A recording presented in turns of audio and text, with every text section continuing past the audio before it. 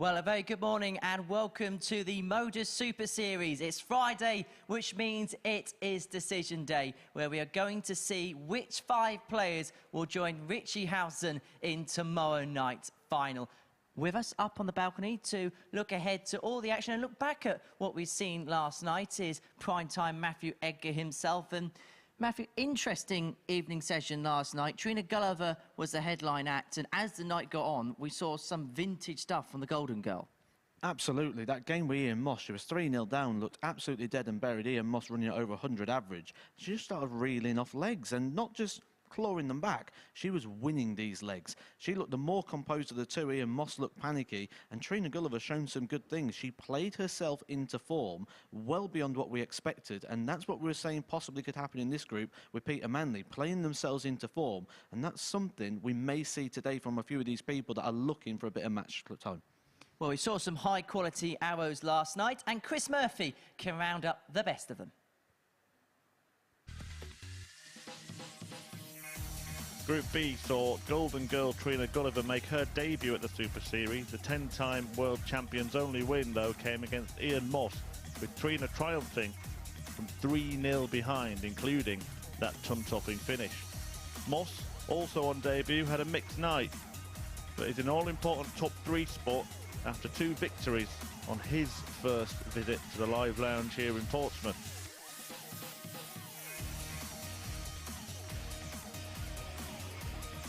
After a good showing in Group A earlier in the week, Martin Turner only got 1 win and will need to improve tonight to book his place at Saturday's finals.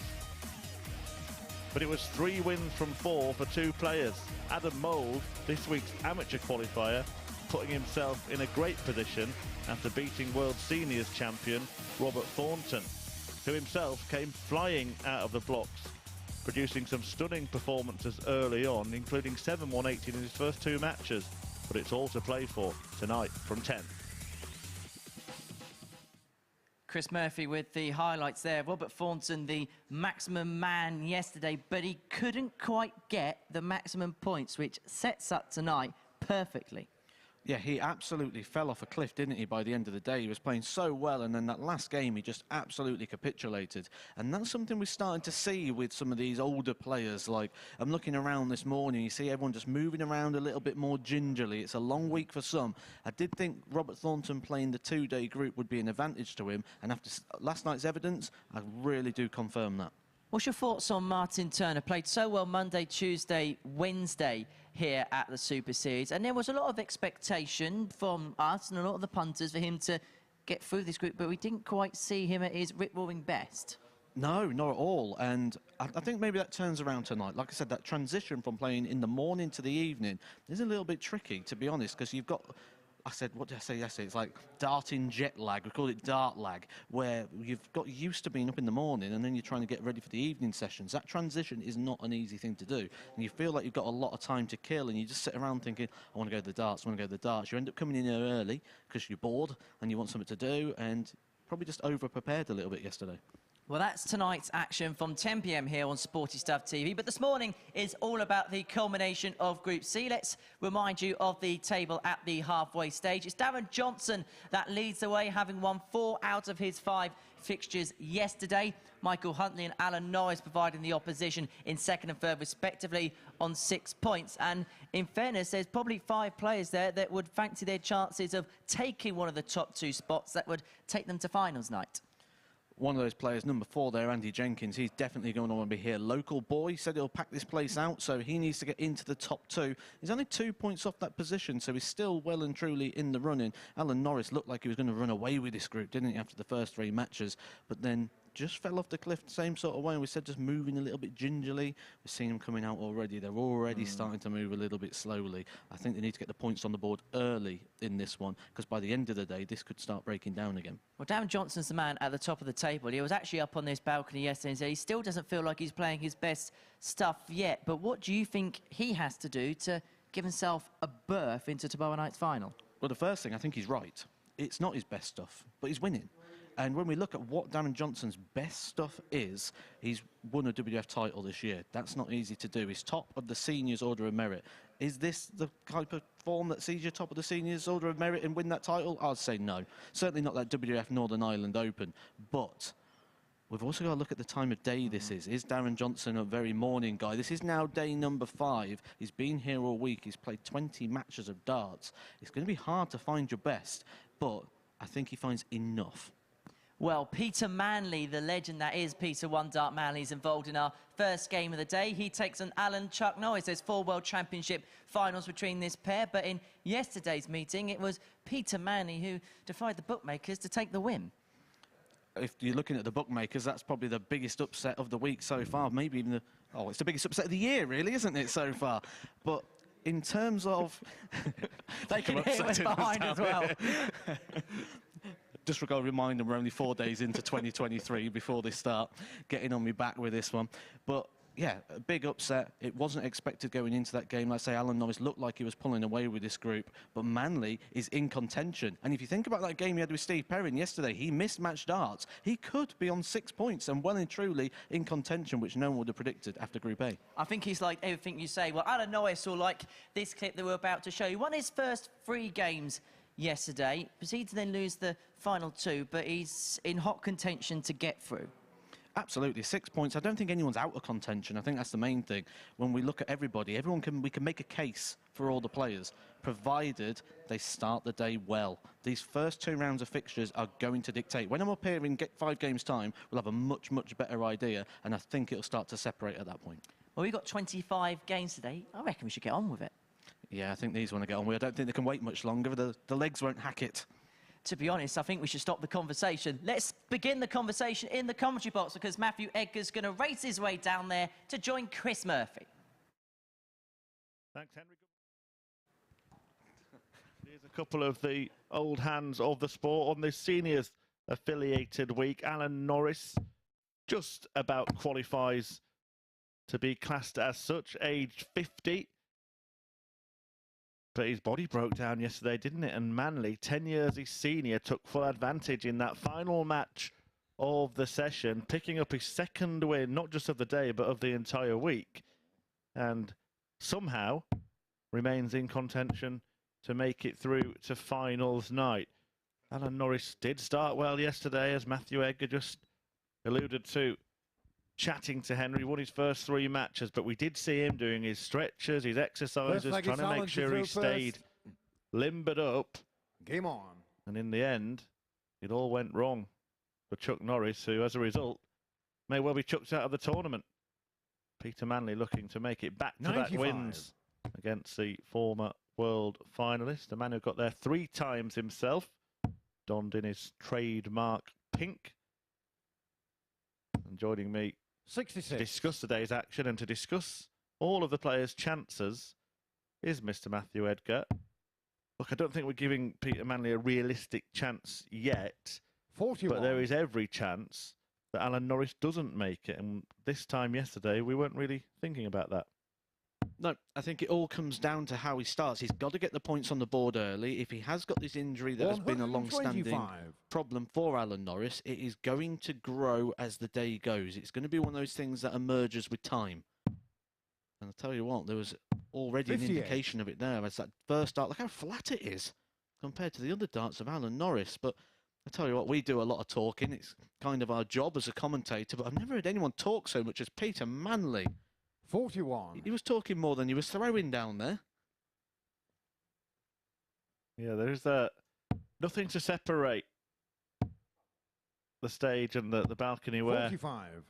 Matthew chats to Henry Deacon, and they can hear, if they wish to, every word. Problem is, we can hear every word they say as well.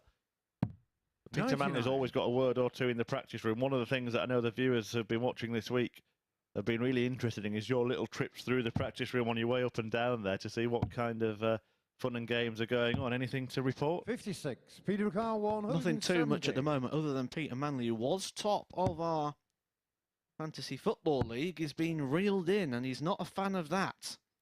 Told him not to captain Haaland, so did blank this week. 125. Heed the warning.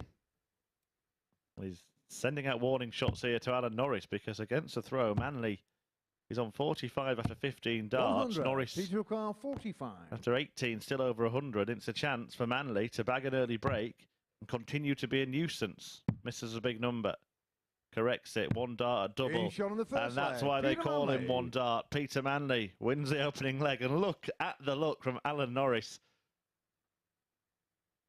Oh, that's hilarious. Just scowling at Peter Manley as if to Second say, leg, you're Peter not to throw supposed to first. be beating me, Game Peter. on. Yeah, what did Peter Manley say? I think it was Tuesday. He says in an interview here, I like annoying people with my career. 43. I think he is annoying Alan Norris right now with his darts.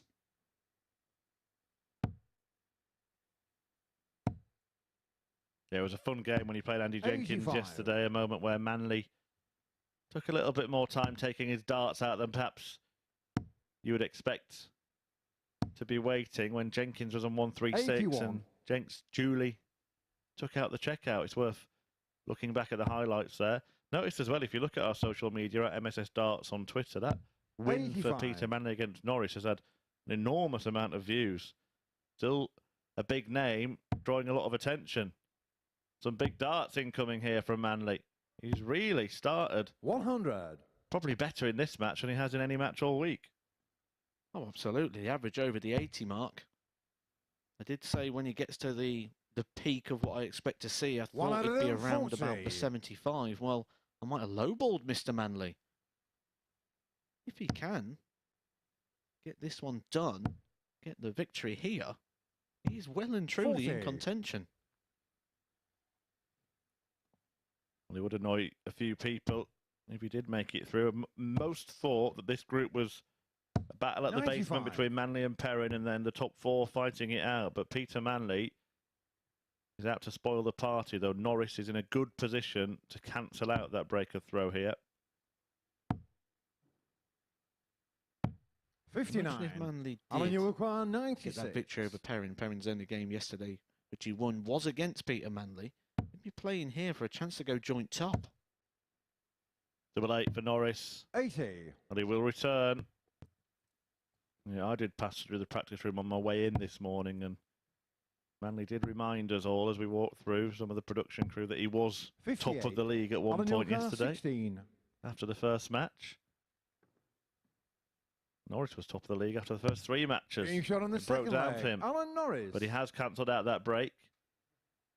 And he does the old classic walk straight back down the hockey. That says, I've just broken you, pal, and I'm still on throw. Third leg, Alan to throw first. Game on. I won't mention names, but I've had that done to me many a times, even when it is 41. my throw to come to the hockey, and this walks straight down the middle of it, and you've got to appreciate the brash of it at sometimes. 140. Throwing with some authority here, Peter Manley. A 140, just as Norris thinks he's done the hard work, and you must feel like that against such a big 81. underdog. When they've broken and you've broken back, right, I've done it now, and suddenly he kicks in 140. He's a pest. 41. I do think it has the potential today to tail off a little bit with the standard for some of the players, because just watching these two 96. walk up on the stage, there's only about 3 steps to get you up there, but it took them a while to climb those ones. It was always going to happen. The bulk of our players are building up for the World 52. Seniors Championship, all play on the Seniors Tour. Did make inquiries about getting a stair lift fitted for those 3 steps. 129. Decided we'd make them suffer. Yeah, I think things will slow down as the day goes. I think the walks will get a 92. bit slower. Alan Newcar 154. Well, certainly when Manley plays Jenkins, I expect the walks to get a little bit slower. A couple of 64. wayward ones for Alan Norris there. He's only left 90. Manley here has a chance to apply pressure and once again make a nuisance of himself. 140. I'd say he's done that, Alan wouldn't Newcar you? 90. I think he's done that many a times over his life and over his career. This would just give Alan Norris No Oh, score. Alan. Peter Car 36. Plus his score, he goes back to 90, makes Peter Manley big favourite. Game break shot the on the throw. third leg. And Peter one dart. Manley. Uses one dart for the second time. That nickname, after all these years, still very relevant for Peter Manley. Yeah, really good stuff. Fourth leg, 3 Peter to breaks throw a throw. first. Game on. Peter Manley in charge at the moment. 60.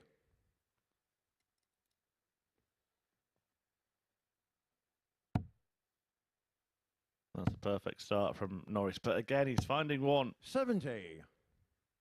in the red bit and then spraying the other two around. 45. Right on cue when you say the word spraying around. Only gets one down by the bullseye, one by the tops. Better. Perfect from Alan Norris. The first time we've heard the dulcet tones of Paul Hinks today. Calling his 180 an iconic call.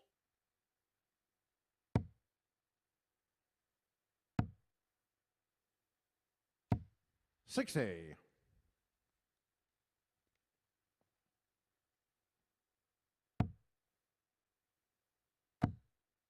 Always that thing though, isn't it, when you've wrecked as many games as Paul Hinks says and you've called all these big finals and big moments, that the one that everyone wants to remind you of and show you every single day is the 127 in game. 85. Alan, your car 160.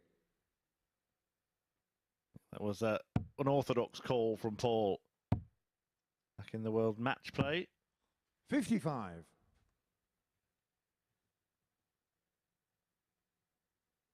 It's Taylor's face that just made it all, wasn't it? Just the sheer what on earth is going on as 97. Michael looks at him. Alan, your car 105. Well, Taylor's pulled that face a few times when Peter Manley's got the better of him. I think Alan Norris 65. pulled that face in the first leg when he lost the throw. He'll be pulling a face if this 154 goes. Well, it's not going to. And Norris, usually pretty 60. proficient Alan, your car 40. at nailing double top. He struggled a little bit with height, Game but shot not the on that fourth leg. situation. Alan Norris again breaks the throw. That is 4 consecutive breaks a throw, 2 apiece. Can anyone hold their throw? If the answer is no, Peter Manley's going to take 2 Fifth points. leg, Alan to throw first. Game on. You did the hard work, Alan. 2 out of 4 on the doubles for Chuck Norris. Peter 100. Manley, 2 out of 2. Living up to his nickname. Was part of a 11. quite significant sporting partnership with his significant other, Chrissy Manley, of course, a former world #1, and I believe that they were both top 43. of the men and women's rankings at exactly the same time. Wonder if that's ever happened in any other sport. 22. In fact, it may have happened twice in darts because I'm sure Eric Bristow and Maureen Flowers would have been pretty close to being 98. in those positions. I think in the modern day, the closest thing we've got is Cameron Menzies and Fallon Sherrick, isn't it? 44. Yeah, there was a chance that they could have drawn each other at the World Championship. What a tournament that was, by the way. What a moment in that final. That 9-dart leg from Michael Smith that 55. went on to win the tournament. Peter Manley preparing for the World Seniors Championship at the Circus Tavern. 45. Where he played in 3 World Championship finals, lost them all heavily to Phil Taylor. One time he went off without even shaking his hand, Matt. What do you make of that? Was a happy bunny that day, was he? Well, there is a story about that. Peter Manley actually says that he watched Taylor win matches and run around the stage before shaking his opponent's hand. So he decided, look, I'm just going to walk off. So what did Phil do? Turn straight round to shake his hand, and Manley was exiting stage left. Right then, Norris tees up tops again, and this time it goes, and it's the first hole, but it will feel like the first break in this match, and Norris now has the opportunity to win. Peter Manley just has a little word and a little laugh, but he's going to have to hold his throw for the first time to force a decider. Again, we talk about those moments, though, that outweigh the genius on the dartboard side. If we split the screen in two and we say the dartboard is what we really should be focusing on, the talent, but often it's the other side, the part of the screen where we look at the players that really have those interesting stories. For me, 100. Every time I think of Peter Manley at Purfleet, I do not think of Peter Manley, the World Championship runner-up. I think of having it large, Adrian. There's actually, again, I got clarity on this from Manley himself. It's a misquote. The Sky team that were covering that event lip-read it wrong. It was actually having a laugh, Adrian. 92. Peter Manley said, but he's kind of gone along with it as the years have gone by. That's when Adrian Lewis performed the famous walk-off stage when Peter Manley was beating him at the World Championship. Again, a moment that's become 85. more and more famous over the years. Yeah, it's the face of Manley when he walks off like, what? I didn't do anything. Yeah, the camera was 59. right on you, Peter, at the time. Lewis, of course, is blind 180 in that match as well, didn't he?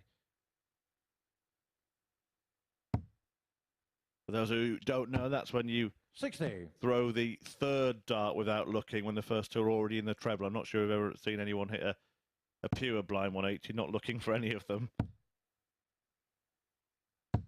100. Well, Manley's still very much in this.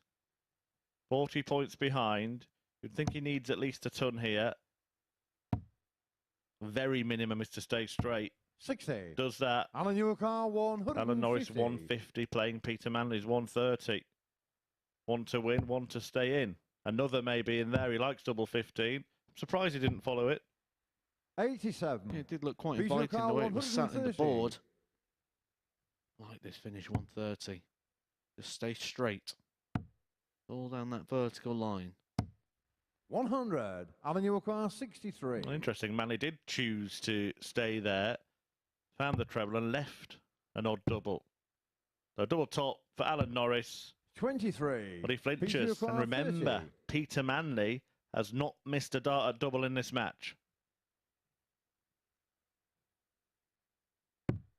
Game shot on the Still hasn't missed a dart at double in this match. It goes all the way to a last leg shootout where Alan Norris will have the advantage of throw.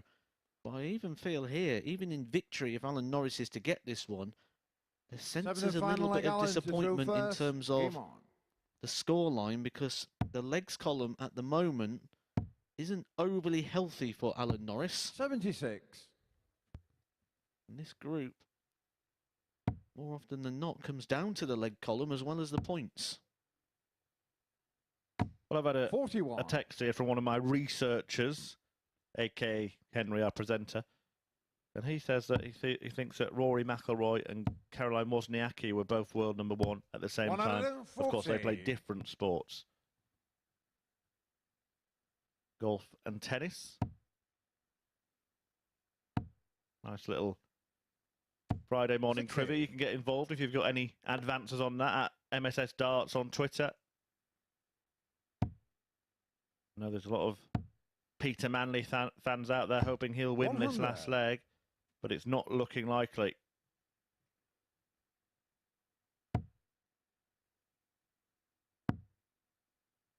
He didn't get a 180 in Group A, which was a three-day group. Monday, Tuesday and Wednesday. But yesterday, in 3 separate matches, he found the maximum visit. He needs Norris to fluff his lines, and Alan Norris is obliged here. If Manley can land another 140, all of a sudden, he's got a chance. And he's in. Big dart, this. 100. And he leaves himself on a similar finish to Alan Norris. 2 treble 20s for a double.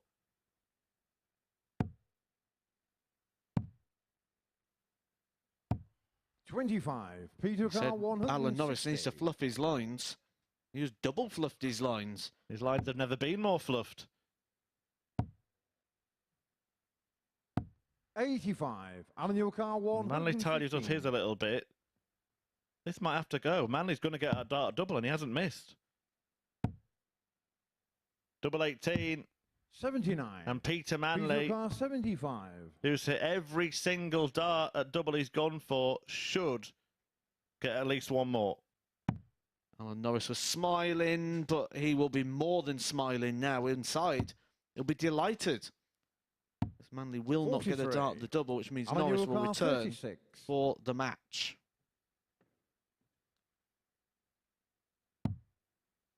Double 9. And he nails Game shot in the it. match. Just Alan Norris. sliding it in. Peter Manley having a little chuckle. He thought he might have been coming back there. 3 out of 3 on the doubles for the man nicknamed One Dart. A billing he lived up to. And once again, he's caused trouble for Alan Norris. But this time, it's Norris who takes the win. He wins for the 4th time in this group, going joint top of the table with Darren Johnson, who we'll see in a couple of games' time. But coming up after the break, it's Steve Perrin against Michael Huntley.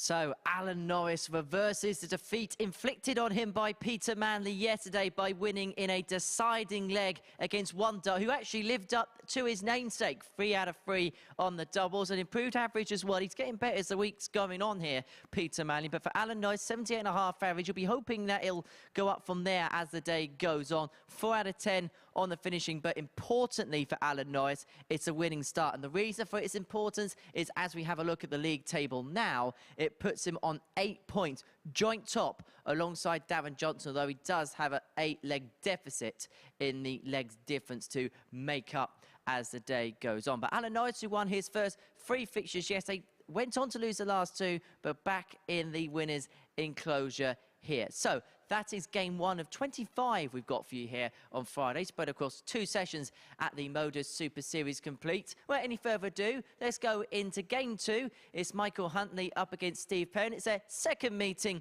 this week, and in yesterday's battle, it was Huntley who took out this 1-3-9 against Perrin, and he did it in some style as well. What a way to go for it. Drop a 19 ball, double 16, and it was Huntley who took the honours in the end by 4 legs to 1, nailing that double 8 to seal success. Steve Perrin looking to pick up some more points on the board then on Friday, looking to propel his way up the table. Michael Huntley looking to do likewise. Let's head down to the boys in the box to see who can open up their day with a win.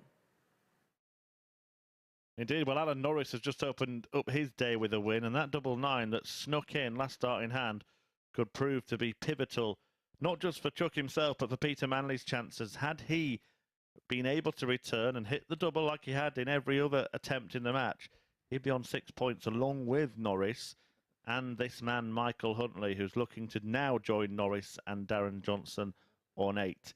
For Steve Perren, well, it's about just making those incremental improvements, isn't it? Last time he played in this event, when it was in its old guise in Southampton, he didn't win a match, and now in this week of old guys in Portsmouth, he's managed to win one already. That was against Manley, and again, a result that if it had gone the other way, we could be looking at a very different story for one day. You're not just talking about him annoying a few people, but actually qualifying for finals night. First leg is Steve to throw first. Game on. One thing we've learned about darts over the years is it's not relevant to any sort of pattern of age, or we look at people like Richie Howson, who's really excelling in his senior years, and Peter 81. Wright winning a world championship in his late 40s. And then I saw on the graphic there, when we're looking at where the players are from and their ages, when it comes up with career 121. best, Michael Huntley's career best says ADC representative. And when you think about what is coming the way of Michael Huntley due to the qualification of things like the Seniors World Championship 26. and the fact that the darts he's playing, he's going to be a serious contender in there, I think it's safe to say that the best years are actually in front of Michael Huntley despite his age. 45. Yeah, and it's a good point to just say, if you are watching this and thinking, you know what, I can do better than them, then give it a go. The amateur darts circuit available to all. That's how 100. some of the players have qualified for this. We've seen some of them go on and win weeks here at the Super Series. Adam Warner, the last one to do so before Christmas. Part of the ADC circuit that's open to all. 81. And also, that World Seniors Championship that we have spoken about, there are still events and qualifiers available for that. Now, any player over 50 can play in those. It's worldseniorsdarts.com. You can find out where qualifying events and the Open Series events are held. So you require If you have passed the 154. bullseye in age and can hit it on the dartboard, give it a go. Now, the bookmakers and ourselves all think that Michael Huntley's going to win this game. However, 100. there's two things to be aware of here. One, Steve Perrin's already playing far better than he did yesterday. And two, this is the game Michael Huntley lost, the opening game. He lost it to Peter Manley. Game shot on the first But leg. with darts Michael like that, Huntley. he's going to take some beating. That's a breaker throw for Michael Huntley. And he did that, resisting Second leg, a Mike to good throw performance first. there from Game Steve on. Perrin. Steve Perrin's left himself a simple 2-darter after 15. That is massively improved on yesterday. Yeah, and you just get the sense there's a determination from 81. Michael Huntley here not to make the same mistakes as he did yesterday. Probably be less, and I say this with the greatest amount of 45. respect, but probably less embarrassed that he did lose to Peter Manley after we saw Manley go and beat Alan Norris as well. But this is good. This is a good start from Huntley. He's turned up today. Now that 180 leaves him on 240 after 6 starts. Perrin open with 45. 60. So he's now on 396. So Huntley will be trying to leave a finish here from 240. 41. They needed a treble to have done so. So after 9 darts, that's not a bad return. Perrin was finding the trebles in the 60. opening leg. He's had 9 darts here without one so far. He's just pulling that average down. Michael Huntley, we say, his best years are ahead of him. We 97. nearly saw him at the Seniors World Match Play. He got to the semi-final of the qualifier of that, losing out to Jim McEwen, who won one of the weeks earlier on in Series 2. And you'll see Jim McEwen at Champions Week in a couple of weeks' time. Microcar 102. Yeah, that's what they're all playing for, to join the Champions Week lineup. The 9th place will be filled at the end of this week. 62. Now, we had this discussion about going for the bullseye on 82 with 2 darts in hand. I was against it, but that's a situation where I don't mind it. The management of the leg, the opponent not on a finish, you're going to leave a double. Whatever 60. happens, Microcar 40. I think that's the right play in that spot. Yeah, well, it just saves chasing the treble where you might actually use 3 darts. 20. It's going to need more than 3 darts to wrap the leg up. 151. 3 darts missed there from Michael Huntley after the 114 finish in the last. Perrin opts to knock the one off the score first. 25. Microcar 20.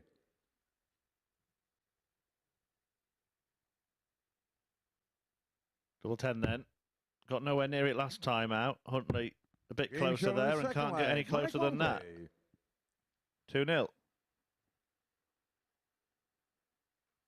You feel even at this early stage of the day, this is a big leg now for Steve Perrin. He came out They'd strong, like Steve to throw first. but Game ran on. into a big 15-dart leg from Huntley with a ton-plus finish, the 114. He didn't really produce in that leg. You sort of feel 100. that this could be a tone-setting leg, really, for Steve Perrin. Is it more of the same? Can he dig himself in? 100.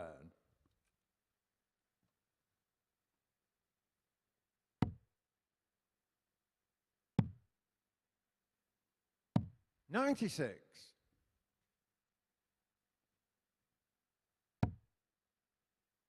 Still waiting to see the rise of Perrin, really. 100. Usually you say, you know, we've seen it in flashes, but I don't think we can even say that so far this week for Steve Perrin. Well, there's a flash. 145. Yeah, this is a decent leg. Down to a finish after 9. Huntley just trying to stick with him and hope that he gets an opportunity. 41. But Perrin is Car exactly 160. 100 points ahead after the first 9 exchange. Said this was a big leg for Steve Perrin, and he is certainly responding. 100. Coming next, a crunch clash for Andy Jenkins. All of them will be today, you feel. He takes on Darren Johnson, but a win for Jenkins in that one, and that 4-horse race does 140. become Cedar quite Bar competitive. 60. If he loses it, he's got a mountain to climb. Double 10 then for Perrin, double 5. I think he thought that was in. He was moving towards the board. 50. Now he has to Microcar hope that Huntley doesn't 120. take out a second ton-topping checkout of this match. It sort of has the same vibes as that first leg. Perrin giving himself the opportunity, and then Huntley picking the pockets. 80. Steve Car It's a great effort there from Michael Huntley. Just skims past the post. Big one. Big pause. Big word with himself. Game And a shot big on the dart third for leg. Steve Perrin, who lands double 2 to half the deficit in this match after Huntley had missed. Tops were a 120 to add to the 114 he took out in leg Both 1. leg Mike to throw first. Game on. And they always hurt, they do. When you see that first dart go in the big 5, you think, yes. And you got the 1 dart here at the double 2. 60.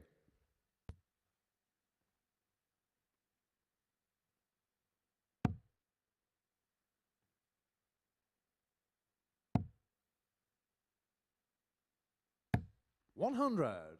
Perrin is finding now, isn't he? When we say what have we seen from him, certainly in this game, I've been impressed with the scoring phase. He's had 8 scores over a ton, 140. 2 of them over the 140.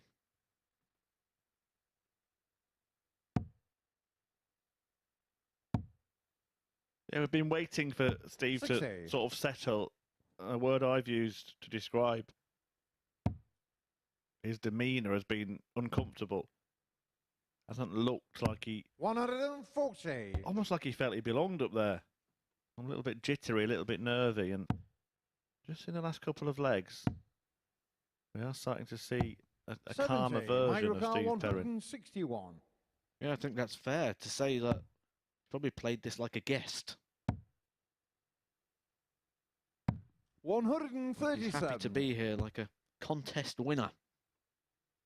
There's one contest he wants to be the winner of, and that is the contest of Steve Perrin versus Michael Huntley. 59. Microcar It looks 24. like that task is about to be made more difficult because Huntley wants double 12 after 12. Game shot on the fourth And leg. that Mike is a Huntley. 13 dart leg from old Mick Huntley, who is one away from an opening win that would see him join the top 2 on 8 This points. Steve to throw first. Game on.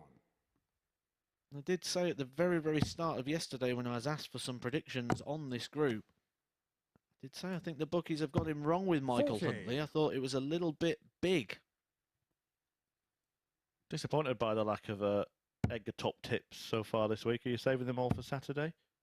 It's hard to predict them really at the moment because 100. the prices that are available are very, very skinny. We've got a lot of 1 to 10s, 1 to 16s. I think there's a lot of value in taking the handicaps where you go minus 1.5 legs, but to do that, you've got to try and 140. put together 4 or 5 of them to get your price. So I like to normally give something around about the even money mark. 140. There's not really been too much coming up in that department. I am watching all the time, guys. I'm keeping an eye on the odds, so if I find anything, any little nuggets, I'll give you a nod. I'll tell you what, 44. that's a nice showing of integrity from our Premier Pundit here at the Super Series, Matthew Edgar, not just advising to bet on every single match, trying to find you guys 91. some value, and it is, of course, all about gambling responsibly. 18 plus, begambleaware.org. 100. Microcar 170. Huntley is just going to hope to tee this up. Perrin 60. still in with a chance here. 60 chipped off. He'll be looking for a 137.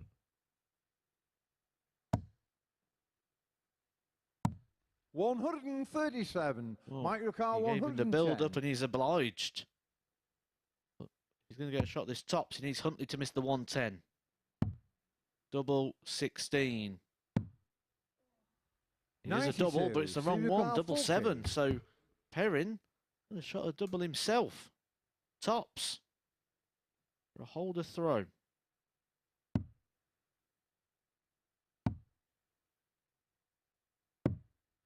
And he finds the No wrong score. double as well. And that spells trouble. Microcar 32. Well, that's wrong, isn't it? He hit double 7, didn't he? That's wrong. Mike's last score was 92.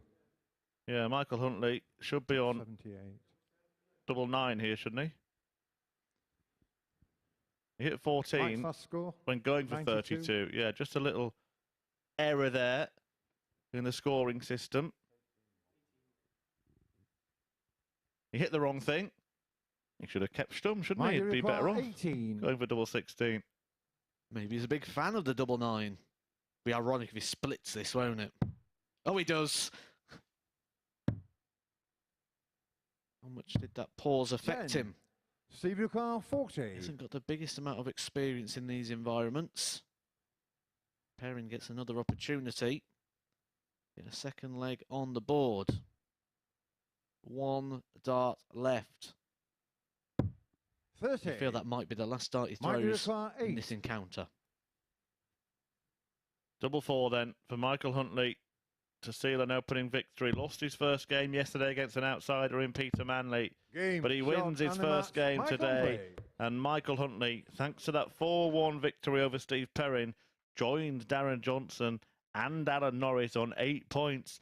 And the race to make it through to finals night as part of the top 2 is getting very, very interesting indeed. It is going to be a close run thing, but Steve Perrin, well, you can count him out of making it. He goes down 4-1 in his opener. Coming next, it is Darren Johnson, the leader overnight, taking on Andy Jenkins, who needs a win to keep himself in contention.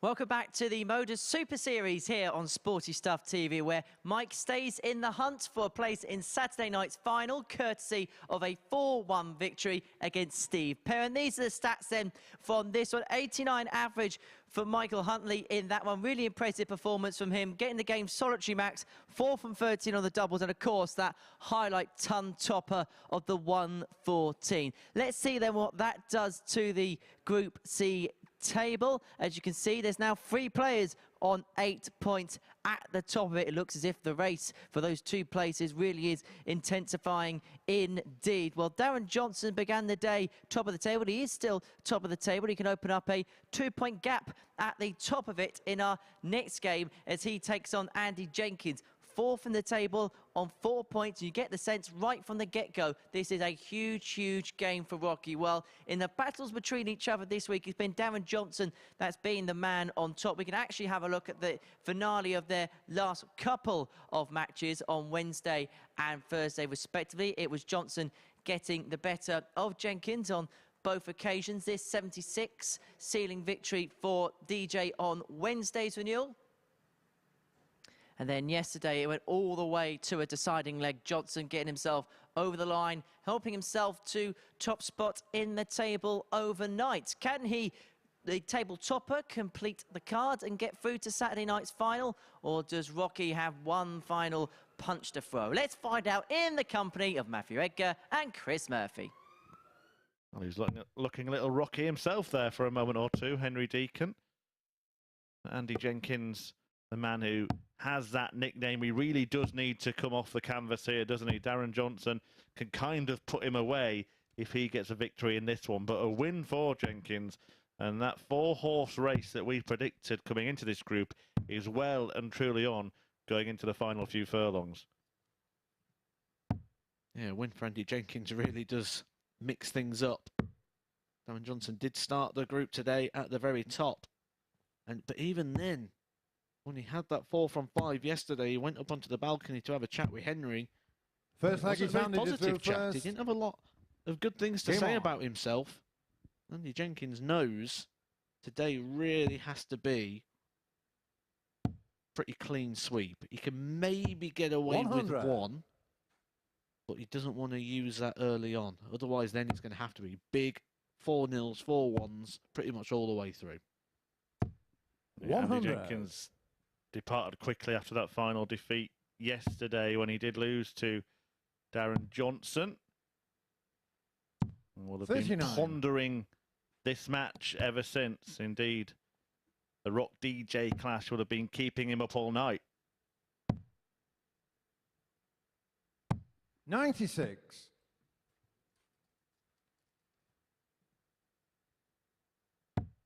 He didn't really produce much in that game, did he? He got it to a last leg shootout. Darren Johnson 59. played very well in the last one, but Jenkins 79 average in that.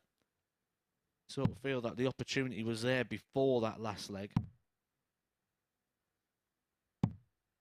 45.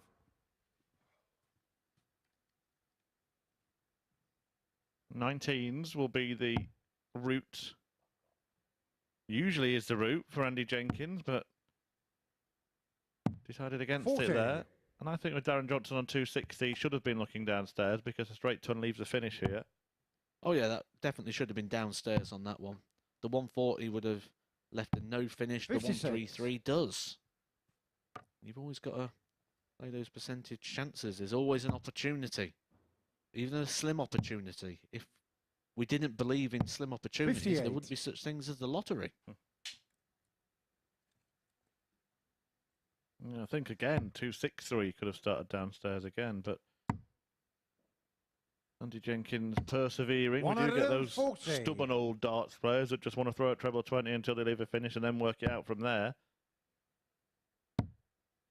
Has been tinkering with his points this week, Andy Jenkins. 55. Long Daniel points Gard, 64. in at the start of the week, short points in the middle. Looks like he's gone back to longer ones today. I don't think the longer ones really worked out for him too well on Monday. Game shot on the He must first feel they're leg. working Darren out for him, but Johnson. at this point, it's working out for Darren Johnson. Yes, been awarded 18 darts then, and Even with that, Andy Jenkins back on 150. Second leg down so to throw work first. to do, Game on. and not much time in which to do it. Well, regular viewers will know that we are based in Portsmouth here at the Super Series, the hometown of Andy Jenkins, and he's had real trouble actually making it through 24. to finals nights. Every time he plays, builds it up, says he's going to fill the hall on finals nights. Question for you, Matthew, do you think that maybe Andy Jenkins just carries a little bit more of a burden of pressure by wanting to be there in front of what would be a home audience on a Saturday? Yeah, well, he's pictured something in his mind, hasn't he? He's pictured this room full of Andy Jenkins fans. I mean, that's a dream, isn't it? The room could be full of people watching Andy Jenkins, but Andy Jenkins fans might be stretching it. 96. But anyway, go on. Sorry to interrupt. And we've got two different ways of doing so. We've either got that forward tense where we say that's an anxiety, because we've got this projection of our life that we want to happen, or we can go down the law of attraction route. However, with the amount of attempts that Andy Jenkins has now had to make this image, this vision that he is telling us about come true, I would say it's more the front one, which just causes a little bit of unwanted anxiety. Yeah, has played, I think, at one finals night here. He's had a couple of attempts. This is now his fourth week. Made it through once, but he didn't perform in the group stages then either. So there may be something there. 80. Because this is a player who can still play the game, make no mistake about that. And we might see an example of that here. 60. Darren Johnson, 140. Well, 140 for Johnson. This would really hurt, but it's not going to happen. So Jenkins returning for 88. 80. And Johnson, 88. And he's careful not to bust there. Too careful.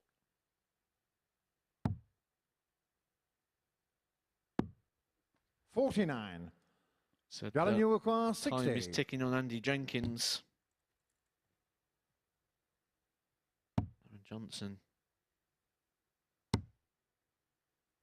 It's tops. 40. Andy Johnson, 39. An opportunity here, a bit of fortune for Andy Jenkins. He would have probably thought that Johnson was going to mop that up and he was going to be 2-0 down. 23. Darren Johnson, 20. Well, Jenkins looking at the gift horse there and seeing his reflection in his Nashers. Does he get another present here from Darren Johnson? 15. He does. Andy Johnson, 16. Frustration for the Yorkshireman. Evident. Can Jenkins make him pay?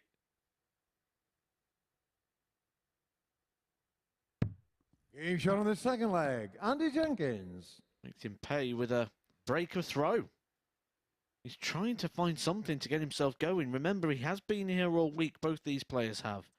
And I can certainly vouch for them if they want to come off here and say they're feeling a little bit fatigued, a bit jaded. It just feels a little bit off. I can certainly vouch for them that it is very, very hard to play this many games in such a short period of time, and certainly the time of day in which they're doing it. And this is a big match for Andy Jenkins for many reasons. If he wins this game, he goes on 6 points and keeps himself in contention. But his second and third games today against Steve Perrin and Peter Manley, who most would expect him to beat, 85. as he did yesterday. So Jenkins can almost mentally, talked about that sort of visualization, can almost mentally put himself 60. up onto 10 points if he gets this match won. I mean, knowing Andy Jenkins, he's probably already put himself onto 14 points. 59. And sometimes that can be a dangerous strategy, though, because you put yourself on 5 from 5, and then when you lose one, you feel like you've lost something rather than gained the 4. Yeah, your head can just go completely, can't it?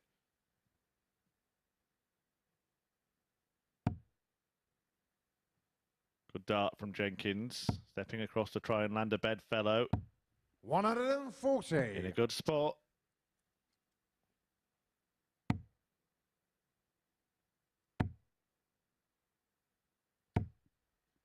140, and your car 120. Good exchange of 140s there from the players at a crucial moment. Tops. The first holder throw in this match. 80, down in your car 101.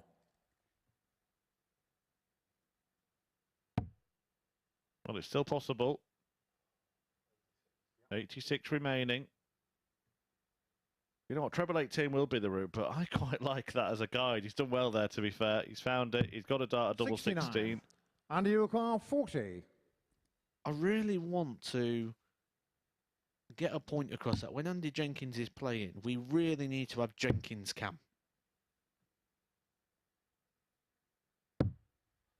30, down in your car 32. Well, we got a little glimpse to it there, and he's just bemused, befuddled at his own failings in this match. But he keeps getting let off the hook. 24. He keeps getting let off, Andy Jenkins. And your car 10. Well, be positive, Jenks. He's shaking his head before throwing here.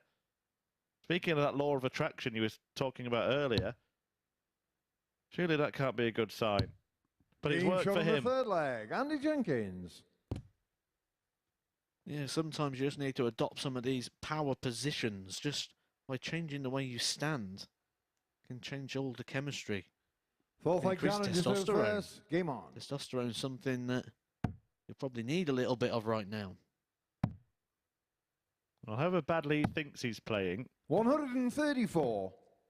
and it is pretty badly to be fair, he's winning. And that's all that matters in this match. That's all that matters 60. in any match, really. Yeah, I said yesterday, you've never gone into the bank, cashed your prize checks, and the bank manager wants to know your average before he puts it in. 180. Suddenly, Darren Johnson awakens and banks a maximum. The first of the match. 100.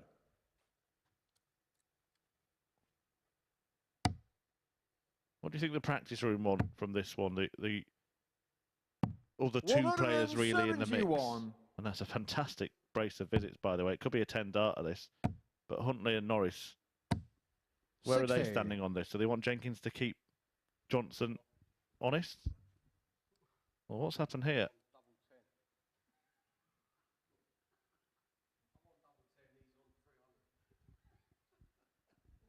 What's the issue here? Not sure. Darren your car 16. 16 for Johnson anyway. A big weight. Could be the longest ever 10-dart leg.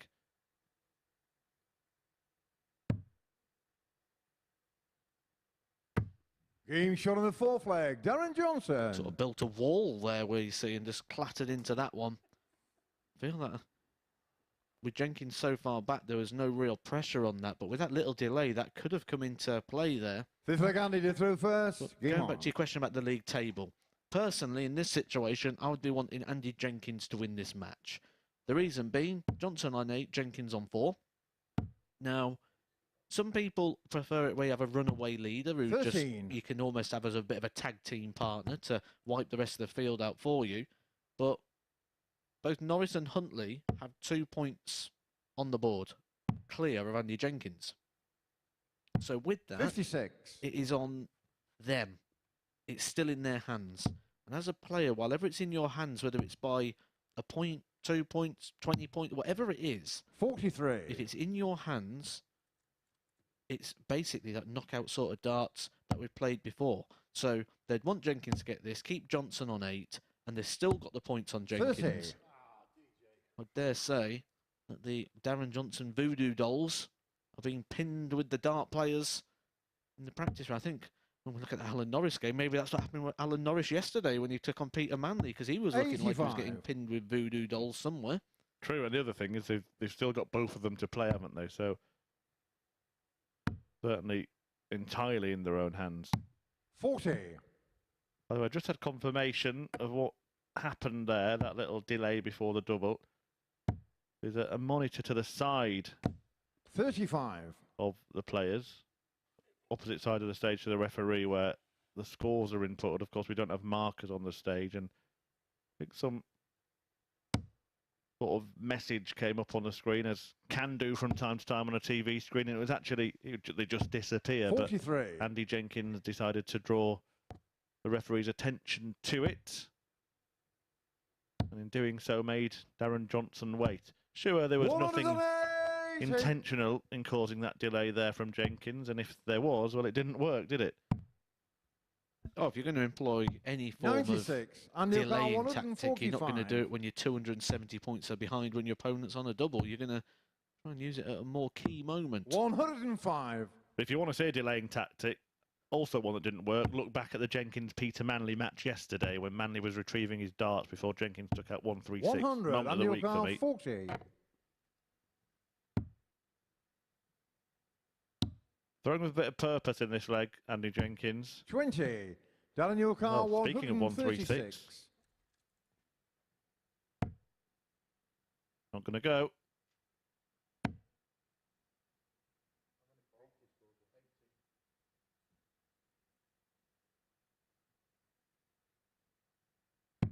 $96. Andy Johnson, 20.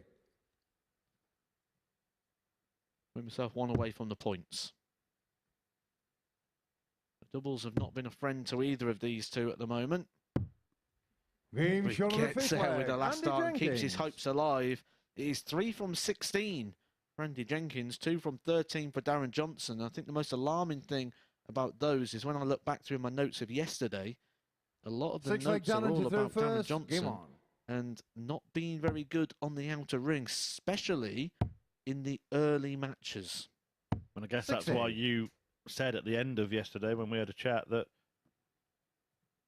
his top spot and even a top 2 spot for him is pretty vulnerable.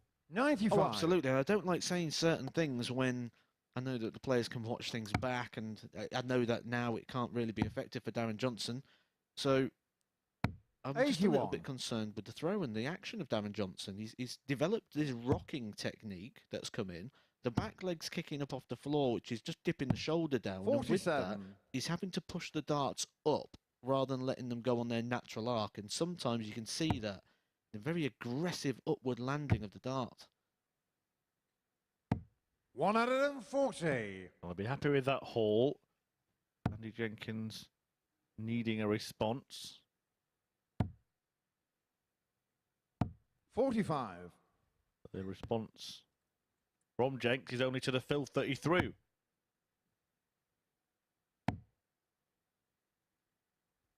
$140.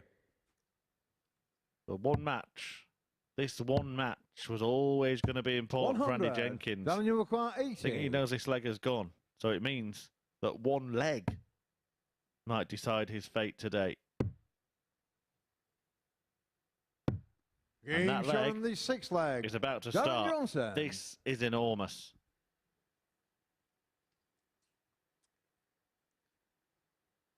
No eye contact. Jenkins didn't even want to look at Darren Seventh and Johnson. final leg, there. Andy to throw first. Game on.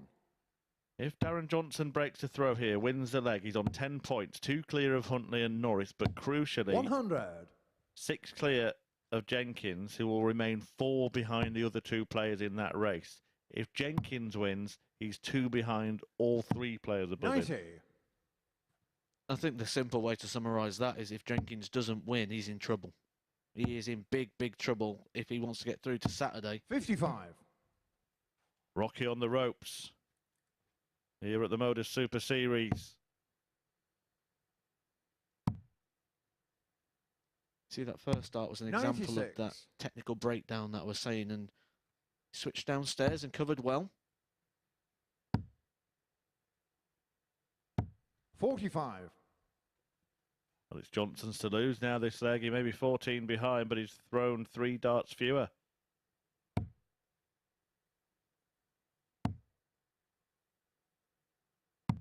$40.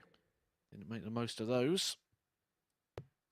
Just game of opportunity tennis at the moment, isn't it? 100. Perfectly poised for a dramatic conclusion here. 96. I'm not sure what the thinking was there.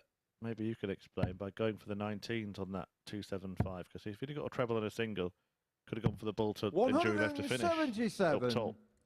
Quality darts from Jenkins. I've questioned the counting of Darren Johnson a few times this week, and I'll question it again there.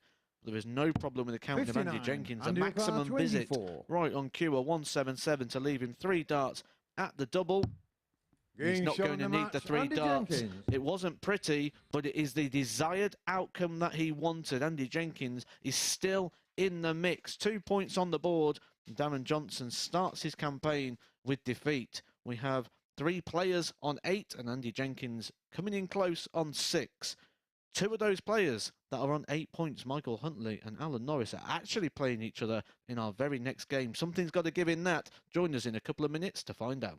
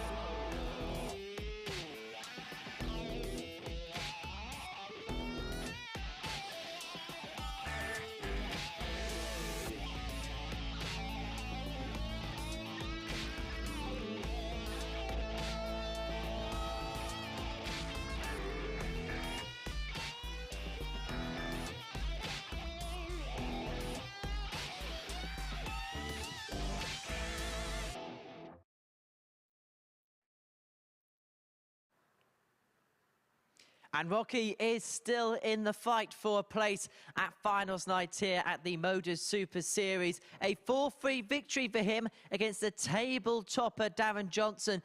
And this is how he did it. It wasn't a vintage performance from Jenkins, but it was enough to get him over the line. 4 from 17 on the doubles, 3 from 15. That was kind of where the game to and froed in the end. Jenkins a 4-3 victor. This is what it does then to the league table. Darren Johnson, who started the day 2 points clear at the top, has seen that advantage clawed back, and he's actually going to see himself overtaken in the league table no matter what happens in our next match. Whilst for Jenkins, 6 points definitely puts him in the race for the top 2 places, although you do feel he is going to have a big push today if he's going to do exactly that.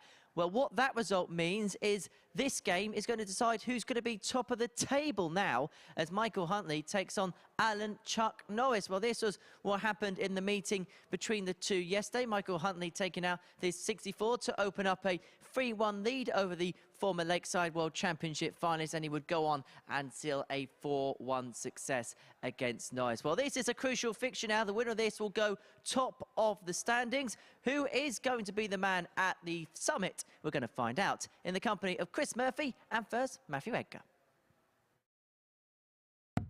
Thank you, Henry. I think this one Has all the makings of a great game, and I'm glad that you never asked me who is going to win. Both these players winning their opening games of the day.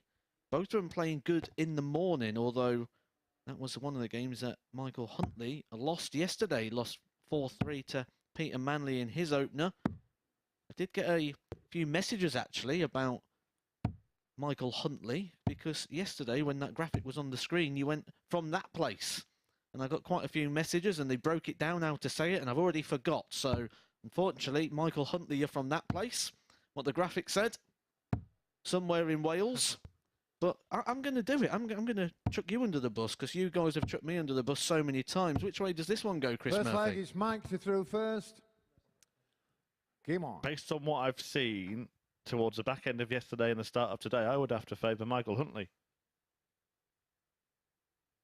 He does have the throw as well, so that's a slight advantage. Yeah, I think I'm leaning towards the Welshman.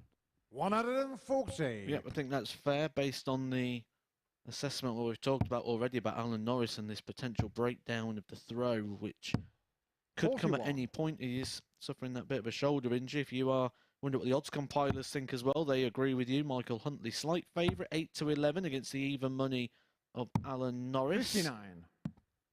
That has been consistent throughout the day, so that was the same price this morning. So there's been no market move, which means the punters don't really have any strong opinion on this one either. Yeah, Norris edging out Peter Manley only just in his opening match, 4-3. A little bit of revenge on that 84. reverse result yesterday. Huntley, a dominant display, 4-1 against Steve Perrin. And then we saw Andy Jenkins before the break get a 26. crucial victory over Darren Johnson, meaning, as Henry described pre-match, that the winner of this will go top of the table as the first player 43. on to 10 points. And the early indications of this game tell me that there are two players that are aware of that. Or certainly if they wasn't 83. aware of that, they are when they go on stage, because Henry just told them. Indirectly, of course, but the balcony is literally just in the back of the room there, and you can literally hear every single word that Henry is saying. Good visit from Huntley. 135. This leaves himself tops after 5 visits. 121. Mike, your car, 40.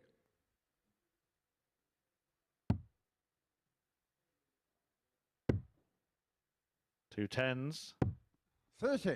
Maybe Alan 2 Europar, 10s. 90. Michael Huntley and Norris can nick it.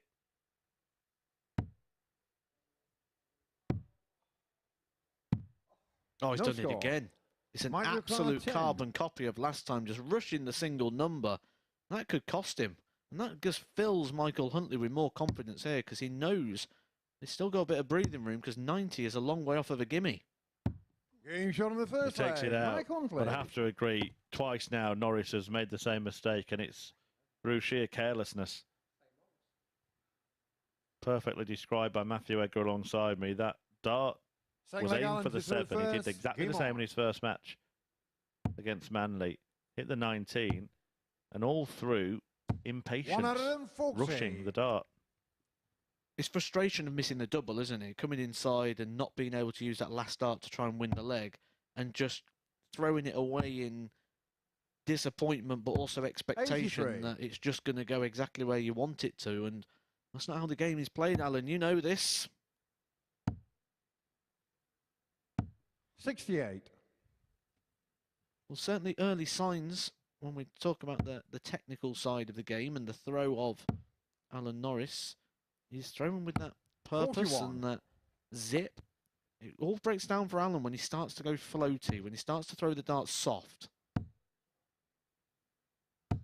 81. What is worrying for Alan Norris, and again, it's something that you made reference to yesterday, is that you felt he had to start well. Now, he did pick up the points against Peter 41. Manley, but I don't think well is a way that his performance in that match could be described, and the same's happening here. 70. And if he has got that shoulder injury, which I can confirm is something he's trying to manage, because I spoke to him after play yesterday, if that goes earlier today, you think his hopes will slip away pretty quickly. 82. Yeah, you could see On him your coming car, through in the body there. I mean, 142. he's going to get these fives. He's going to lose that lie when it starts coming in because the throw goes loopy and soft. There's the 5 again. 2 wayward darts. The first was aimed at treble 17, found a treble 41. 2. The next at treble 20, found a treble 5. But Norris still in good nick in the leg. Huntley, though, will leave a finish. 100. On your car, Albeit a big one. 101. Peak Alan Norris would gobble these sort of chances up. Used to love these combination 47. finishes. Microcar 154. He loves tops. He will leave tops at every possibility. Even went for a double 14 there to try and do so. 94. On your car 54. What do you reckon? 18 double 18? 4 bull maybe. Game shot That's on the why he second loves leg. it. Alan Norris. Norris draws level. A bit of a struggle, a bit of a slog, and I think we've seen that in a few matches today. As it comes to the crunch, when it is a close battle, Third leg Mike to throw first. players Game don't on. care how they win. And it looks like we're going to have to see a few winning ugly in pursuit of the place-up finals night, where they will join Richie 85. House and the Group A winner, who did anything but win ugly. He was exceptional Monday to Wednesday. 100. Do you have a favourite so far for the week? We've obviously seen every player now. We saw everyone in action in Group B, 99. Group A, and obviously in this group, in Group C. So we have seen the winner. Have you got any idea who that might be? 2 names probably for me. I think from what I've seen 100. so far, Housen or Thornton.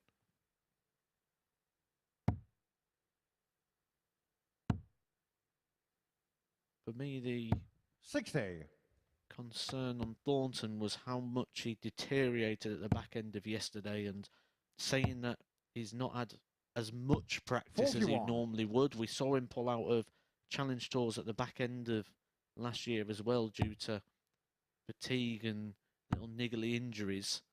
So playing 41. this sort of long format, he doesn't have a lot of success on the Saturday. I make Richie Housen the favourite. Yeah, I mean, he did excel, didn't he, early in the evening? As you said, his last match was a real 100. flatlining of his performance. And you say he didn't have much success on Saturdays, but did reach a final, didn't he, against Peter Jakes and mismatched darts in it. So I think he's always competitive, Robert Thornton.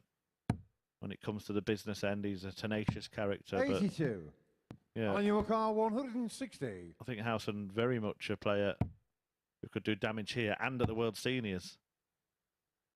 And Norris's second dart there was in the single 20. 120. Microcar 134. And again, he hits a double to leave his favourite tops. So good at it, he won't say it twice in this leg.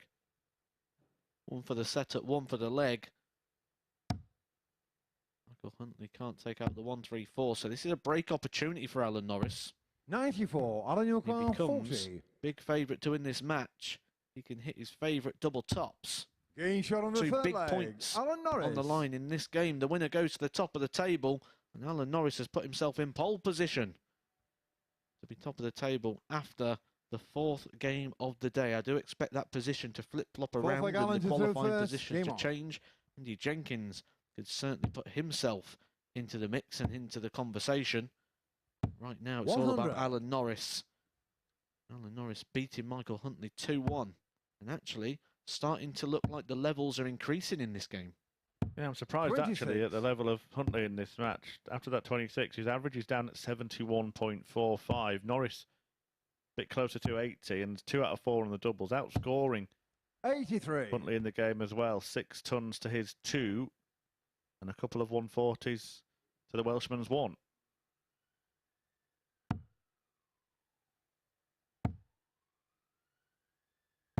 $100.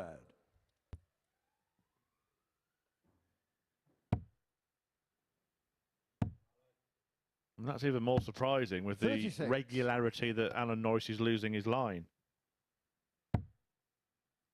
Yeah, that's going to come because he's losing the height of the arm. The arm's going up, it's going down. 100. The shoulder's not supporting the weight of the arm. So with that, you're not going to be able to keep that straight line there. Again, case in point. 56. And again.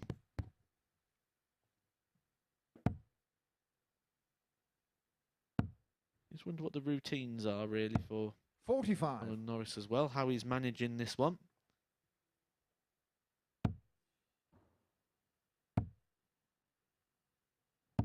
$81. He's managing this game okay. 145 left for Alan Norris. Has been known to start on treble 15 in this 100. combination. On your We'll car, see 145. what he employs here. Now I think it's straight for treble 20. 45. Microcar, He's going to look to do it in 130. bits. He'll do the 45 first, and then he'll be hoping to come back to mop up the 100. Problem with that plan is Being that shot on the fourth leg. Michael Huntley cleans up the 130, bedding the bullseye. A flash of brilliance from the Welshman to level up the match at 2-2. Fifth leg, Mike to throw first. Game on.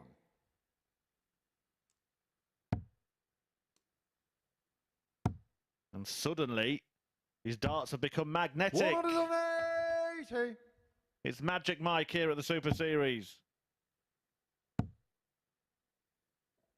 And where's he found 54. this from? All of a sudden, 100 to set up the 130, which he took out, and then a 180 to kick off leg 5.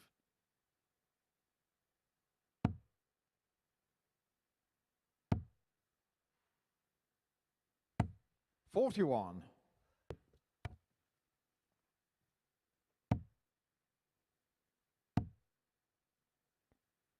$100.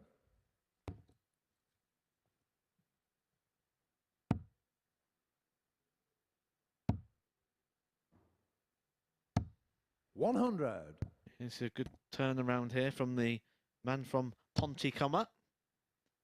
Yes, I did just go back through my messages to 125. get that one. Thank you, John Cook. Actually, one of my favourite moments during lockdown involving him. Do share. 60. It was the 2 160s moment, and I'm sure you've seen that video. No, I can't say I have. 44. Microcar 120. I have to show you. It's a good one.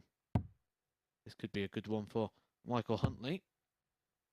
Well, it would be 130 followed by 120.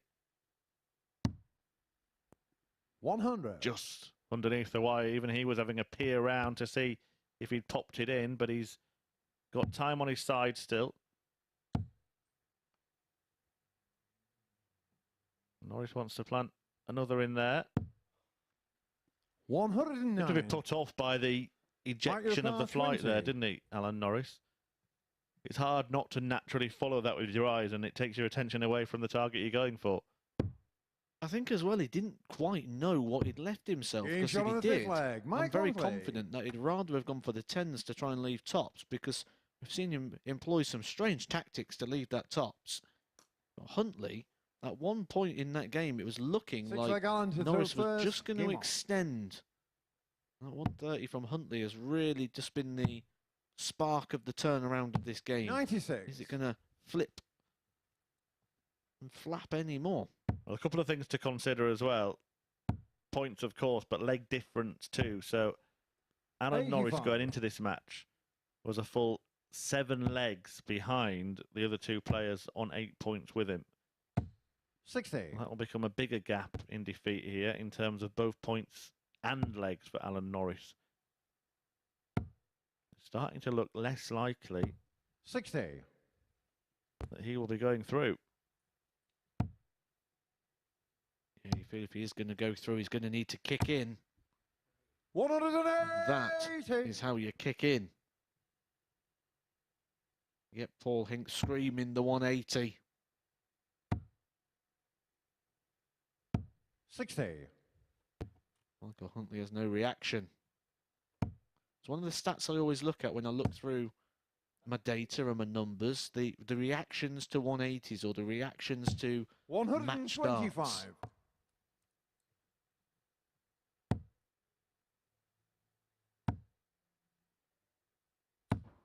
60. Alan, your car 40. Well, Norris, with his back against the wall here, has come out swinging. A 180 in the leg, and he goes out in 14. And it's been an interesting game, this, because both players at the start of it knew that there was a lot at stake in it, and both players started pretty poorly. But as the game's gone on, they've actually both got better. Who's going to be the bestest in this one? 60. Huntley offering Norris an opportunity to step in. I think sometimes, you know, maybe we saw it in the World Championship final from Michael Smith, is that a lot of pressure can be on you ahead of a match, but at some point in the game, you can kind of forget about it and just concentrate on playing darts. 125. Yep, and like I say, I did actually make that exact prediction about an hour before the World Championship final, that 66. there would be a 9-darter in a leg that the other player is on the 9-darter as well. And I did this live on YouTube, and 87. I said that exact quote, that when you get two players that play with the same sort of pace, that are just playing quality darts, that you forget about being 100. in a match, there is no opponent, and you just get lost in this world, which is such a really hard experience to be able to explain, but anyone who's experienced it will know it's a magical place. Anything but magical there from Michael Huntley, in a decent spot before those darts, but having 63. to reset, refocus, and proved to be the right thing to do there. Just stepping back, turning away, and starting again. 83. There will be a bit of nerves here. Michael Huntley will be wanting to get through to Saturday night. He knows 100. this is for a top of the table position after 7 matches. But Norris, if there was pressure, has just applied even more. Treble 10, you would imagine. Oh, he's gone for the bull, and he's bedded the bull. He gets 2 darts. The double 8. Norris watches on in hope. But his hopes are extinguished. And Michael Huntley moves to the top of the table, winning an important affair against Alan Norris to move on to 10 points, 2 clear of the man he's just beaten, and Darren Johnson, though he has a game in hand. That's coming next against Peter Manley, but Michael Huntley in that one with a crucial win. The 130 checkout may be a pivotal point in the match for Huntley. He takes the points, he goes top, and as I said, coming next, it's Manley against Johnson.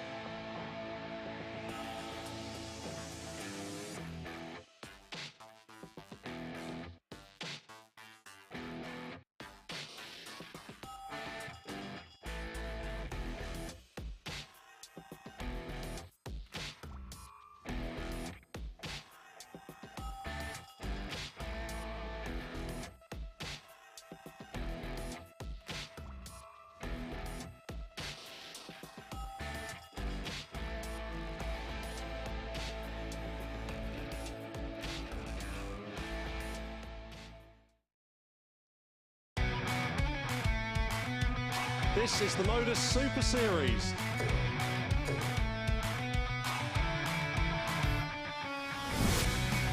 $180.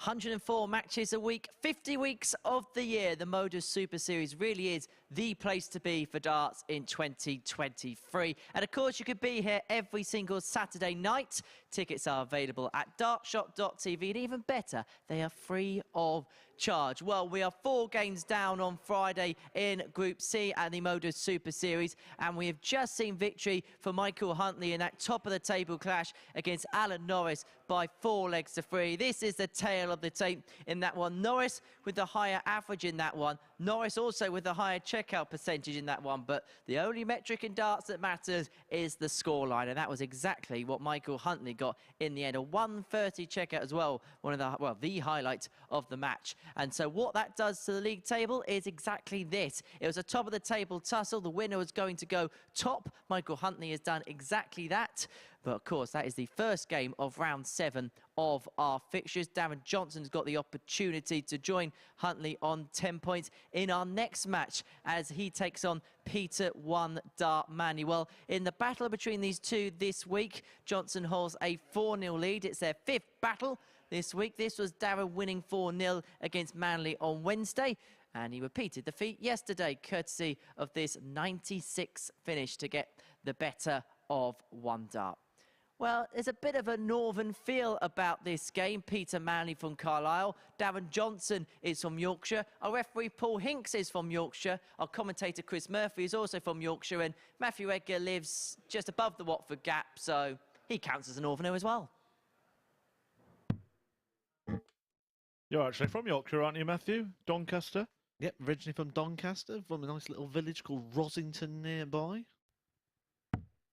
Peter Manley in Carlisle these days, but back in the days when he was a fresh-faced youngster breaking onto the darting scene, he was a newsagent in London. He was doing the papers in the morning and then heading off to Purfleet to the Circus Tavern, which is where he'll be heading, the World Seniors Championship. And breaking news as well from that tournament that Leonard Gates, the American, has accepted an invitation to play in it. So there will be some dancing on the stage. There has been dancing on the stage here at the Super Series, but that's enough about the Christmas party. Henry Deacon will not want me to go down that particular avenue. Game on. I've got a DJ on the stage right now, though. Darren Johnson, who does have that formidable record against Manley this week, but the matches involving both players this morning have not been 4-0, but 4-3. Both on the wrong end of last leg decider defeats. If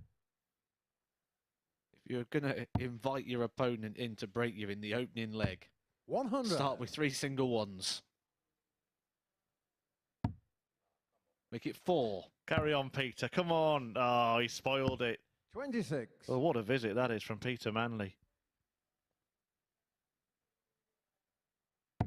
He stuck 11.5 points on his average in one visit. 55. Well, after 6 starts, he scored 29 points in this match. Oh, look at this. 60. Just getting better and better. That's another 16 points on the average. He was averaging after 6 darts, 14. Well, he was averaging after 3 darts, 3. Unfortunately, 85. our little button that we can use to show the averages is broken. I was intensely pressing it to try and get it up for a screen grab. 68.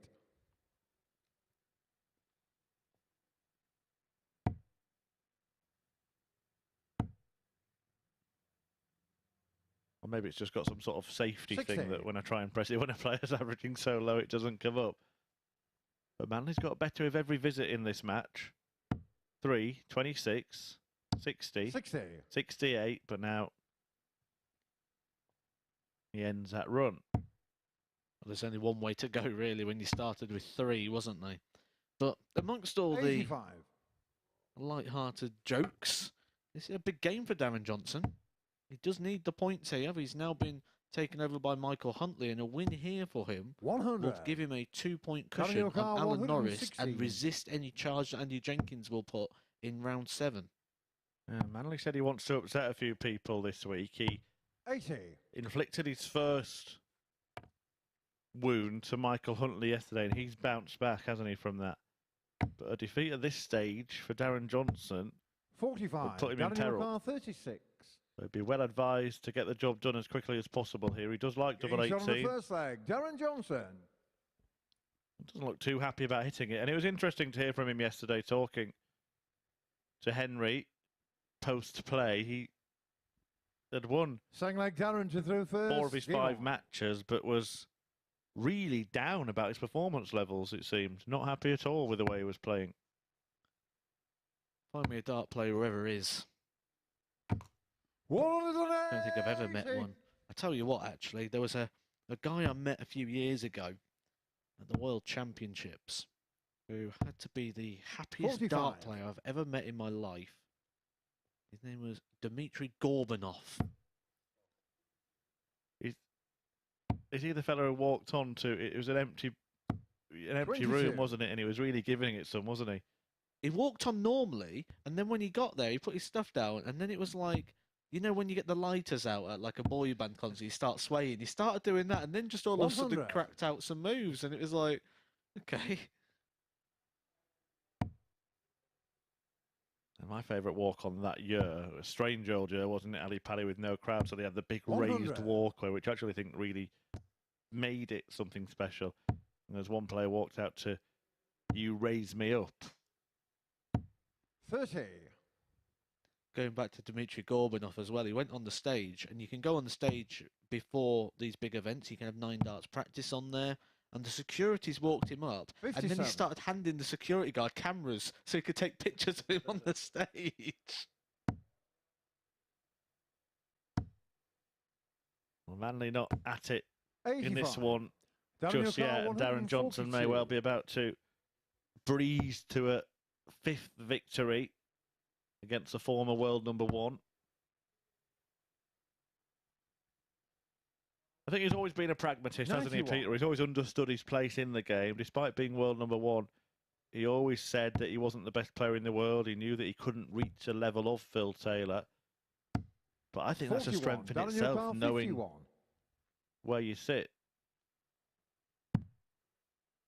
Double 16 for Johnson. Gets it, Being leads shot on the 2-0. second But yeah, it's leg. like a Darren football team, isn't Johnson. it? If you know that your opponents are better than you, then you can set up accordingly in a way that's effective to play against them. Where if you go under the delusion that They're like if Peter you to just third play your own first, game, you'll game on. always win, and you like to lose against more talented opposition. Well, the main thing you've got to do is get the 100. maximum you can out of the ability range that you've got. And part of that is identifying those weaknesses and seeing what you can do to turn those into strengths, because no one was born a champion. No one was born a winner. There 91. was a very good quote. Every champion was once a contender who refused to quit. 100.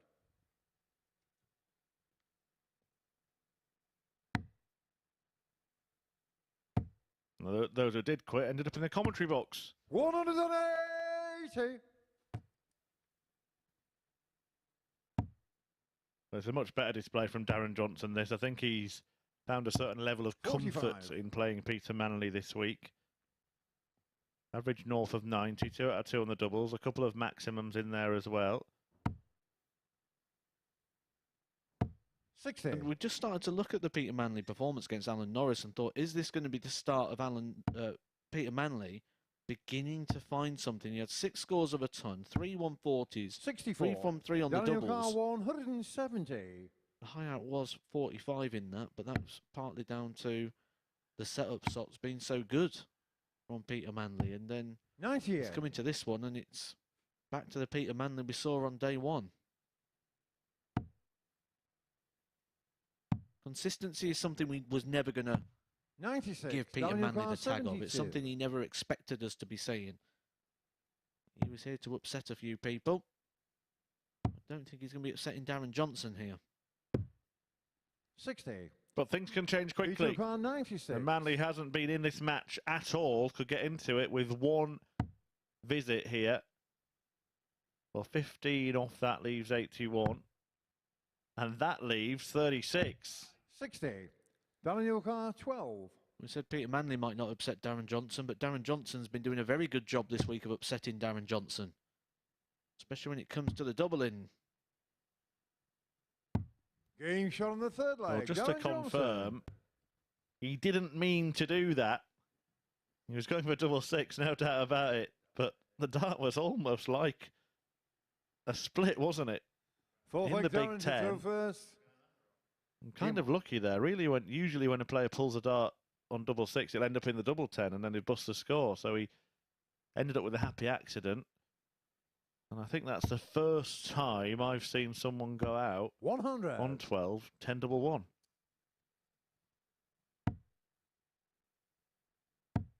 Just to give you an insight, because I've been boasting about winning 81. my family tournament at Christmas, just to give you an insight to the standard of play in that. Someone won my cousin won a leg against me, and he wanted 18, and he went for double 9. 61. And he won the leg, hitting 16 double one.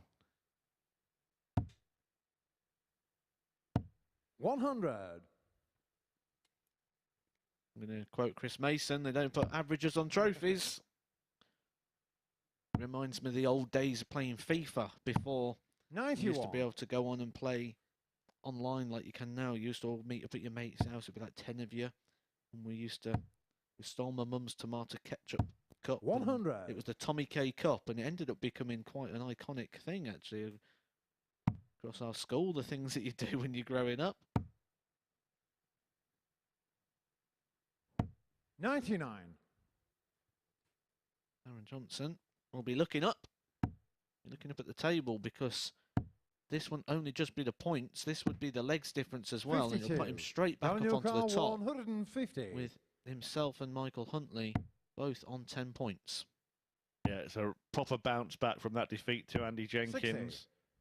And with two players moving on to 10, it again puts Jenkins in a must-win position for his next match. We're going to see him, I think, tiptoeing across the 78. tungsten Daniel trap Carr, door 90. over the course of today's play. He is in action next against Steve Perrin. Well, that's interesting. From Darren Johnson, with Peter Manley also on 90, opting not to go the 20s route, 50. effectively saying Peter to the Carr, former world 90. number one and three-time World Championship finalist, I don't think you can take 90 out, Peter. Yeah, it's really questionable, some of these plays from Darren Johnson, for someone who's got the 47. level of experience Daniel that he Carr, has. 40. For 4-0 and 2 points. Game shot And then on it the goes. match, Darren It is Johnson. 4-0 once again, and it's 5-0 in the head-to-head between this pair this week. Darren Johnson leapfrogs Michael Huntley back to the top of the table on leg difference after a whitewash win over Peter Manley, who just did not perform in that match. DJ takes the points in that one. Coming up next, Steve Perrin in a game that is must win once again for Andy Jenkins.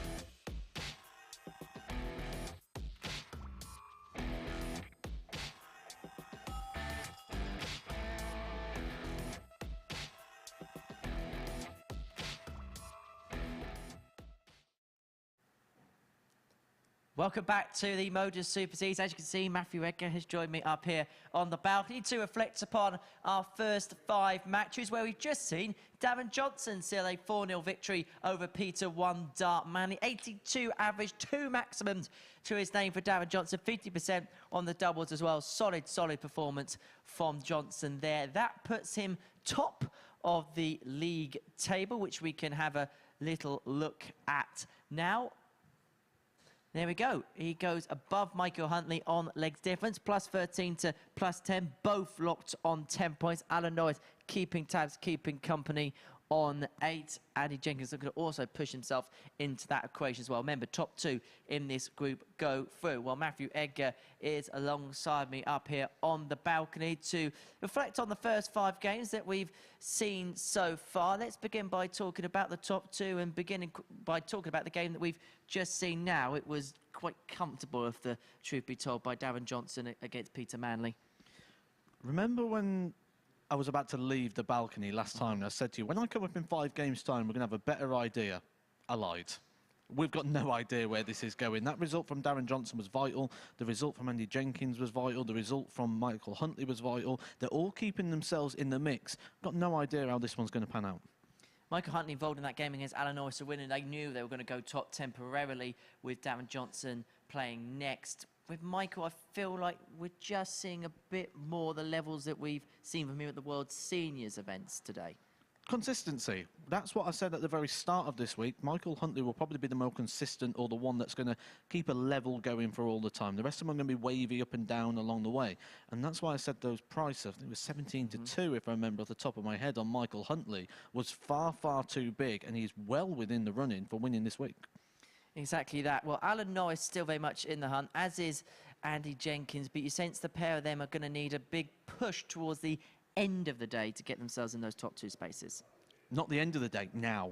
It's now. If you don't do it now, when the end of the day comes, you're just playing for pride. It has to be now. This game for Andy Jenkins is huge. I think he's got to go 5 from 5 today if he wants to realistically be in. He might get away with being able to lose one, but this ain't one that he can afford to. Well, as you can see there, Andy Jenkins got the better of Steve Perrin in the meeting between the 2 yesterday. As for Steve Perrin, we saw improved signs in the first game compared to what we saw at times yesterday.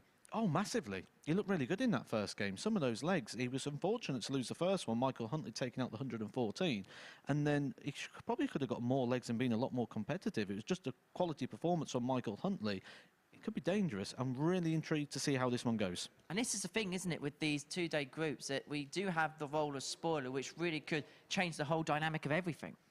Well, Peter Manley will certainly want to be that. I upset people with my career, was the quote that Peter Manley said. He's going to want to upset somebody today. That might be Andy Jenkins. They've had a bit of a ding-dong throughout, haven't they? But this is a bit of a local derby. They'll know each other quite well, and it'll be interesting to know what the head-to-head are in the local side of things as well. Well, they play each other in the Southampton Dart Series, which is a very popular local tournament. So they'll be renewing rivalries on the big stage here at the Super Series. We're going to send Matt down to join Chris Murphy in the commentary box to describe it.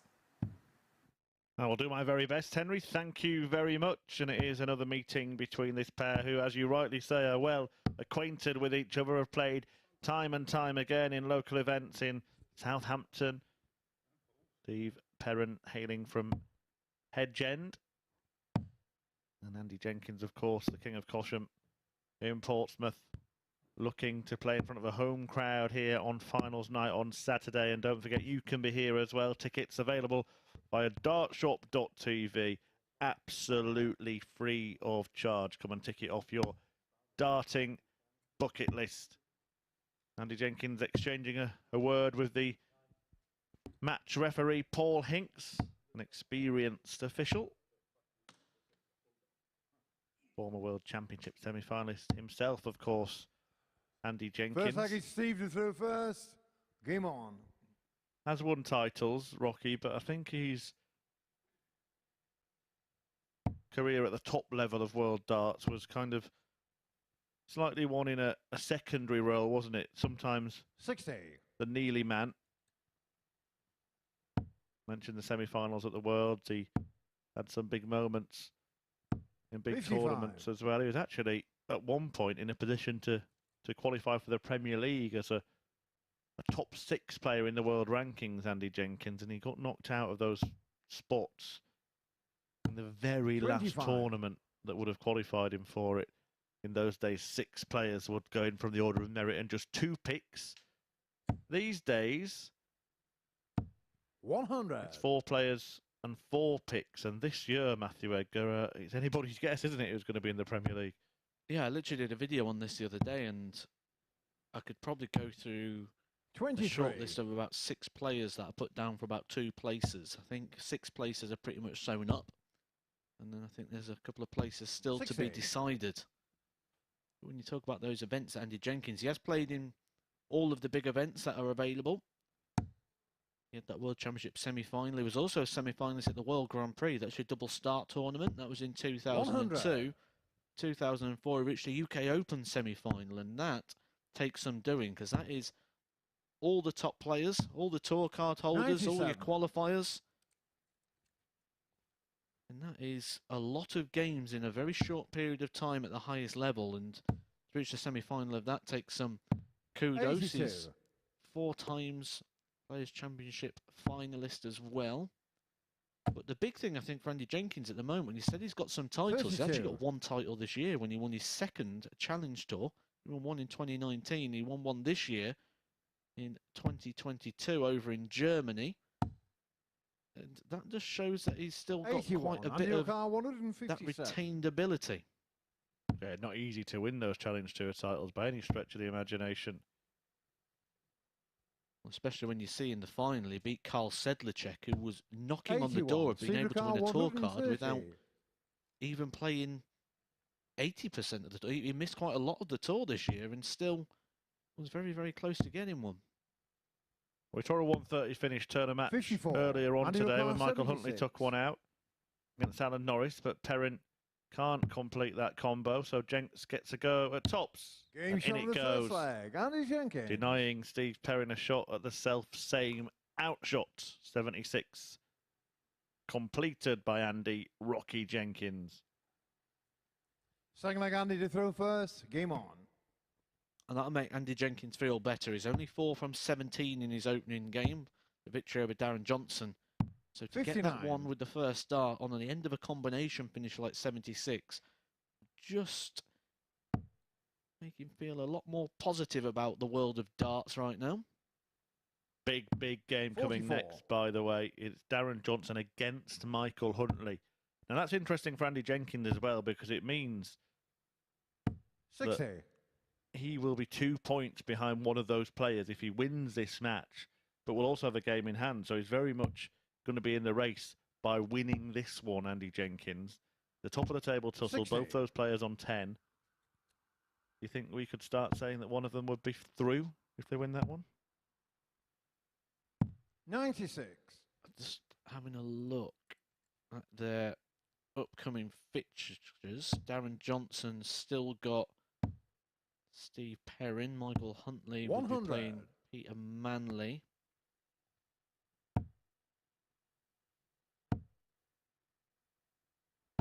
Oh, 100. it would pretty much be over the line, I Yeah, think. 14 points is going to be enough, isn't it? Yes. So if you're going to give them the 2 points for those matches, then you'd say they would be through. 12 points might well be enough for second place in this group. 83. Just looking at the odds for that game, this isn't an Edgar's top tips, but I think I'd have these bang on the price. 97. Huntley and Johnson. I think Huntley's the more likely of the two today, but Darren Johnson has the throw. So I think all things considered, I wouldn't make a favourite in that, but it's a complete 50-50 game for me. And if you're going to look at if there's any value in a 174, 50-50 and game, you've you've got got to go the 89. odds against, which is Michael Huntley. What a shot that was from Steve Perrin to force Jenkins to hit the ball here. And he's 51. nowhere near it. That was Steve absolutely O'Carr, sublime 40. from Perrin. A 174, 2 treble 20s and a treble 18 to get a go at tops. Double 5 to break back. 30. He only managed to hit one dart at Andy the double. O'Carr, 38. He took on Michael Huntley earlier. He had 10 attempts. So 3 attempts in this one.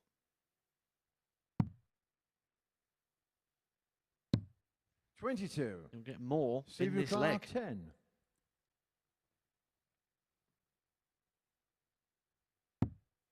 Oh, no, Andy no. O'Carr, 16.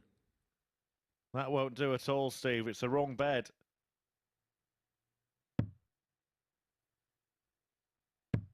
And Game Andy shown on the second Jenkins leg. makes Andy him pay Jenkins. for that huge error and doubles his lead in this match. Now, Andy Jenkins, when he lost his last match of yesterday against Darren Johnson, he stormed off the Third leg, stage Steve to and throw was out of first. the Game door on.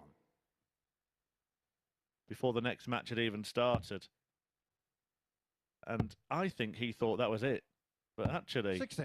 you might have had time to reflect and look at things and go, you know what? All is not lost yet.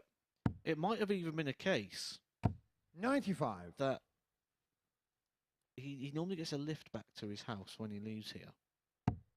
And it might have even been a case that that was him punishing himself. Now, I've seen this happen 81. many times.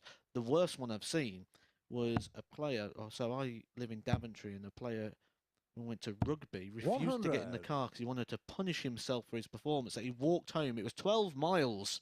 He walked home. It took him like over 4 hours.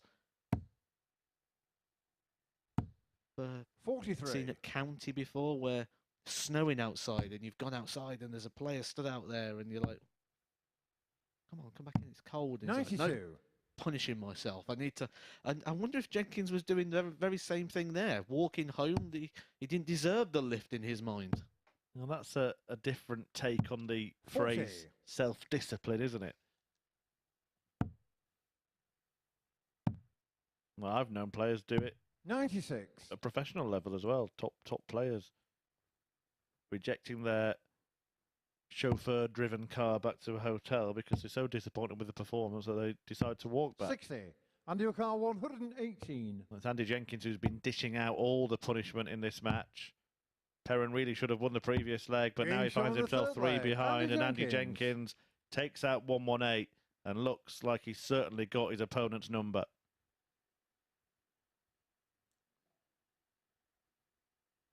Fourth leg, Andy to throw first. Game on.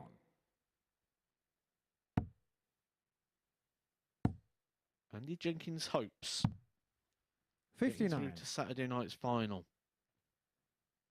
Packing out this room the way he wants to have just increased.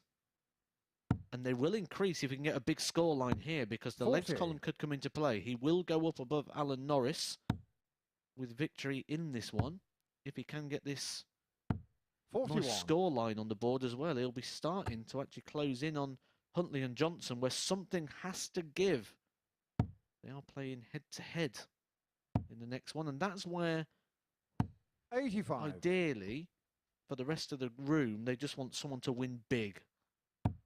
Yeah, we had 3-4-3s in our first 4 matches. It's looking like back-to-back 100. 4-0s here. I wonder if that trend may continue. And I agree with you. I think it is a bit of a coin flip match. But if somebody is going to win big in the game, I would 55. suggest it's more likely to be Michael than Darren. Just because of the sheer amount of darts that 100. Darren misses and the opportunities he gives his opponents by not making the most of the maths.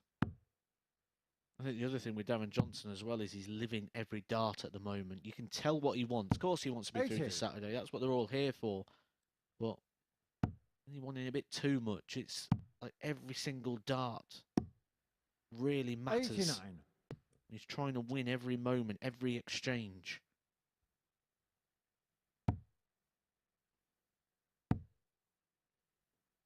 Is this the end exchange of this match? 60. Andy O'Carr No finish for Perrin. 112. Andy Jenkins already taken out the finish in the 110s.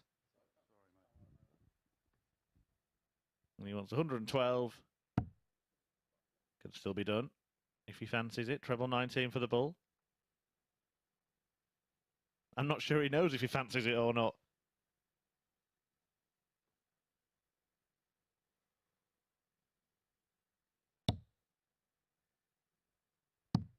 Well, that says that 76. he had no intention of going for the ball if he got the treble 19, so he's just going to carry on with what he was doing anyway. So I don't mind that play at all. He set himself up 3 darts for the match. 85. Which, Andy the O'Carr percentage, you should 36. say, should be game over. Wild one.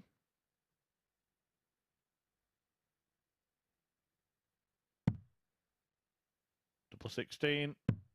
4. Steve O'Carr One 96. last opportunity for Perrin to avoid the bagel.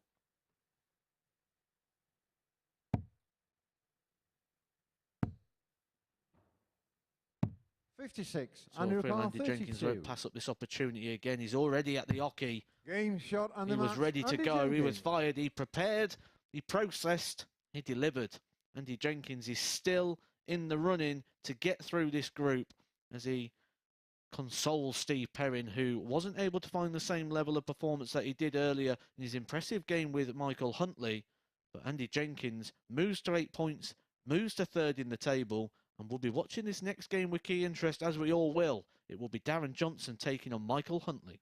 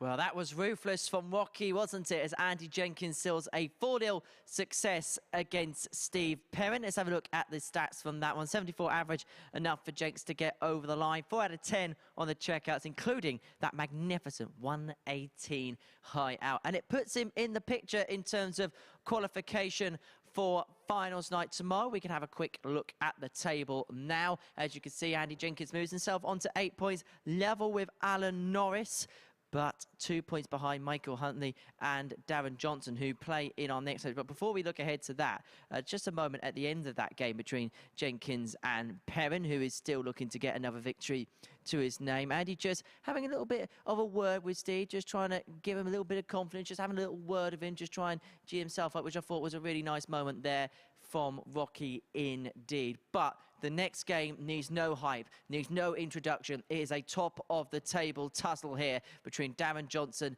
and Michael Huntley. This could be pivotal in terms of qualification, and it'll certainly be a game that everybody in the practice room will be watching. Well, in yesterday's meeting, it was Johnson who got the better of his opponent, this 96, putting him into a 3-1 lead before then sealing the game with this 52 out to get a 4-2 success. Victory for any of these two players will put them on to 12 points and put them in a really commanding position to qualify for tomorrow night's finals. Well, it is a top-of-the-table tussle, so we need a top commentary team to describe it. We've got the voice of the Super Series in Chris Murphy and the face of Edgar TV, Matthew Edgar, to describe all the throws.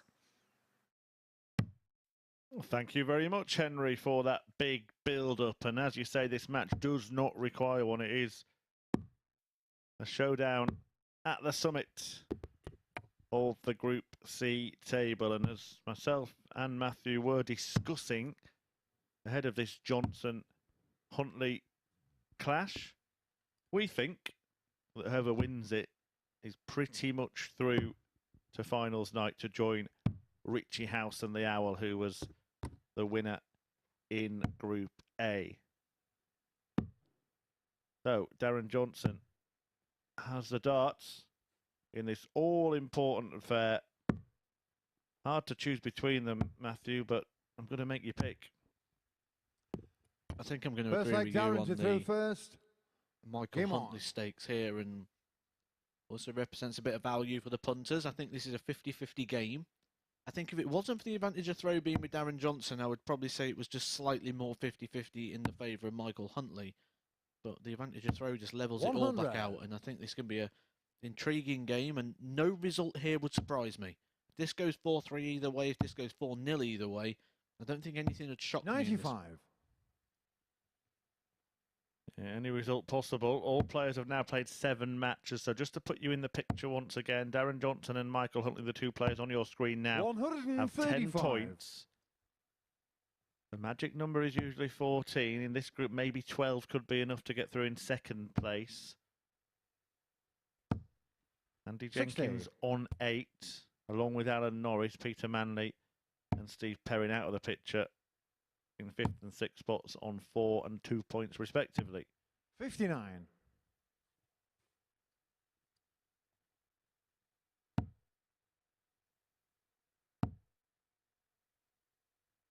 $95.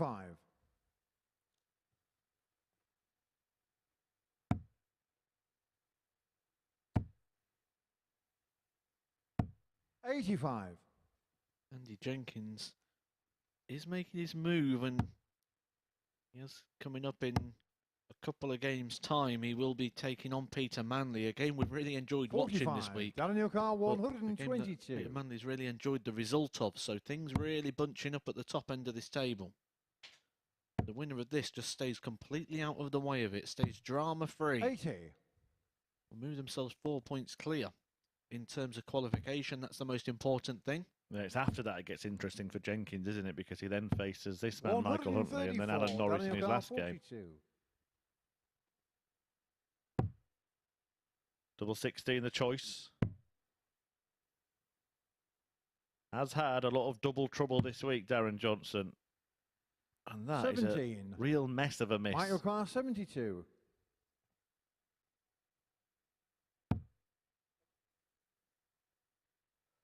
Well, that is a mess as well, because he had to find a treble then. Had he missed the other side, 32. could have gone Daniel single Carr, 17 and bull. 25. And he nearly hit the treble 9 there. Really scrappy start to this one. And you get the feeling that both players are Geese fully on the aware first of what leg. Darren is on it. Johnson. And even that dart in double, as much as Darren Johnson is celebrating it, I think there's a lot of relief in that, because that was right on the wire between the double 8 and the double 16. Second leg, Mike to throw first. Game on. Strange, isn't it? Because if that was a game of football, we'd say what a fantastic shot that was. 100. In the top bins.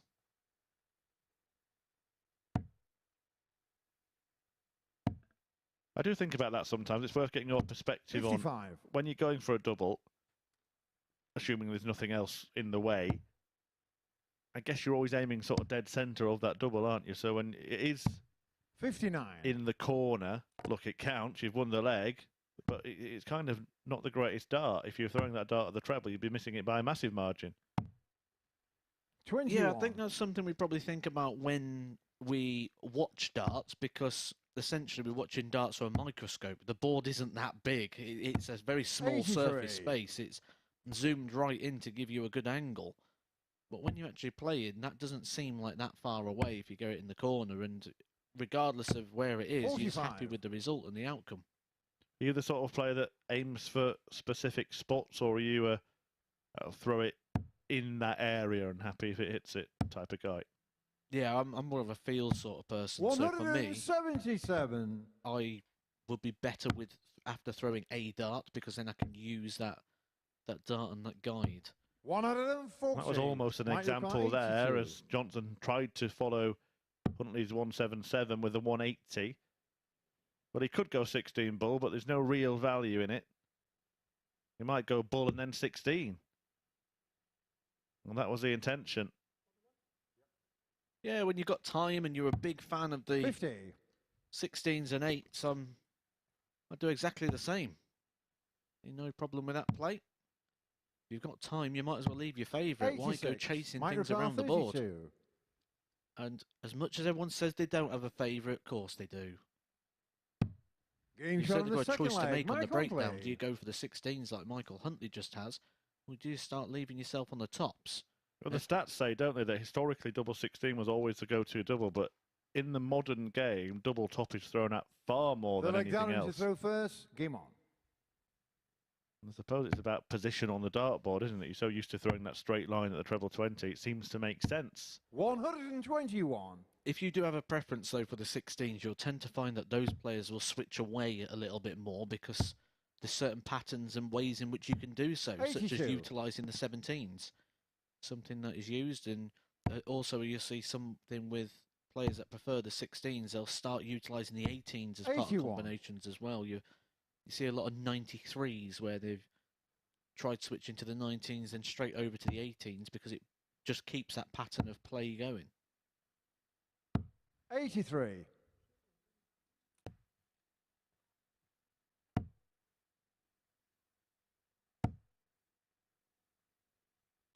80.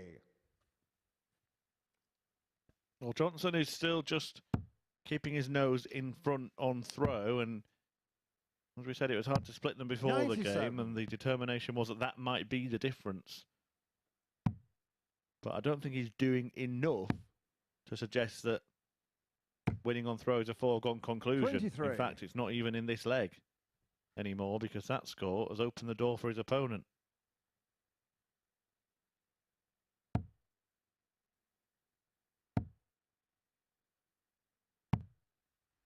Don't know how far he 177. opened the door, but Michael Huntley has just kicked it in. A little opportunity presented itself. 58. Mike Give Yokan, him an inch, he 62. takes a mile. Good dart there from Michael Huntley. 30. Darren Johnson, 138. Well, one way and one way only to stay in this leg, and it's not going to happen for Darren Johnson. 60. Well, Mike Huntley Yokan, 32. has the opportunity to get that all-important breaker throw.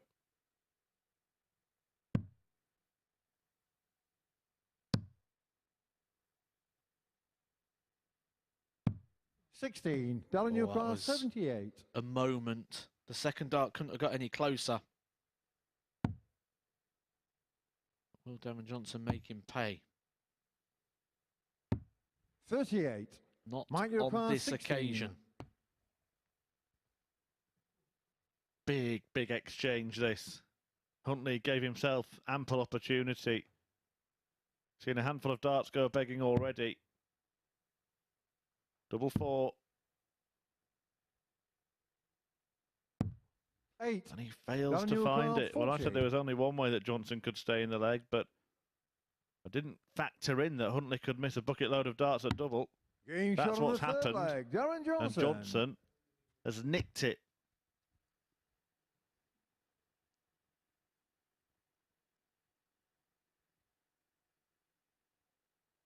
Fourth leg Mike to throw first. Game on. For the first time this week, a little loss for words. 8 darts there. Michael Huntley 125. had. When that fantastic setup playing the treble 10, you thought going to his favourite part of the board. 8 attempts. Was not able to convert. 56. Will he come back and rue that little spell of disastrous doubling 82. at the end of this match, and maybe even at the end of this day?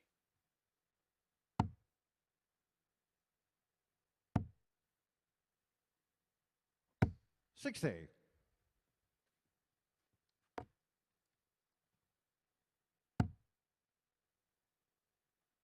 Well, he's not let it affect him, has he? Which is a really good testament to the One character of Michael 80. Huntley. He should be 2-1 up. Instead, he's 2-1 down.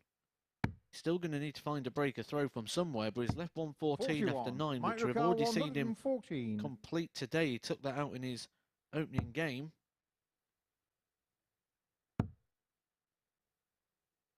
He does have a 230-point advantage.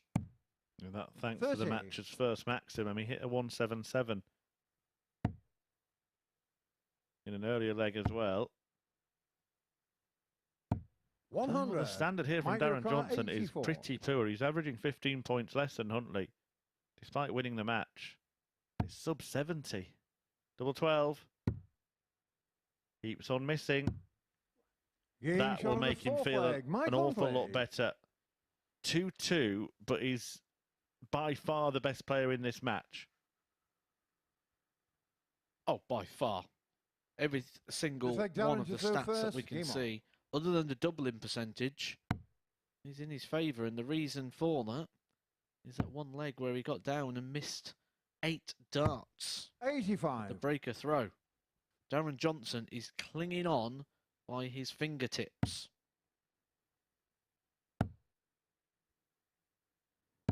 45. A lot about timing.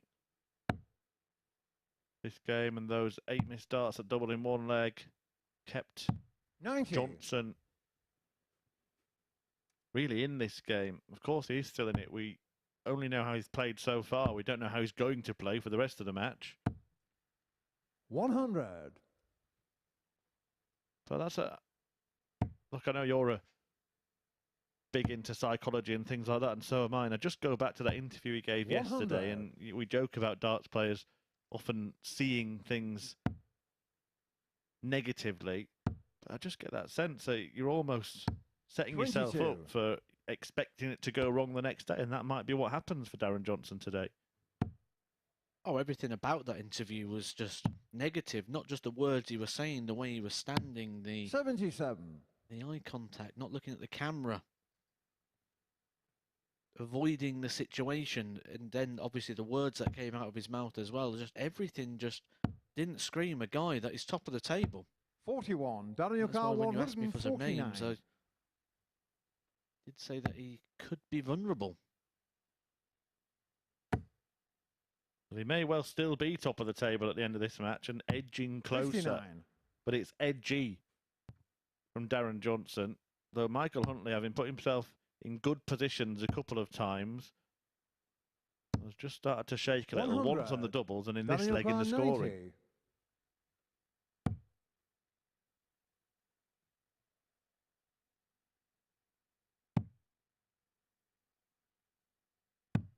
50.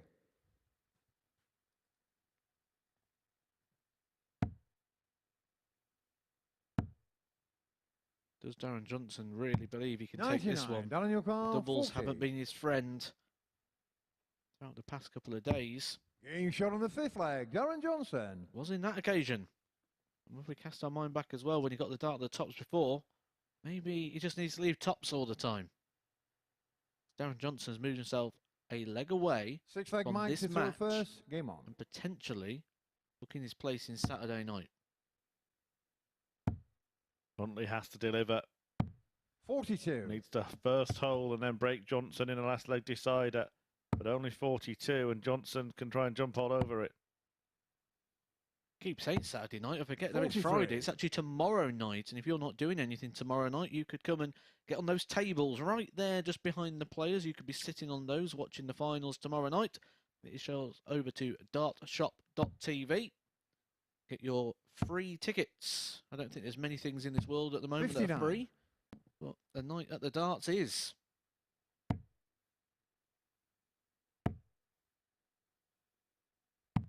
$59.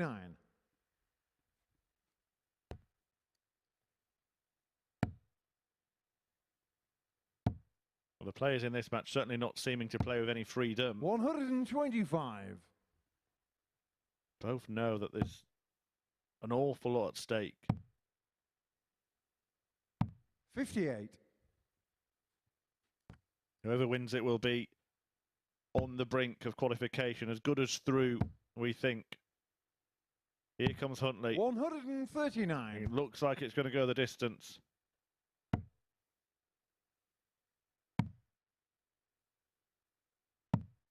$86. Mark your car, 136. Been very comfortable on the throw, and that's probably where a little bit of the average difference is coming from. The fact that 96. Darren Johnson not really attacking the throw of Michael Huntley. He doesn't need to. Just got to hold his throw.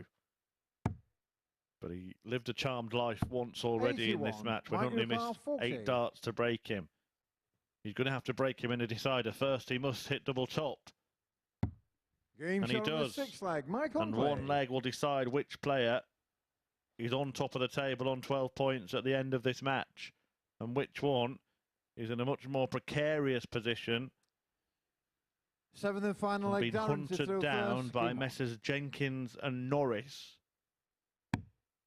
who could actually make it a 3-way tie in second 23. place on 10 points at the end of the next couple of fixtures. Norris playing Perrin, Jenkins meets Manley. Huntley stepping in on the opportunity. 125. When you find that treble 20 with the first start, when you're stepping up for a big visit like that, it just settles you because you know you've got the minimum requirement. And then you've got 2 darts to try and get some bonus. 90. Big saving last start there from Johnson. He couldn't afford a treble-less visit. There's 23 points on the opener. He is behind already in the scoring phase. 100. Huntley having those 3 in hand. So Johnson needs something big from here, or he needs Huntley to make a bit of a mess. He's 15 points behind 96. Michael Huntley in the averages in this match. 84 for Huntley. That's about the limit, isn't it?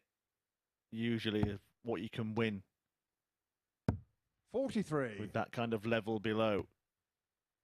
Well, you're going to get found out eventually, aren't you? It's going to work itself out, but with a nice little bit of timing. 140. We can start to turn around. I am none the wiser which way this goes. I was about to say you had to be careful there. 95. Darren your car, 152. Probably a little bit lucky to have hit a treble and could have left himself in trouble. But you say none the wiser as to which way it goes. I think that's still the case. 116. 138 Mark and your car, float, 138. throwing, or 36 and waiting. The stats and the maths say that Johnson's in the better position. Oh yeah, well done to Darren Johnson because he opened this leg with an absolute bag of spanners. And now he's going to get 3 darts for the match. I didn't predict this. 41. He was Darren losing your by over car, 100 in the 36. mid-phase of the scoring. And he Game gets shot it on the done. match, Darren Johnson somehow found a way to win there despite not being anywhere near his best. A difference in the doubling, 50% for Darren Johnson compared to 25 from Michael Huntley. But it's not always how many you miss, but when you miss them. And Huntley, in the 3rd leg of the match, missed 8 darts to break the throw, and that proved to be his downfall in the game. Johnson, top of the table, and has 1 foot in finals night.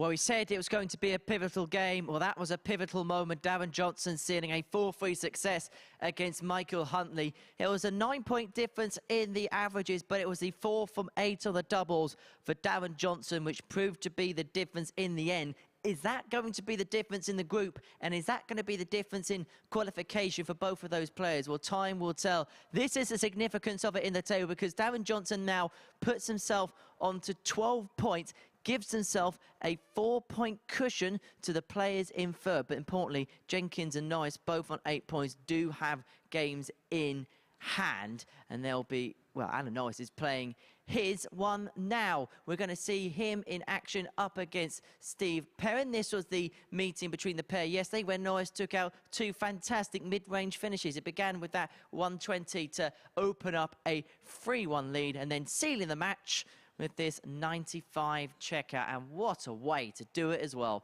Tops, tops for Alan Chuck Norris. Well, this could be another top match, and we've got a top commentary pairing to describe it for you. It's Matt Edgar and Chris Murphy. Well, what's he after today, Henry? A lot of really warm welcomes to us. Because he knows you're up there tonight, and he knows he's down here, so he's hoping for a bit of the same.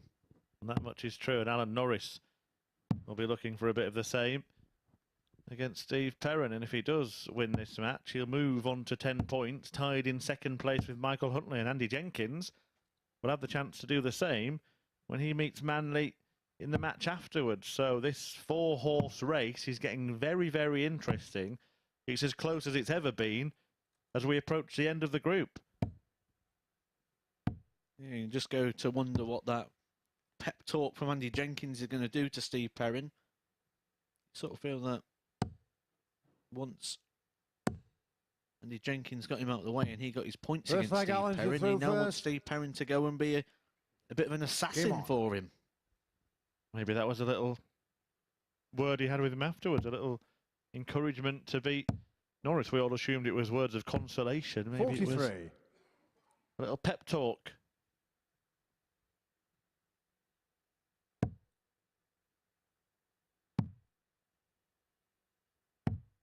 I think defeat for Huntley, Jenkins or Norris at this stage would 45. be absolutely fatal now, wouldn't it?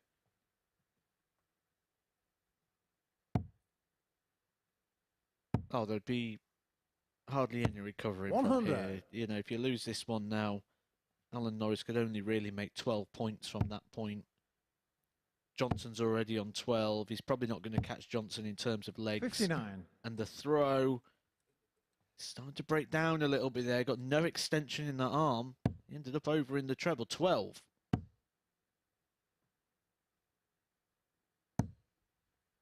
$140. Well, Perrin is making a move here on the Alan Norris throw. 100. I like that. The throw not really working. He's got that tension in the arm. I like that. Just trust. Just go. Just go with it. I'd like to see that a bit more here from Alan Norris. Yeah, it might be a visit that gets him back in this leg. Good guide there. And again, he is just quickly getting rid of them. 100. First to a finish. It didn't seem that would be the way just 15 seconds or so ago. Big fan of this strategy. 96. With that in mind, chance he might go 60-60-34 here. You will never know. Just had that little quote, doesn't he, of stamping 63. On the hockey before he throws his darts. 81. Even did it before throwing his last dart there, Alan Norris. Is it his last dart in the leg? Could be, because Perrin gets 2 at 12s. Sneaks it in the corner, breaks a throw. Oh, this is interesting.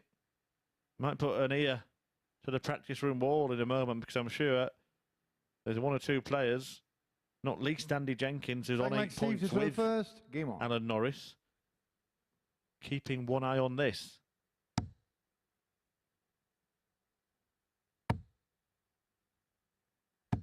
$140. As soon as I saw Alan Norris hit that treble 12 and get no extension in the arm. 45. Cast my eye over to the odds. Steve Perrin at that point was 7-1. You're now lucky if you can find twos. 43. Well, look, it's early in the match, but if he maintained this kind of standard, Steve Perrin would produce his best performance of the week. And we saw Alan Norris 85. suffer as a result of wear and tear yesterday.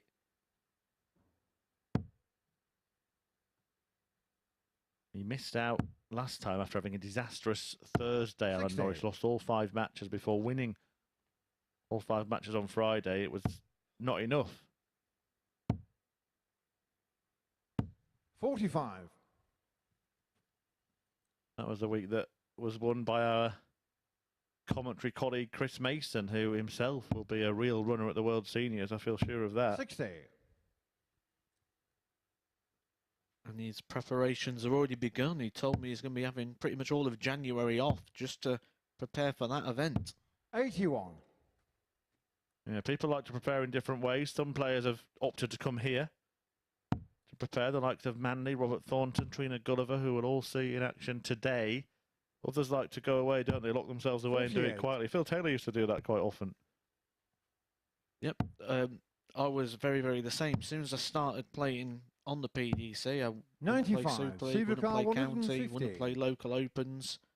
Didn't want anyone to get any sort of idea what I was doing. What idea has Perrin got here? The idea is double 15. 135. Alan Newcar, 150. And now Norris will have a go at the same checkout.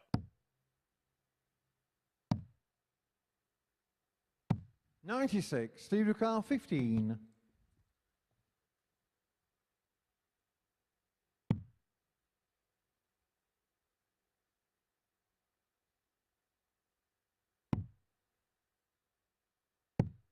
$11. Alan Newcar, 54. An opportunity missed there from Steve Perrin. Could be 2 up. Norris will get a go at tops, and usually that means one thing. Green That shot on thing the second leg. Alan Norris. cancels out the break of throw.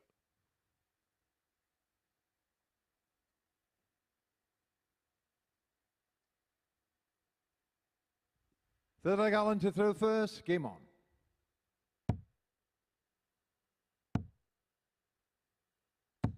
$60.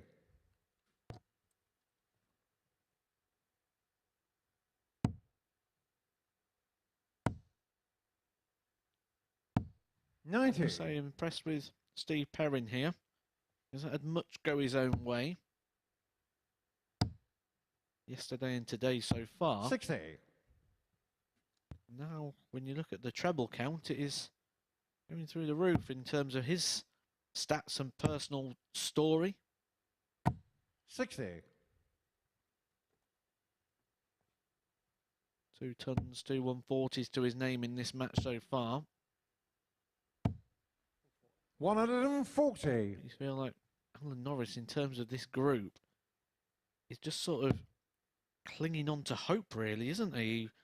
He only went down 4-3 to Huntley. He won 4-3 41. against Manley. And he's in this one.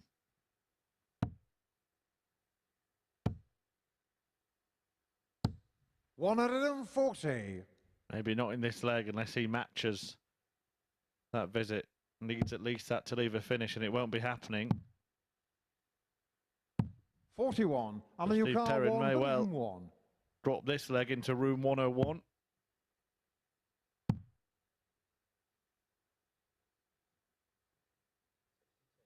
I like what I'm seeing from Norris. He's doing something different. You want big differences 53. in the outcome, you need to do big differences in the process. Well, it was Einstein's definition of insanity, wasn't it? Doing the same thing over and over again and expecting a different result. 59. Alan Newcar, 48. As it happens, Einstein actually probably never said that, but Game shot on the third different leg. from Alan Norris, producing different results.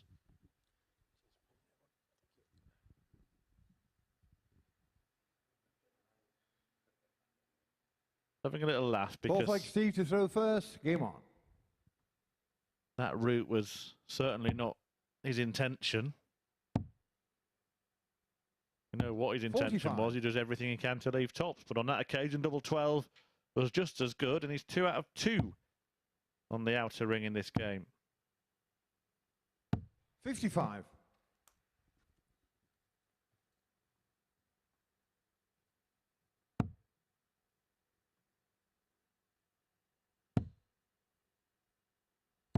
$45.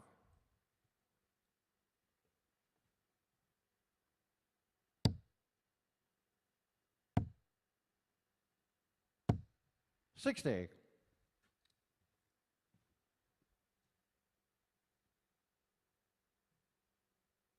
We mentioned that Perrin was playing with a lot more hope, purpose in the early part of this match. 45. But the longer it goes, the more we're going back to what we've seen already of Perrin, which isn't a lot. 345s. 80. Just giving Alan Norris a bit of luxury of breathing room in this one. This is a big, big game for Alan Norris. Steve Perrin can't qualify. Alan Norris still 60. can.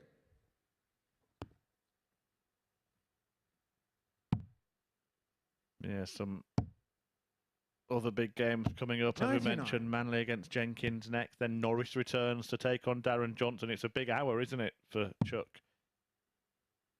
As for the next match, though, I mentioned Peter Manley 96. out to spoil people's days. How much would he relish preventing Andy Jenkins from qualifying by beating him on Friday at the Super Series? So at the start of the day when I spoke to Henry, I says, I'll let you know. 42. And it'll look a little bit more like we'll have the answer after 5 games. I got that wrong. Then we said, don't worry, when we come up after 10 games, we should have the answer. There's a possibility we won't because Andy Jenkins plays Manley 100. next. Then it's Alan Norris versus Darren Johnson. And then I'm going to go up and have a chat with Henry, and it's going to be Michael Huntley, Andy Jenkins, which could be a game that actually shapes up the whole destiny of this 27. group. Steve Lucar 110.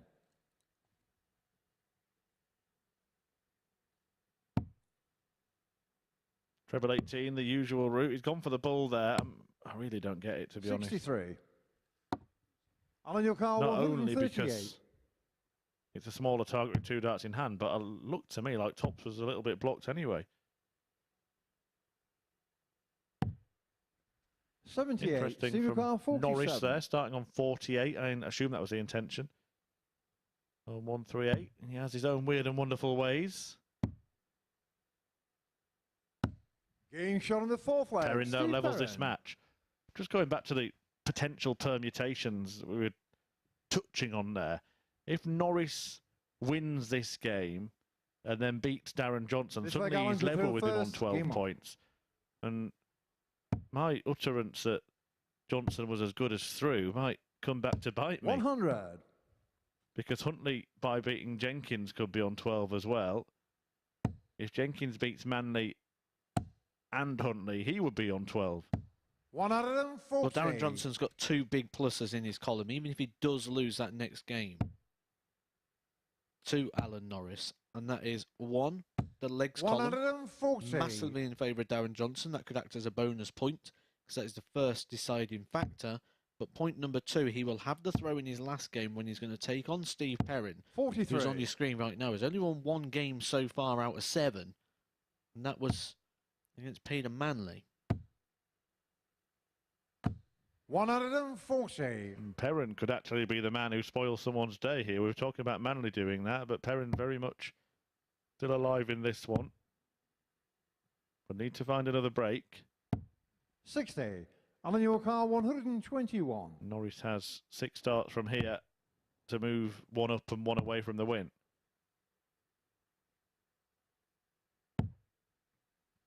$83.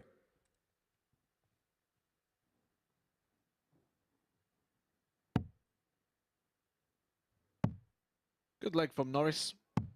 Only thrown 46. 12 darts and Alan he's your on the car double. 38.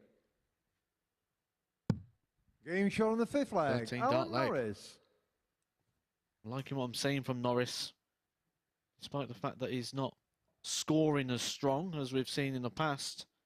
He's 3 from 3 on the doubles. That's 3 6 different leg, Steve to targets. throw He's stuck out the first. Game tops. on. The 12s and the 19. is pretty much all around the world of the board. Just need something down the right-hand side now. Maybe 95. we'll win it on double 10.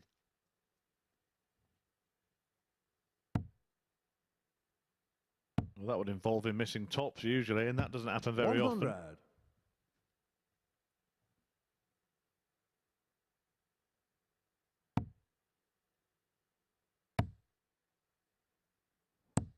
$100.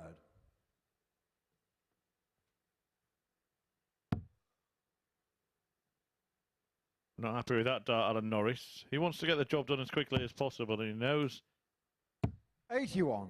that that's just made it less likely. And I think there are a couple of reasons for that. One, just because doesn't everybody want to get the job done as quickly as possible? But two, with every extra visit, there's a little bit more wear and tear 40. going onto that shoulder.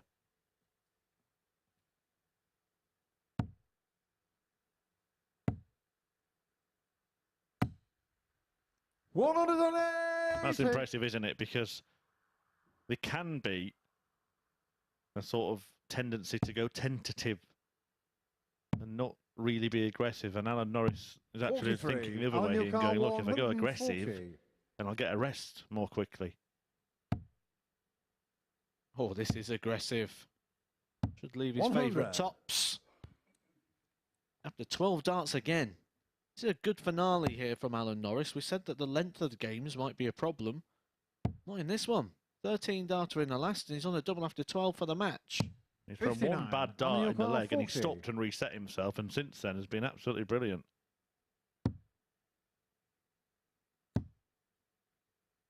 Double top. 20. Well, you Cedar called car it, Matt. 164. He said he needs to end on double 10 to complete this kind of wheel of finishes. And that's exactly what he's left. 32. Alan, your car 20. Promise you I am not a time traveller.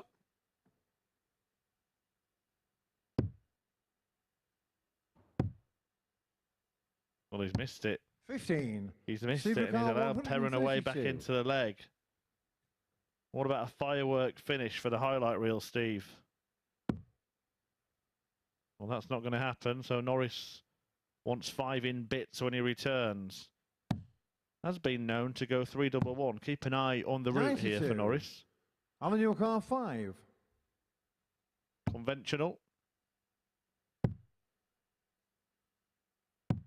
3. but not effective. Steve And now Car Perrin 40. can hoist Chuck by his own petard on tops. Game shot on the 6 The leg. impressive finale. But Alan Norris has turned into a nightmare for Alan Norris.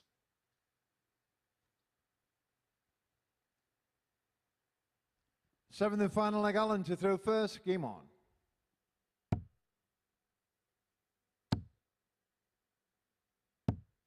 $140. Gets straight back into the scoring phase there, Alan Norris. Big 140. 96.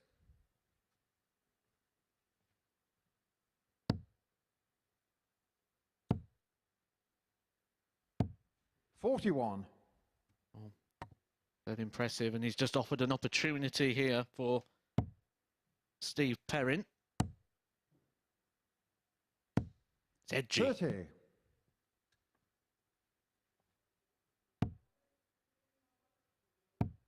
Big, big, big leg. 60. Steve Perrin knows he's out, but he does want to get another win. He had 2 winless days the first time he played in this tournament. Avoided the same fate yesterday, doesn't want to go 78. back to that. And this is a big chance for him to get a victory. As for Alan Norris, well, this is his qualification ambitions on the line. 100.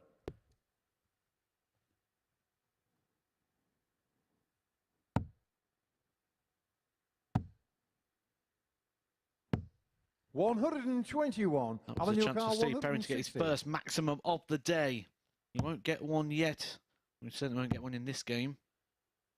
There's only this final leg. 51. He's putting the pressure on Norris. Norris, who fluffed his lines in the last one. I said he was 3 from 3. He's now 3 from 11. The 140 would have left a finish for Perrin here. He's going to leave one now. 140. He's left Not just a Carl, finish, but a double. 109. Alan Norris, this could well be do or die in this group. 90 remaining. Double 18. He's missed 91. it, and now if Perrin can pin the same target, 36. Alan Norris is falling fast. Game shot And of that's the match, it. Steve Perrin gets Perrin. a victory. It's a twist in the tungsten tail on Friday here. Alan Norris remains on 8 points and looks very unlikely now to make it through to finals night. That is joy for Andy Jenkins, whose pal Perrin has just spoilt the party for Alan Norris. Ahead of Jenkins's meeting with Manley next, he could emerge as a contender from the pack to breach the top two. We will return with that match after the break.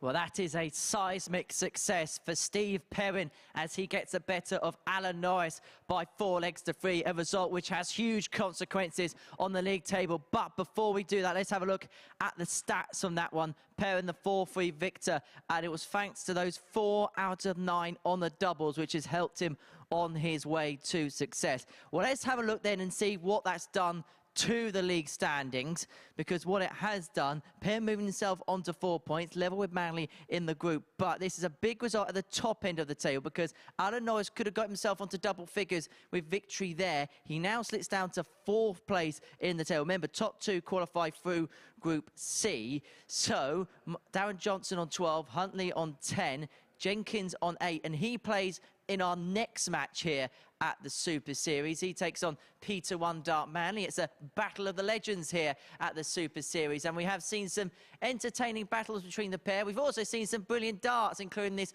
1-3-6 for Jenkins to open up a 3-1 lead on Manley, and then he sealed success yesterday with this 16 checkout to seal a 4-1 win. And one thing we've had in the meetings between these two is great entertainment. Two of the great entertainers, two of the greatest showmen that this sport has provided. And I'm sure not just the darts will be entertaining, but I'm sure there's going to be plenty of antics as well during this game. It's going to be good fun, good entertainment, and it's going to be watched in the company of Matthew Edgar and Chris Murphy. Yes, a real darting ding-dong awaits between two old enemies that have put on a bit of an old pals act this week. There's been good-spirited needle on the stage between them. Both players treating as to a few of the dark arts of darts, but done with a little bit of tongue-in-cheek humour. And that 1-3-6 that we saw in the highlights there from Andy Jenkins, that came after Peter Manley had just taken an age to retrieve his darts from the board. They're still muttering away to each other between every practice dart here. And this will continue during the match itself, won't it? Well, I'm just chuckling away to myself because not often the microphones pick something up, but you might have just picked up there Andy Jenkins saying the words, "I'm smashing him up today." Well, things are going his way at the moment. It didn't go his way yesterday, but Jenkins has had a good start to today's play. Got the 4-0 win against Steve Perrin to back up his early victory, the revenge result against Darren Johnson, the league leader. And a win here against Peter Manley would see Rocky move on to 10 points in joint second place with Mike Huntley, who he still has to play. In fact, he plays him in the match after next, which is Norris against Johnson. 68.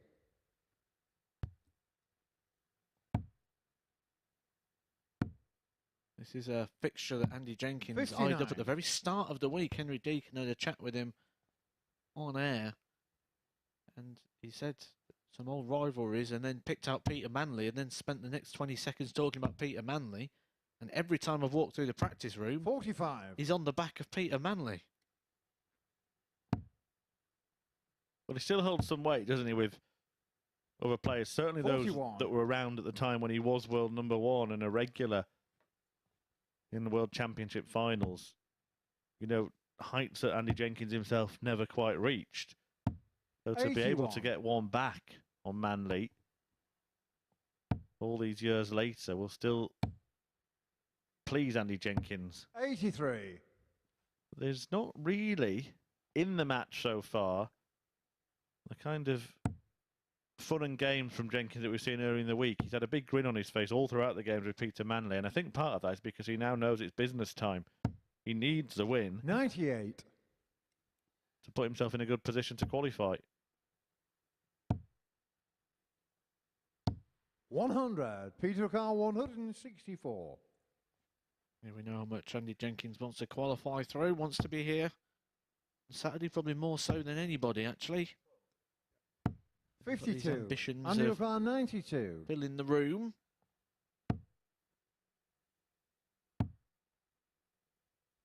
'60. Peter Carr 112. Well, Jenkins seemed to go for a double-double approach after missing the first dart, but it was a kind of halfway house, 60. wasn't it? A safe dart top. And he ends up on double 16. And he ends up in double 16 and in the lead. Yeah, despite this being game number 9, we've only seen Manley twice. Well, the fixtures have worked out. He's had big gaps in between, and I wonder how much that's going to affect him as Like well. Peter to throw first. Game on. There's been a lot of time sitting. And, well, he's got fortunate there that he's pulled off 36 points. It's a very, very wayward dart. 76. And he started off the day moving slowly. The knees, the hips, the back aching. Well, he can't resist, can he, Andy 45. Jenkins? I said that he's businesslike now, but something's tickled him. Yeah, it's that first start from Manley going in the treble 12. 100. Smile still there, despite Manley hitting the treble 20 this time. 28. Get back to business, Andy.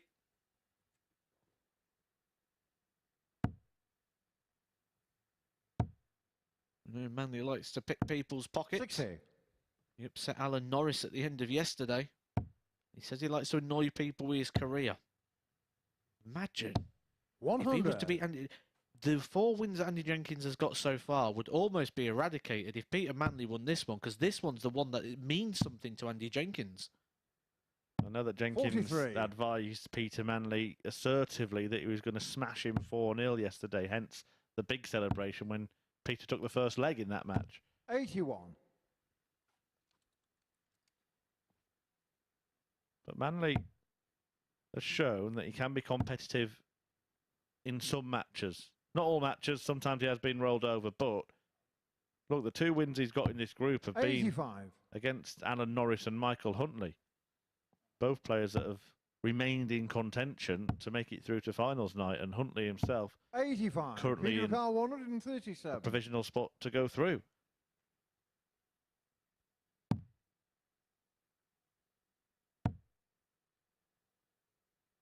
$97. Good setup shot there from Peter Manley. Loves tops. A good double percentage this week. 52.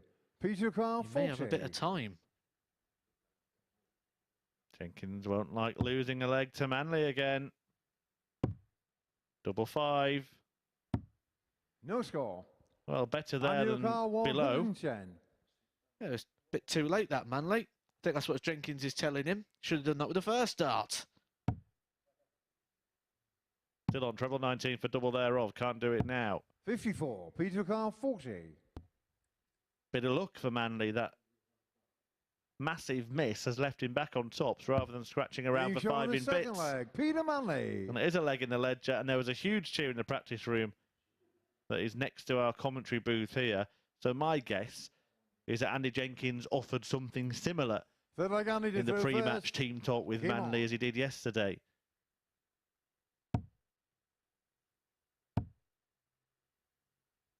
$45. I think the difference with this game and the games, though, that have gone in previous in the week is Andy Jenkins has performed a lot better in those games than he is in this one. 100. He's got to be careful here.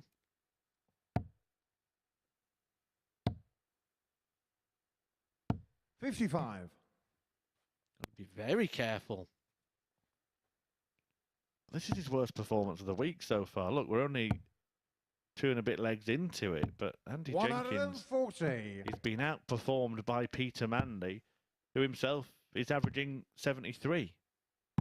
58.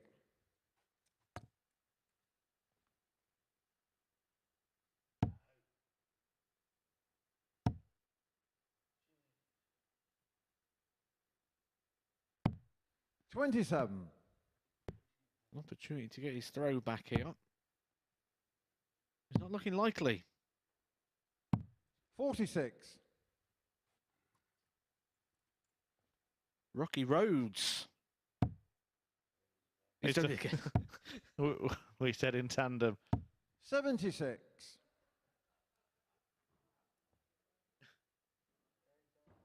I'm not sure if Andy Jenkins there could hear some of the commotion in the practice room because he nodded behind him just as if to gesture. Listen to them. 97. Peter Carl, 158.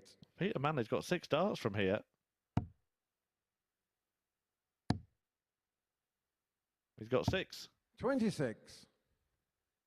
A little reprieve for Rocky, perhaps. Maybe Manley is going to roll back the years with a real champagne shot here.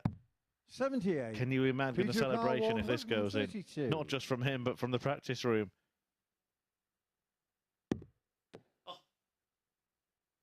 That was a 25 rejected by the board.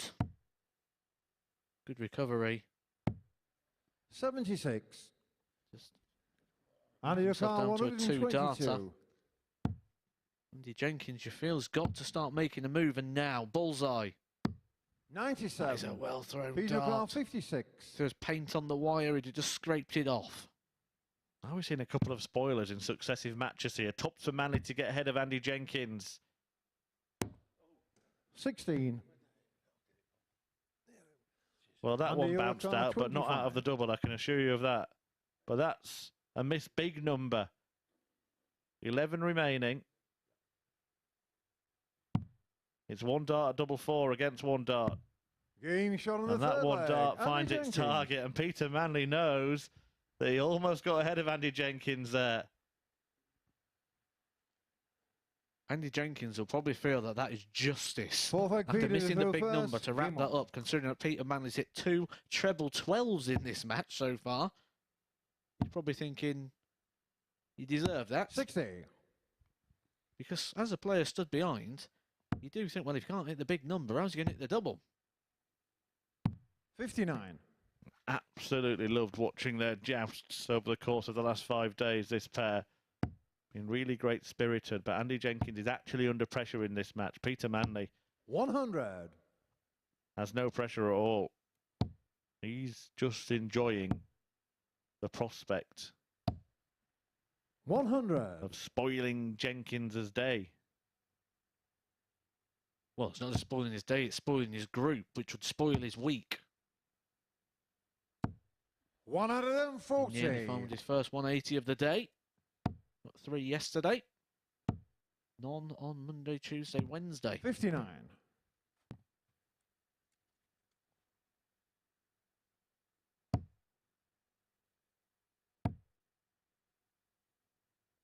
$85. Decent enough this from Manley. Looks likely to get level. Jenkins needs something big. Oh, it's a massive miss, that from Andy 46. Jenkins. Nowhere Peter near in Carl, this leg. 116. It's kind of weird, isn't it? He played much better when he was having fun and games with Manley earlier in the week. 40. The want to beat him helped him do just that, but I think the need to beat him is weighing heavy in this one. 66. Excellent. Peter Carl, 76. Excellently put. Because I suppose when we look at experience, the mind and body being engaged with task, when he's needed to beat Manley in the past, it's not gone his way, Game which is shot why on the he's fourth leg. highlighted Peter this match as a Manley. key one. And that's a nice checkout. 76 for Peter Manley.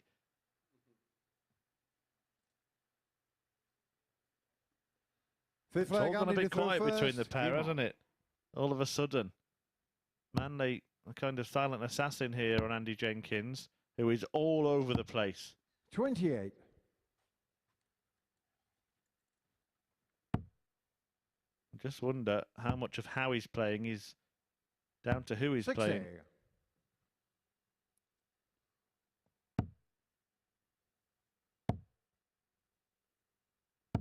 $125. You sort of just feel that all he needs to do is find 9 to 12 darts, which is 3 or 4 visits, and he can get this one done 4-2. Doesn't matter, does it, about the average? 125. Doesn't matter about the performance. He's just seen Alan Norris, one of his potential rivals in this group, shocked by Steve Perrin. As long as Andy can avoid 100. that, and he's still in the best position to do it, he has the darts. And he will still be in a very 44. good position to try and qualify. In fact, it might make his meeting with Michael Huntley effectively a straight shootout to do so. 60.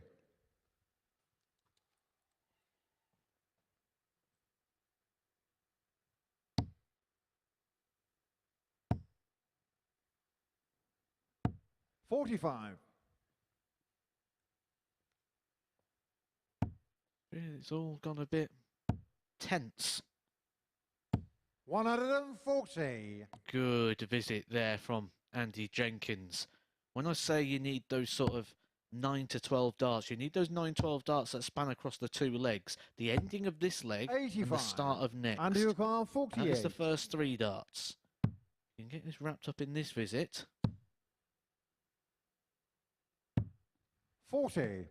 So Peter you'll be Car, looking at the next 6 to make that 142. string of 12 just cover over the 2 legs.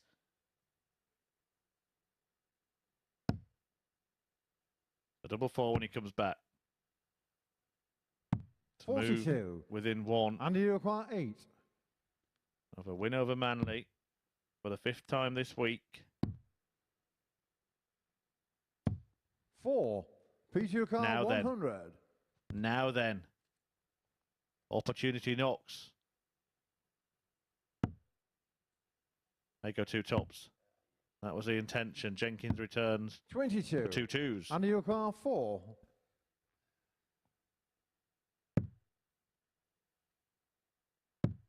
Game shot on the 5th leg. Gets there Andy in the end. Jenkins. And you feel the first couple of visits to this one are going to be vital.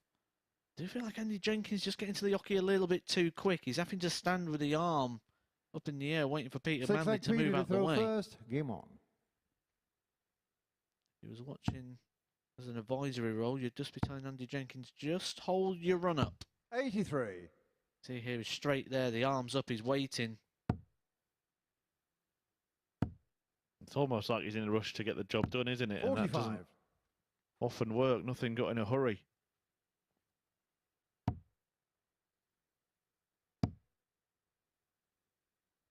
$85. Same again there, just standing, waiting. 140. Delivers though this time.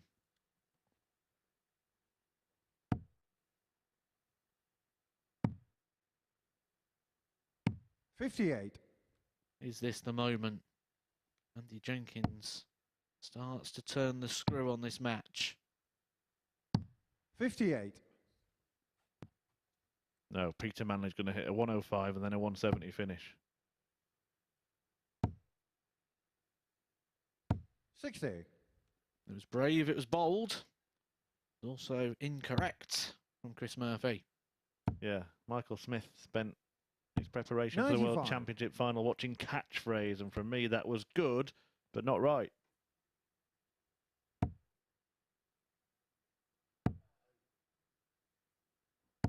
$125. Never mind 105, that's 125 from Peter Manley, and suddenly the last leg decider may beckon.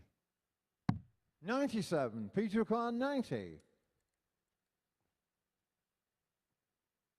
We'll be hoping to at least get a dart at the ball, but he's going to need a treble. Jenkins 66 for the match for a much needed 2 points. 35. Under your car, 66. Choices. Ups for treble 10 to leave double 18 for the match. And that is the shot match. And the match. And Andy Jenkins all week has been more than a match for Peter Manley, but in that one, Manley actually averaged more than Jenkins. Let's be honest about the standard. It was a dross duel between the pair.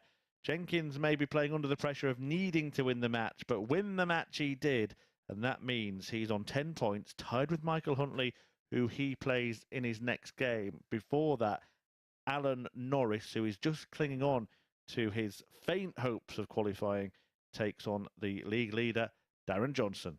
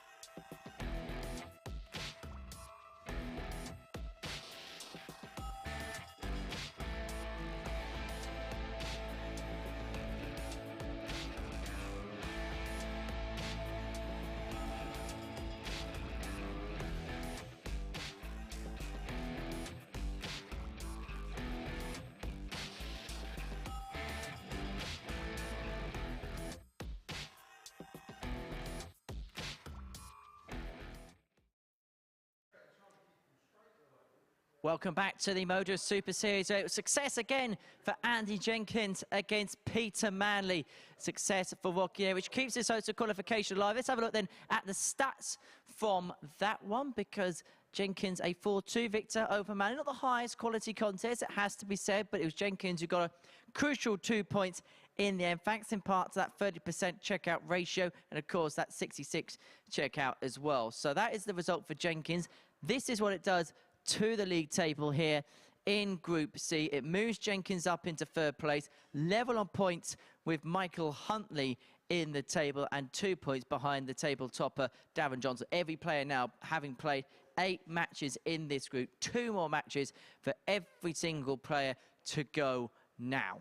So we enter round 9 of 10 here in Group C, and we begin with a crucial battle as Darren Johnson, the man at the top of the table, takes on Chuck Norris. In yesterday's meeting between the pair, we saw a fantastic display of finishing from Darren Johnson. He went into a 3-0 lead, as we can see on the screen now. Took out this 105 to go 2-0 up against Norris, nailing the tops there. But it was Norris who pulled off the comeback win in that one, nailing tops to win 4-3 from 3-0 down. Well, there's been a little bit of a theme of game shows in the commentary box, and it's fair to say for Norris, the chase is on. But if he ends up pointless in this game, well, we may have found his tipping point. Lads, all yours.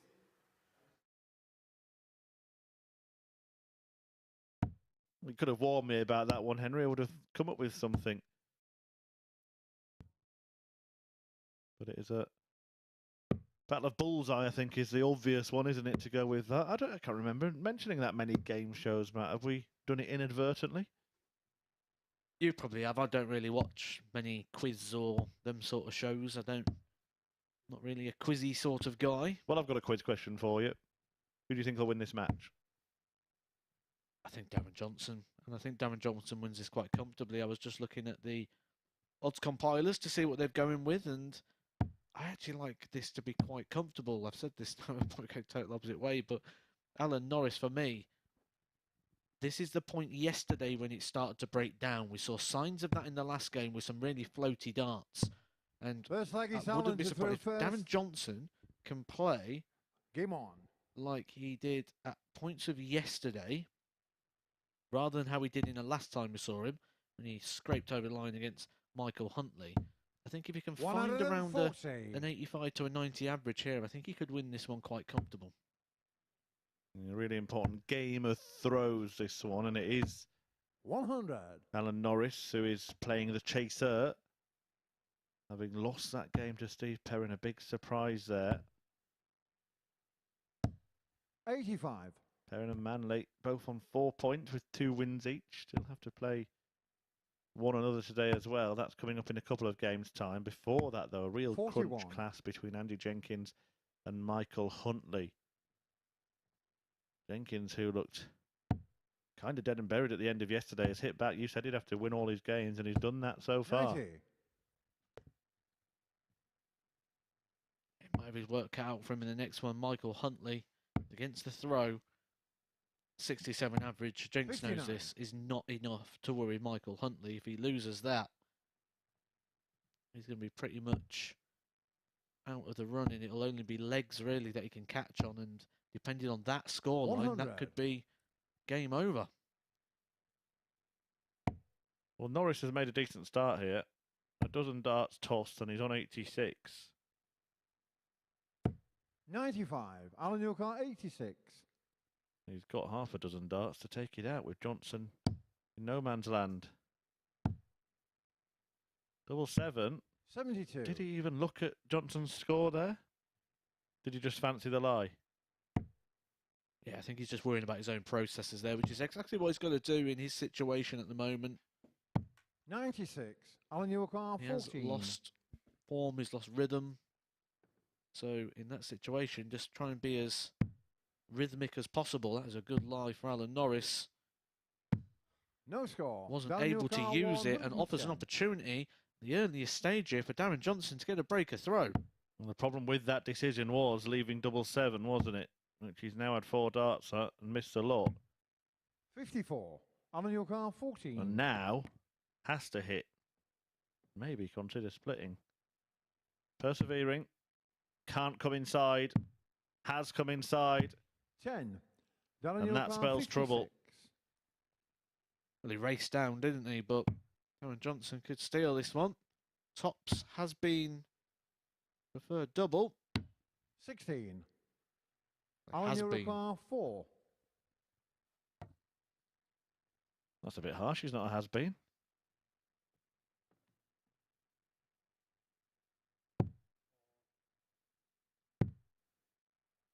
Working towards it. 2. Darren you require 40.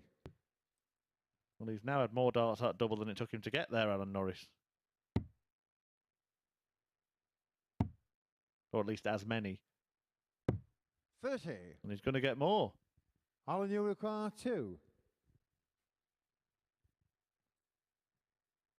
Anyone who ever writes in to our at MSS Darts Twitter feed and says we should have a double start week, just watch this match. Game and shot on the first leg. we'll Alan politely Norris. decline. Thank you. Well, thank you very much as Alan Norris for finally getting over the line in a leg that he should have won in 2019. Second leg, Darren to throw first. Game on. And amongst all that, Darren Johnson actually had 5 darts, 5 opportunities to break the throw. And this is a game that if Darren Johnson wins, will confirm him as one of the players going through for certain to Saturday night's final. Joining Richie Houghton, the Owl who won Group A. 140. I'm sure Richie's watching on some lake somewhere.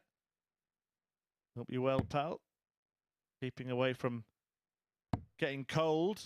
Want you in full form on Saturday night, because if he is, he'll certainly be amongst the main contenders to take the title and secure a spot at Champions Week, not to mention the £5,000 takeaway. £5,000 would get you a bit of fishing tackle, wouldn't it?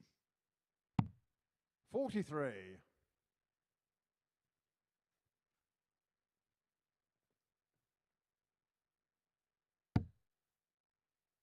Well, it's interesting, this group. 140. It's kind of been infectious, hasn't it? That the day's darts have descended into a desert of dross.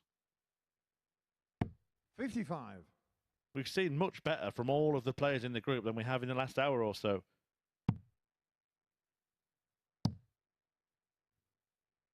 You remember this morning? 95. I was up on the balcony with Henry. I did warn about this. I said that I feel like towards the back end of the day, we're going to see the standard drop significantly. Because we are dealing with the elder generation. And this amount of tournament darts 60. and reps and practice in between and stop and start, and it's very bearing on the body. And the problem is it's dropped that dramatically that the back end of the day is also the front end of the day. 99. Alan Yorkar 40. Right, tops for Norris. Usually so good there. Double 10. This time he hits and he doubles his lead. Norris. Well, we both favour Darren Johnson, and for good reason as well, ahead of this match. But it's 2-0 Norris. He's broken, and if he manages to hold his throw, game on. he'll be one away from a very, very convincing, in 57. terms of the scoreline, and also surprising victory, I have to say. Well, this was the thing I feared with Darren Johnson 40. at the start, well, the end of yesterday, that sometimes he's just got this habit of the throw breaking down, the same we saw with Alan Norris. It's 60. And this, I suppose, is why they're not still at the very top of the game, because things just aren't as consistent as they used to be. There just seems to be a level of kind of 90. Darren Johnson appearing kind of lethargic in this game. 140. Got to be careful though here, because Alan Norris wins this. He's not completely out of the picture. He comes back into it on 10 56. points. Well, he's very much in the picture, isn't he? I know that someone else is going to join Darren Johnson on 12 after this match because Jenkins and Huntley meet each other. But then Norris will have the chance to play Jenkins. So if it is him who's on 12, then he would go level with him. There is, though, a big 100 deficit in leg difference at the moment. If he wins it 4-0, it's very much game on. Well, it's double points, isn't it? Because he's putting 4 on his column and taking 4 away from 95. DJ. That's a good dart.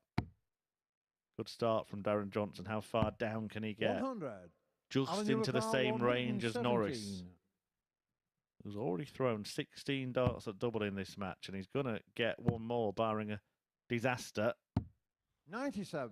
Just coming up short on tops on a couple of occasions now.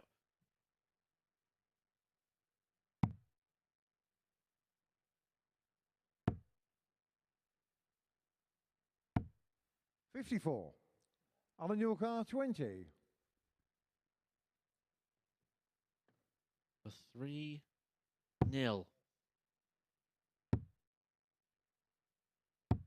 $15. Daniel Carr 61. Darren Johnson, when Norris made a mess in the first leg, went on to miss 5 darts at double himself. He gets a dart at tops. 21. And he can't find it. Alan And now York Norris half wants 5 to open up that 3-leg gap. In an unexpected turn of events here at the Super Series. 1. But he misses more Daniel darts. Carr 40. This would get the game back on throw, by the way, if Johnson can locate the top double.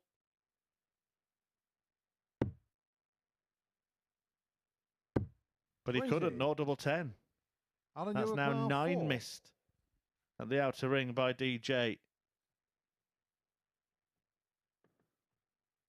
This is leg 1 all over again. It was won by Alan Norris. Game shot on the third leg. Alan Norris. On double 1, and that's what he's done again, 3-0. Well, I think we're learning in Group C this week to expect the unexpected. This is Ball very back down into unexpected. third I'm first. literally Game on. just looking through all the stats and numbers. Challenge Tour, World Seniors Tour, World Seniors Qualifiers, Q School, to see if we've got anything like this from Alan Norris. I can actually find one example. He lost to nearly brewed up 100. in the UK Q School Stage 1 Group 1 on the very, very first day when he had an average that was 60. low like this one. But other than that, the rest of the year, and he's played a lot of darts, there's been nothing to suggest that he would hit these sort of lows. 60. And hit these sort of lows and perhaps win the match 4-0. What? Doesn't make sense. But we did use the word at the 46. start of this match, contagious, and that seems to be what's happening here, because the last 3 matches have been played at a similar standard now.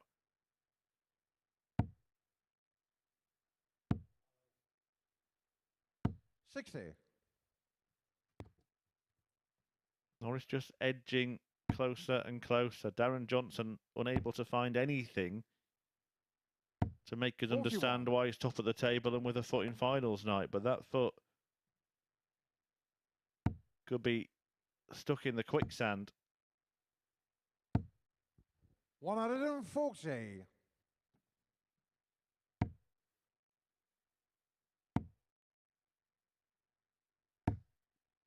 $60. Alan York Carr 141. Doesn't matter. The miss doesn't matter. I 125. can't quite believe what I'm witnessing here.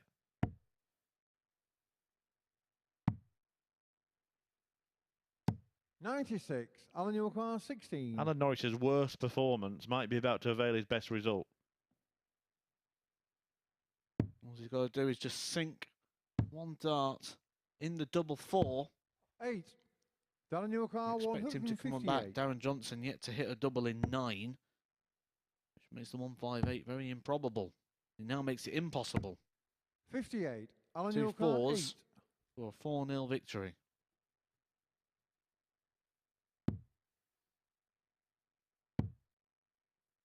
2 twos. Game And he shot of the gets it. match, Alan Well, Norris. that is quite remarkable. Darren Johnson, top of the table, toppled 4-0 by Alan Norris, despite Norris posting by far his worst display of the day. Well, the averages not even worth talking about there, that low. Norris, though, gave himself 30 darts at double in that match. He managed to hit the 4 he needed. Johnson none from 9, and the race is well and truly on. Just 2 points separating the top 4 in Group C.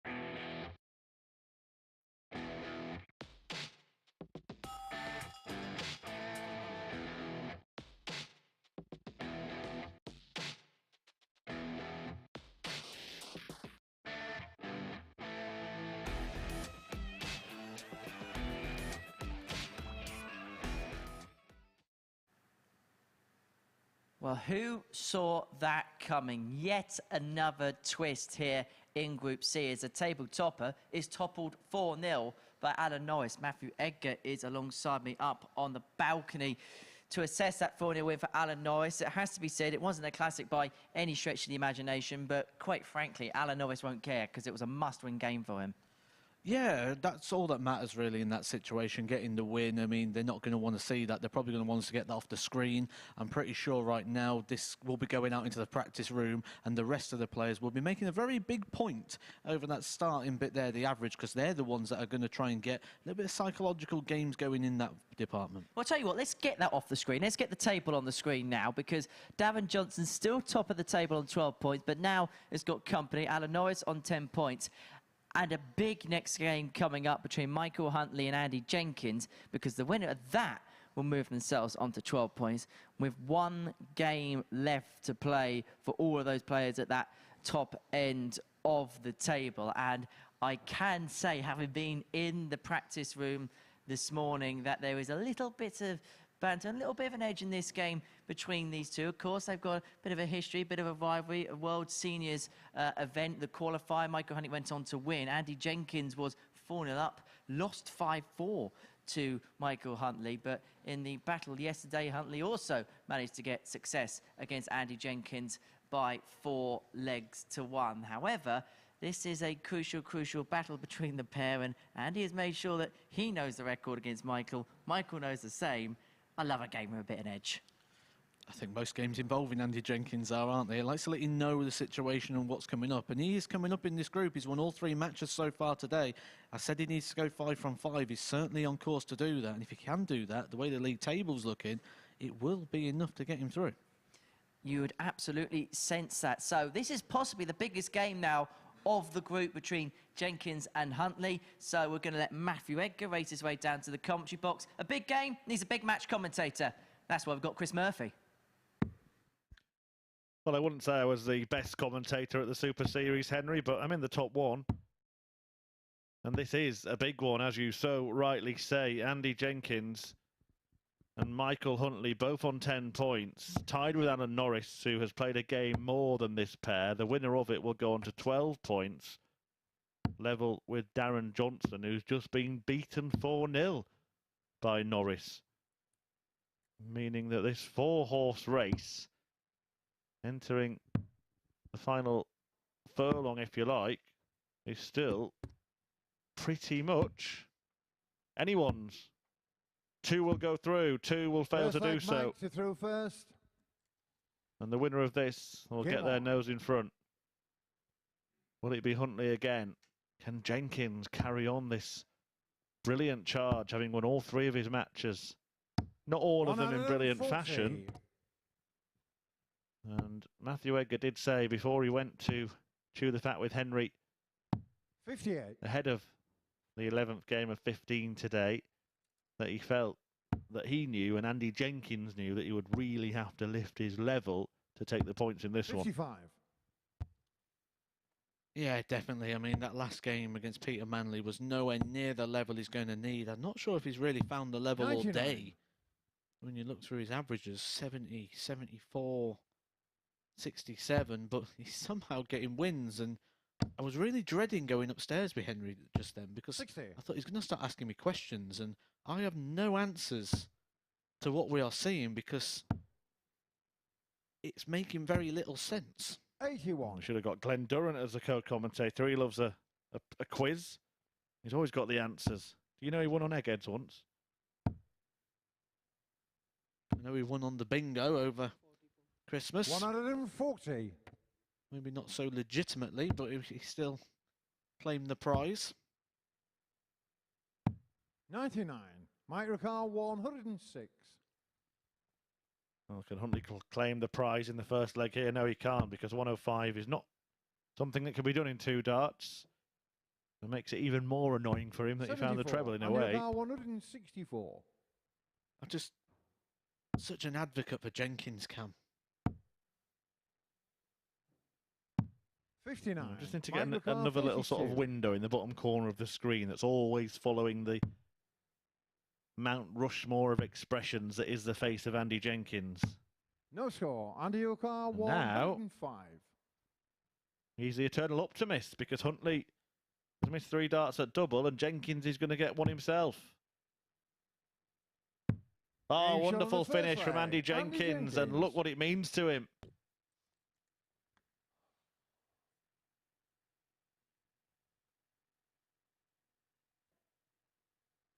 He's certainly up for it, isn't he? He wants to make it a party in Pompey on Saturday night at the Super Series. If you want to be here, I suggest logging on to dartshop.tv right now and booking your tickets. No point waiting. They're absolutely free. And if Jenkins gets through, he will be bringing all of his fans with him. Actually, he might be able to wait. 44. So that's half a table full. We've still got plenty of other tables behind. 41. But he's drawn first blood in this one. A pumped up Rocky, punishing Huntley for those 3 missed darts at double. 60.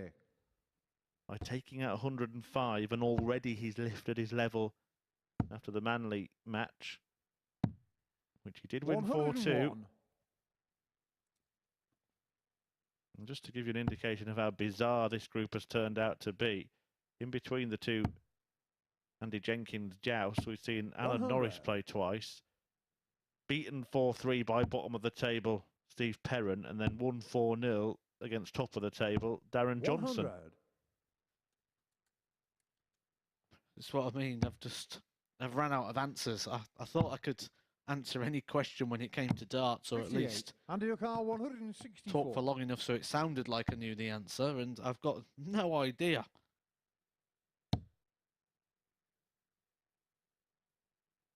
Sometimes not 100. knowing is what makes it so exciting. And I can't yet give you two names. I can't give you one name that's through. Even though Darren Johnson's 99. on 12 points at the Under top. your Look, there car, are three players 64. now behind him on 10. Well, one of these two players is going to move to 12. 48.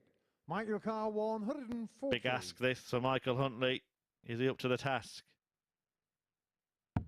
He could be. Plenty of room and ocean to the left of that marker. Oh, he's gone tops, tops. He's gone tops, 100. tops. And Under he's your car, 16. just missed it. Brave and bold. Nearly Game shot on brilliant. the second leg. Andy Jenkins. Andy Jenkins doubles the lead, confirms that break of throw. Michael Huntley might be ruining that missed opportunity. Mike to throw first. Game on. Just tried to lay it on top of the dart that was already in. Just went slightly above the wire. It was a great effort.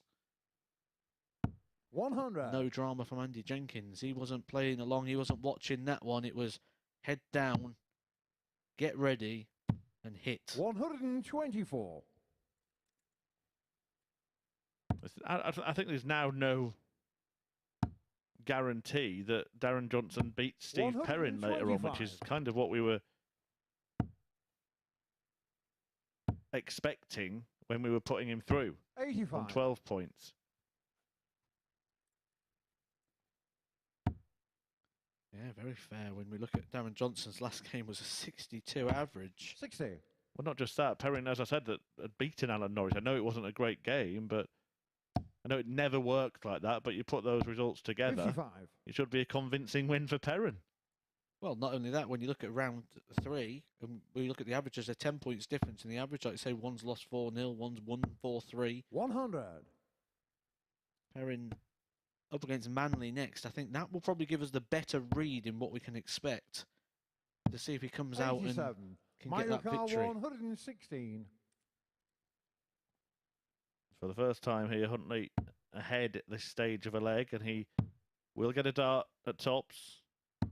Game That's shot on nice. the third leg. Mike Huntley. And both players are trading blows here. Both now have a 3-figure finish to their name in this match. You can see in the celebrations from the pair that it is Fourth leg, a Andy to throw meaningful first. Game matchup.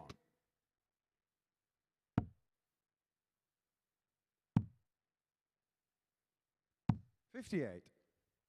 They 100% know what's on the line here. I think both players feel that defeat and they're done, and victory and they're almost there. 140. Whoever loses will be in the same boat as Alan Norris on 10 points, but 95. with only one game still to play. Norris will joust with Jenkins in his final match, 99. and that is the first of the final round of matches. So if Jenkins does lose this, whoever wins that will be on 12 and 60. might provisionally be in a top 2 spot, but will then have to wait for other results.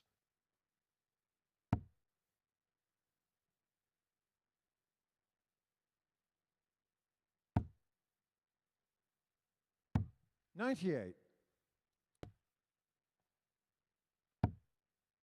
Other side of the coin, if Jenkins wins it, he could be on 14 points waiting for those 55. other results and might not need Mike them. Huntley, 164. 164 though for Huntley, and it can be done in 2 visits. He might be done in 1. Game shot on the fourth A leg. fantastic Mike Huntley. 164 there from Michael Huntley as he greets us to a roar like the fellow Welshman Gerwyn Price.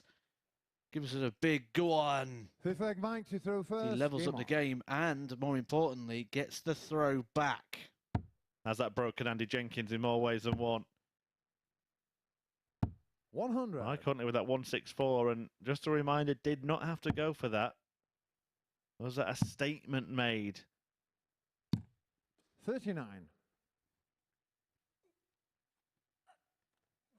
We used a phrase earlier on, expect the unexpected. Well, based on what we've witnessed in the last 3 or 4 games, what I wasn't expecting is a brilliant bout, and this is turning into one.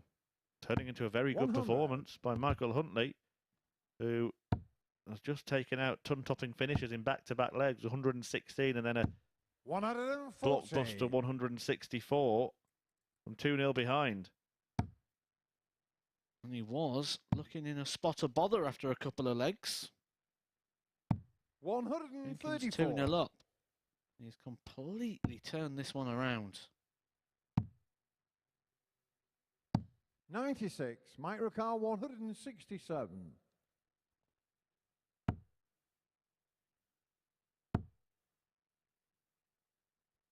60.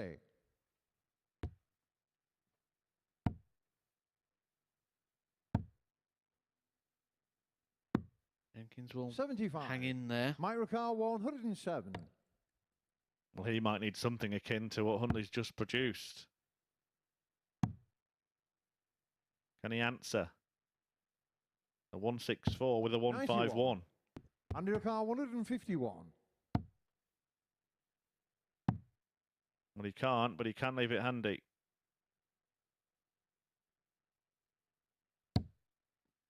76. Mike Ricard, 16. To completely turn this one around. You went 2-0 down.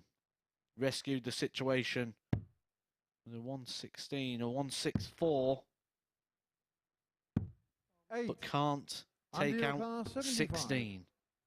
So often we see that when players take the combination shots and make them look easy and then miss 3 darts of the double. We said in his last match he was rushing. He's taking his time over this, Andy Jenkins. It's an indication that he knows how big this moment could be. Treble 17, double 12. 51. Oh, and that would have been, Mike Ricard, in many 8. ways, every bit as big as the 164 from his opponent. But now, double 4 can put Huntley on the brink of victory and Jenkins on the brink of elimination. Game shot on the 5th leg. And Mike that will hurt Huntley. more than ever. If he'd have just mopped that up and then Jenkins was like, oh, this is a good turnaround, fair play, 3-2.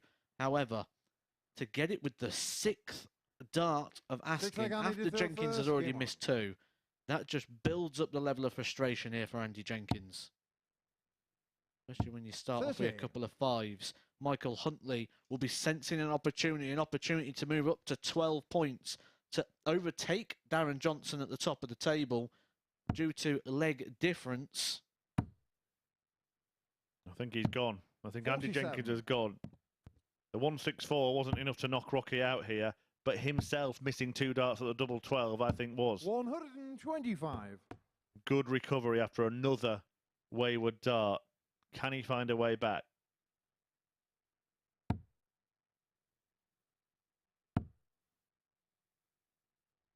100.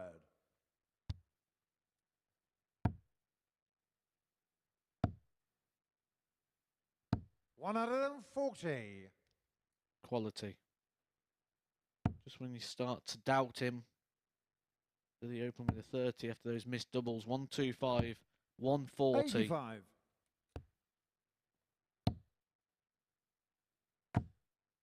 This is great darts from Andy Jenkins. 121. It would have been so easy to do what you suggested and just roll over and accept the fate and put it down to bad timing, bad luck, whatever words he'd have 99. chosen. Andy Ricard, 85.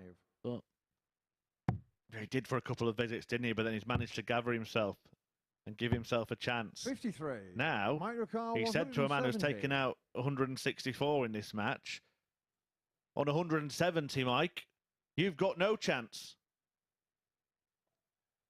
I like to say in this situation, if you're good enough. I used to say in my head, and 60. depending Andy on who I was Ricard, playing, I might have 52. even said it out loud once or twice. Jenkins raised the Game shot on the stakes and 6th leg. Andy Jenkins. won the hand, and now it all comes down to this.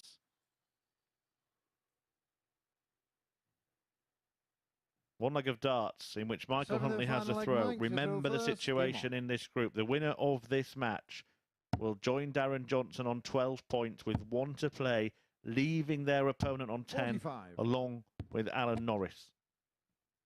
Yeah, about that situation, actually. I did that to Kevin Painter once, who was having a session, and 60. I just set up the shot. He was on 170. I didn't bother going for the ball, set it up. I went, if you're good enough, and he took it. He jumped on the chair, onto the table. He ran across 3 tables in the club, screaming, oh, he's good enough. 95. I wish I could get some footage of that celebration.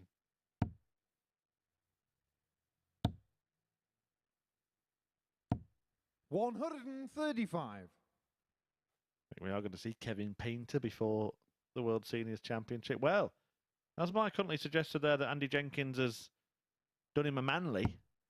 He stepped back, didn't he? I didn't see Jenkins being any slower in particular, not noticeably slower than he usually is. But Huntley stepped back and he had a little chuckle to himself. He might not be laughing now. 125. Poor thinking there from Jenkins. Should have been switching down to the 19s. Went overly aggressive trying to get the max.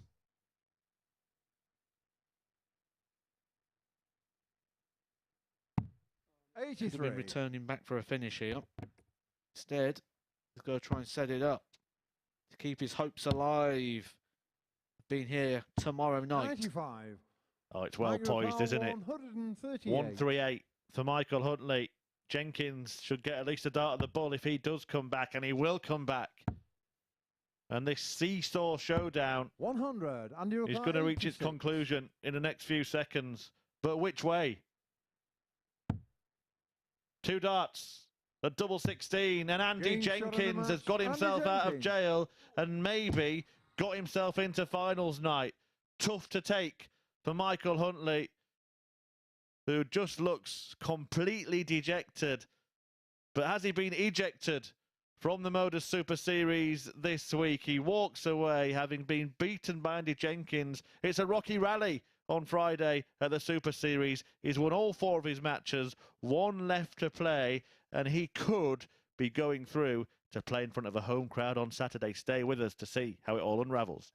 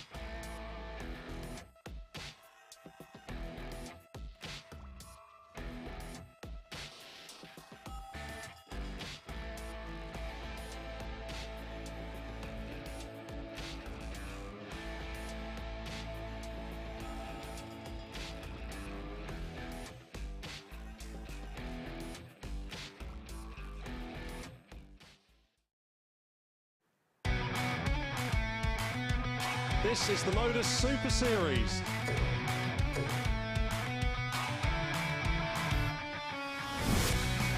$182.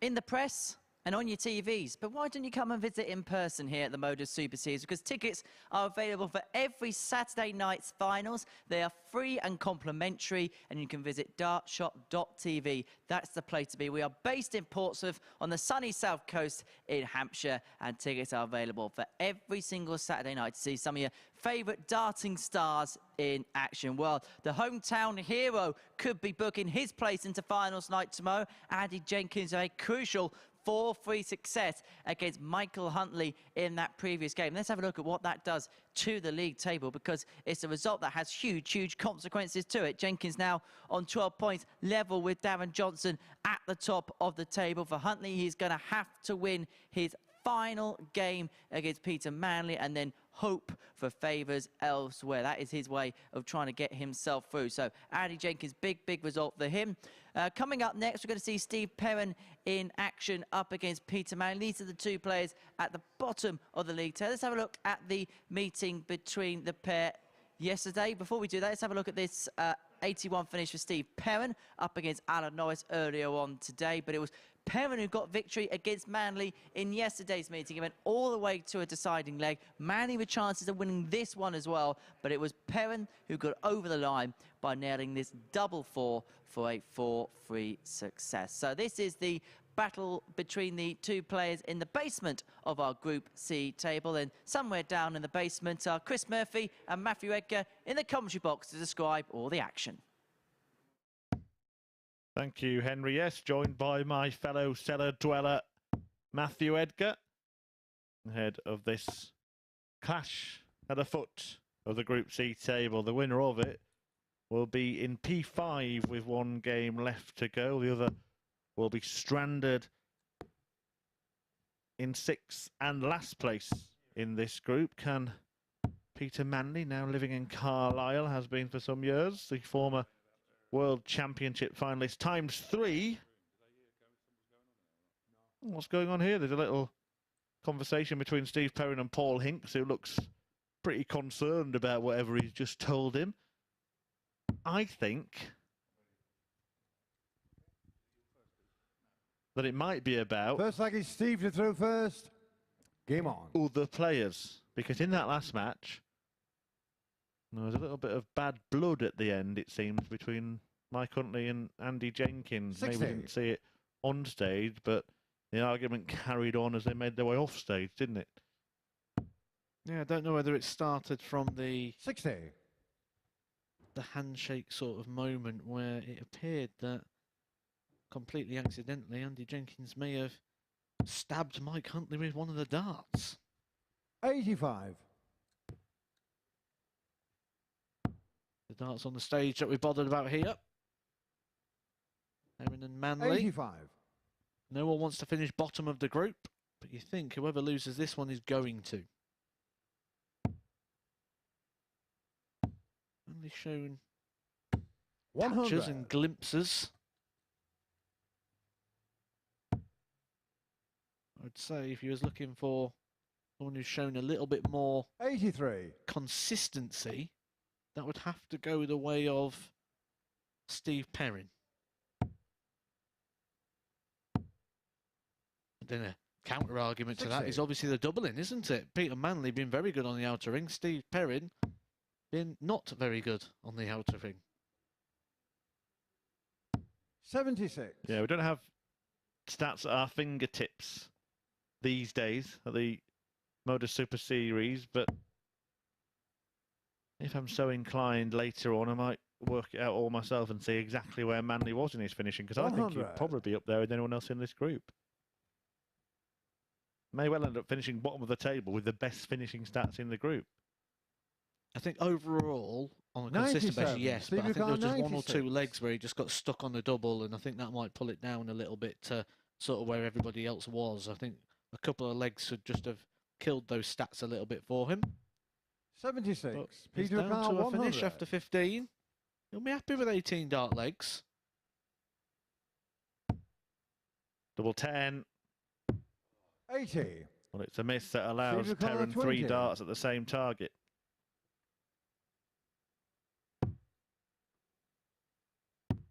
Getting shot on the first leg. Couldn't find Steve that Perrin. target, but found double 5, and Perrin is off the mark. Holds his throat and leads 1-0. Second leg, Peter to throw first. Game on.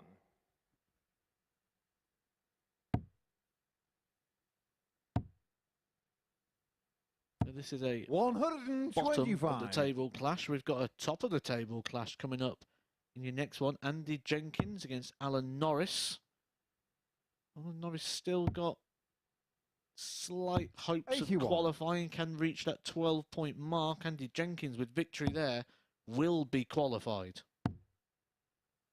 If Andy Jenkins 83. beats Alan Norris in our next match, he would have done the turnaround and gone 5 from 5. Which is what you said he would have to do.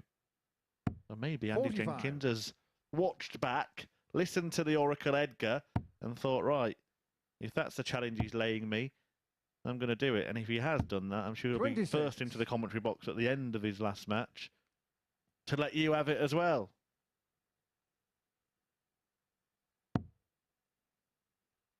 But to be fair, you did say it in a way that you felt it was possible. 93.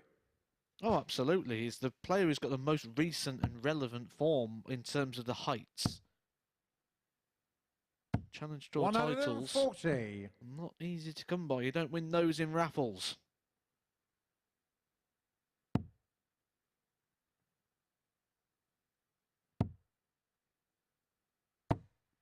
$40. Peter, you require That's on for 127. Perrin at possibly the worst time. It's been Manley plenty of time to get this 127 set up and seen 41. off.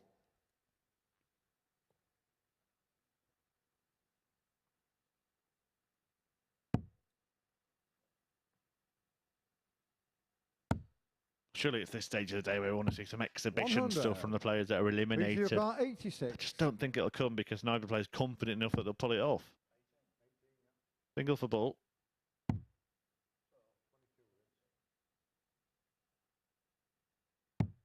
They'll 38. probably get away with that Steve Lucar, unless 142. Perrin pulls out a party piece.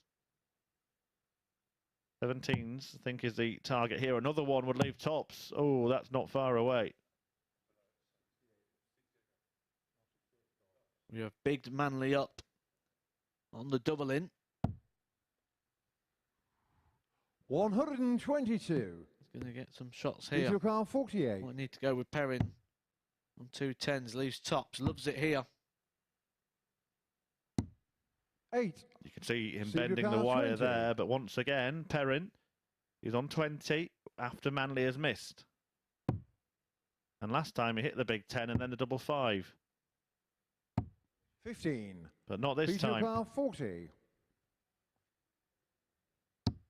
Getting shot on the second leg. do you love Peter tops? Manley. He loves it a little bit more right now. No better off in predicting this one. Third leg, Steve to throw first. Both got Game on. pros and cons. It's on throw so far.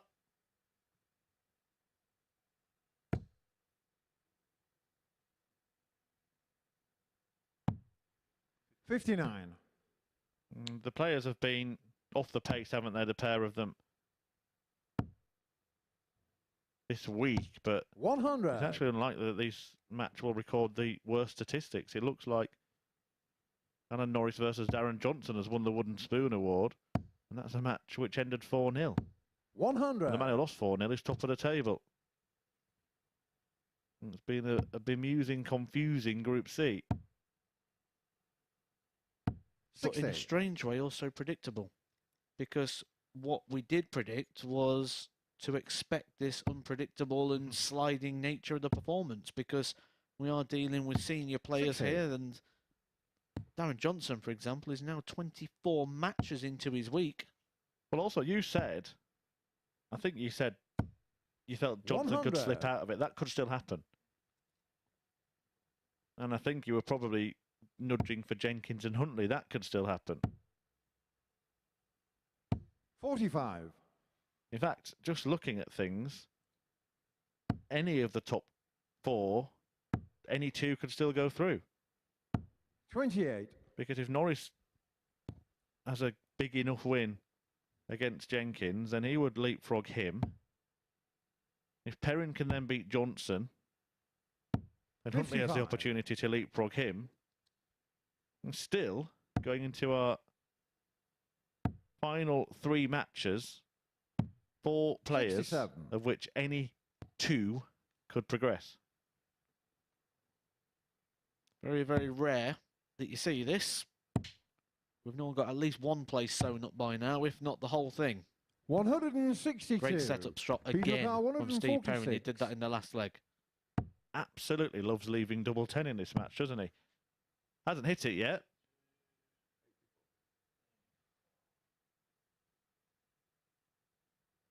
Well, you've had your practice, Steve. 78. Steve Carr, 20. Can Perrin pin it this time?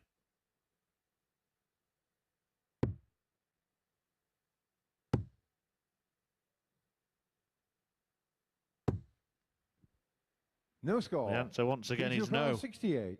You don't want to give Manley opportunities at the outer ring. Double 14 left now. Single 12 would have left tops. The double leaves that double. 40. Steve Carr, 20.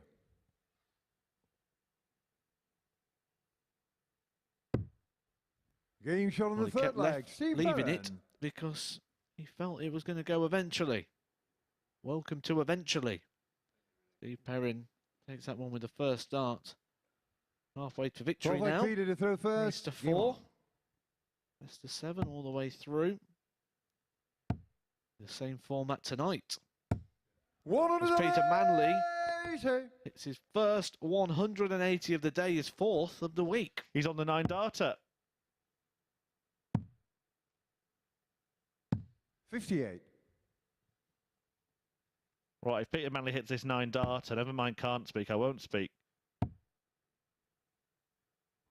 60.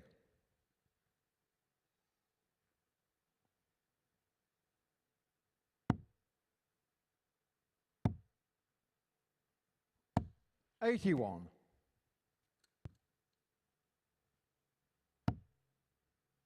Look at him go all of a sudden. Peter Manley has clicked into gear. Too late for you, Peter, I'm afraid, in this group. 100. Just looking through his career, he never actually hit a 9 dart leg in a competitive game of darts. 59. Peter Carr, 161. So far. Got a few more legs to go yet. Nearly hit one on the bull, didn't he? Peter Manley. Well, the match play, that's when he had 90 left for the last 2 darts and went 81. tops bull. Hit the 25.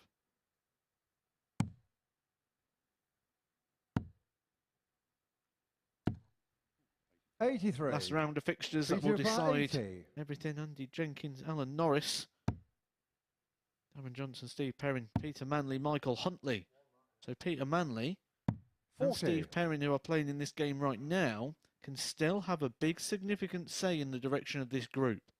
When we talk about spoilers, that is the time you want to spoil the party. 60. Peter Carr, 40.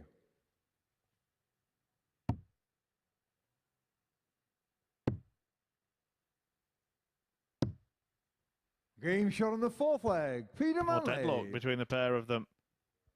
Fighting out to not finish bottom in the table. Manley, of course, looking to Fifth get a leg, win Steve to throw today, having first. Game on. not had one so far. Steve Perrin hoping to carry on this sort of upward trajectory in results in this event, having not won last time he was here, winning once yesterday, 100. looking for twice today.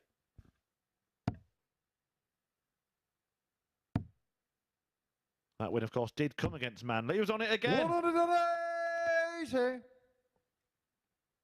I said so far.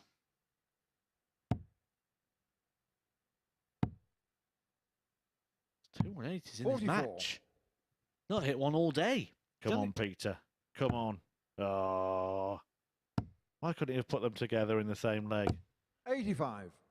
Well, maybe what we could do is later on we could do a bit of funky editing and we could just edit that together, the 180, 180. Now we just need to get a treble 20, a treble 19, 59. a double 12, and maybe we might be able to fool people into the Peter Manley 9 dart and we'll upload it onto Twitter. He hit a treble 12 there. He did hit a double 12, didn't he, in this match? It wasn't to win the leg. 52. He was going for a single 12 at the time.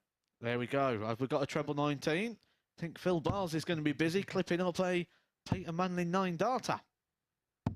60.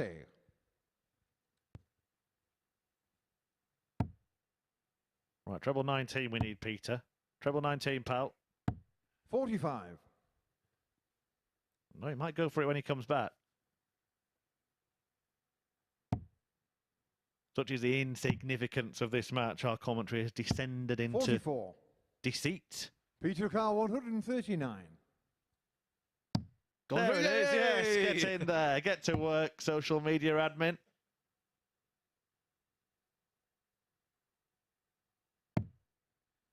$87.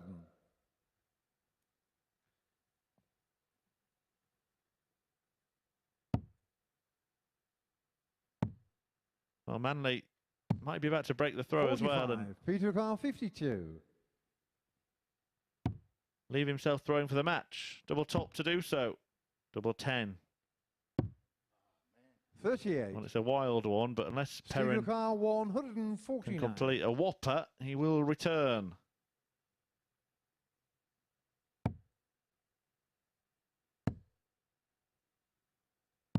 Well, 99. there's a Peter rarity in Carr the odds, and that 14. is Peter Manley, his favourite to win a darts match this week.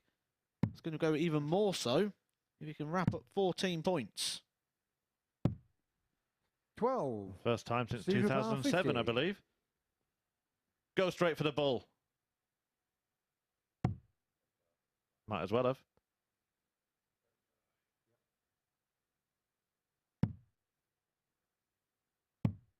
$34. Peter Carr Well, 2. only one way for one dart.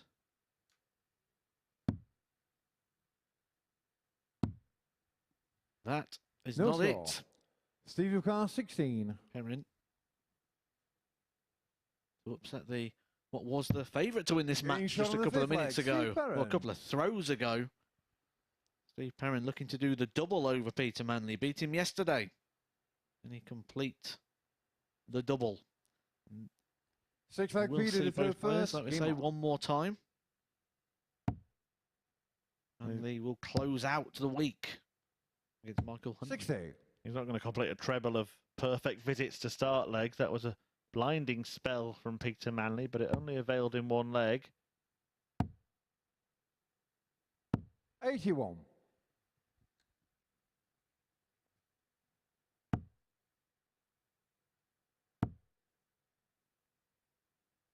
$60. So we still have 3 matches to play after this. Andy Jenkins takes on Alan Norris now. Jenkins is on 12 points, 4 legs better off 100. than Norris, who is 2 points behind him. But it's one of those double your money bouts, isn't it? As we spoke about earlier, if Norris 95. wins that match, every leg that he wins it by, he also takes that off Andy Jenkins.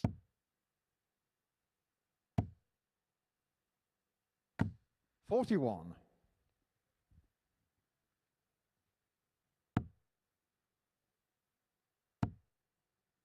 The 4-2 would see them level, wouldn't it? 43. On legs and points. Plus 6 apiece and 12 apiece now. I believe it goes to legs 1 then, so we'll have to get 59. fingers and toes out for that.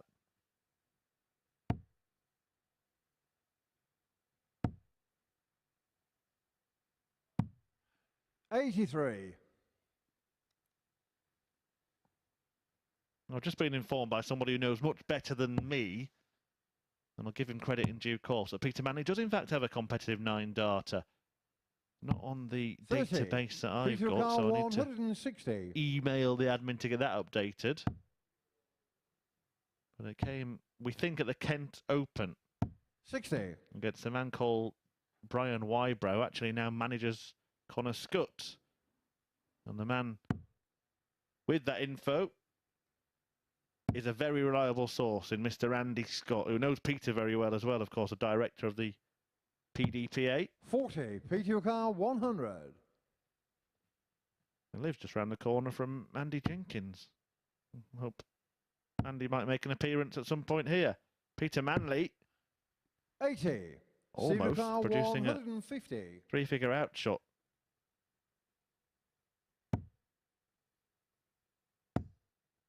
There's not going to be a three-figure out shot needed this time. Just 55. a much simpler Peter Carl, equation. 20. Double 10. Take this all the way to a deciding leg. No score. Steve Carl, 95. All went all the way yesterday. 4-3. Steve Perrin took the victory. Might be the same equation here. 30. Not making Peter too many Carl, 20. inroads. 2 10s. Game shot on the 6th leg. Peter It's Manley. kind of mimicking the game of yesterday, isn't it? It's pretty much all the same. When we look at the numbers, Peter Manley, 19 darts at the double yesterday.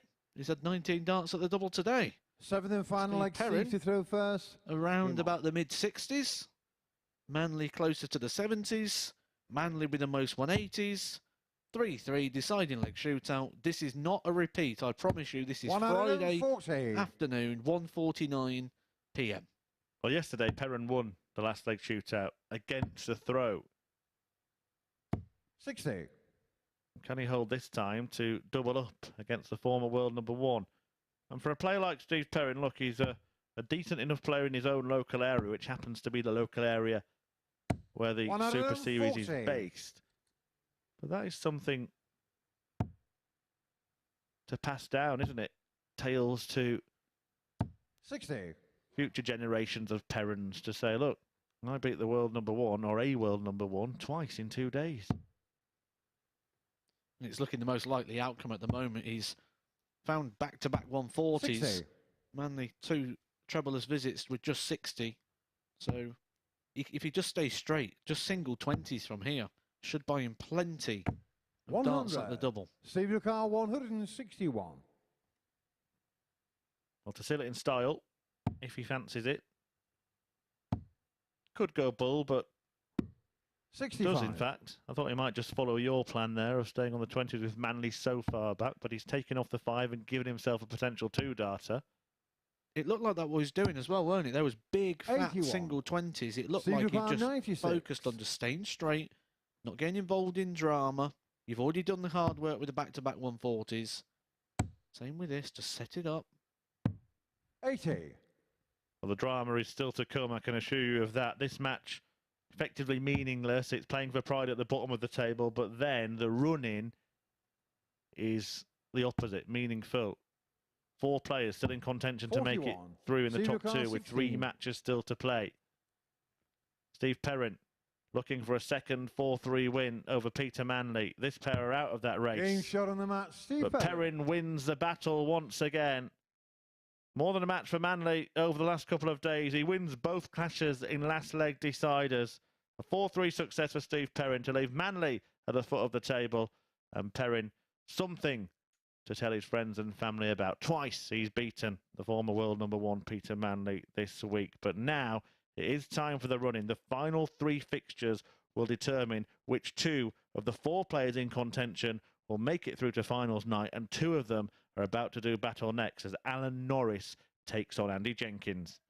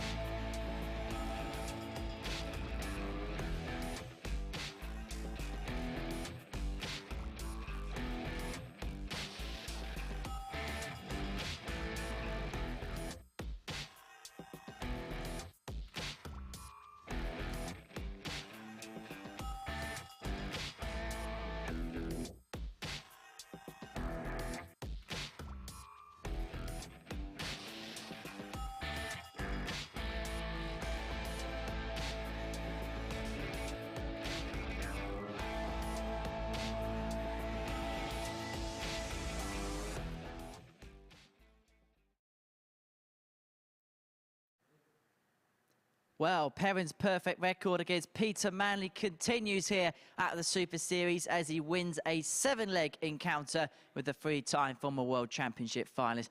Not a classic in terms of the averages, but Perrin with 2 points. 2 points he can add to the collection against Peter One Dart Manley. This is what it does to the table. We knew that these two were out of contention in terms of getting out of the group. So as we go into the final round of fixtures, round 10 of 10, is all about that top 4. 2 out of them will progress their way through to tomorrow night's final. We begin that final round of fixtures with a clash between Alan Chuck Norris and Andy Rocky Jenkins. A win for Jenkins onto 14 points. He cannot be succumbed. Andy Jenkins here in his game against Steve Perren, getting a 118 checkout en route to victory in that one. But in yesterday's encounter, it was Alan that got the 2 points, courtesy of this 42 checkout. It was a 4-2 success for Alan Norris in that one. It was the first fixture of their respective groups. It's now their last. Who's going to pick up the crucial points? Let's find out. Matt, Chris, all yours. Henry, thank you. Yes, and myself and Professor Edgar have been crunching the numbers, or asking the production crew, whichever way you want to understand it.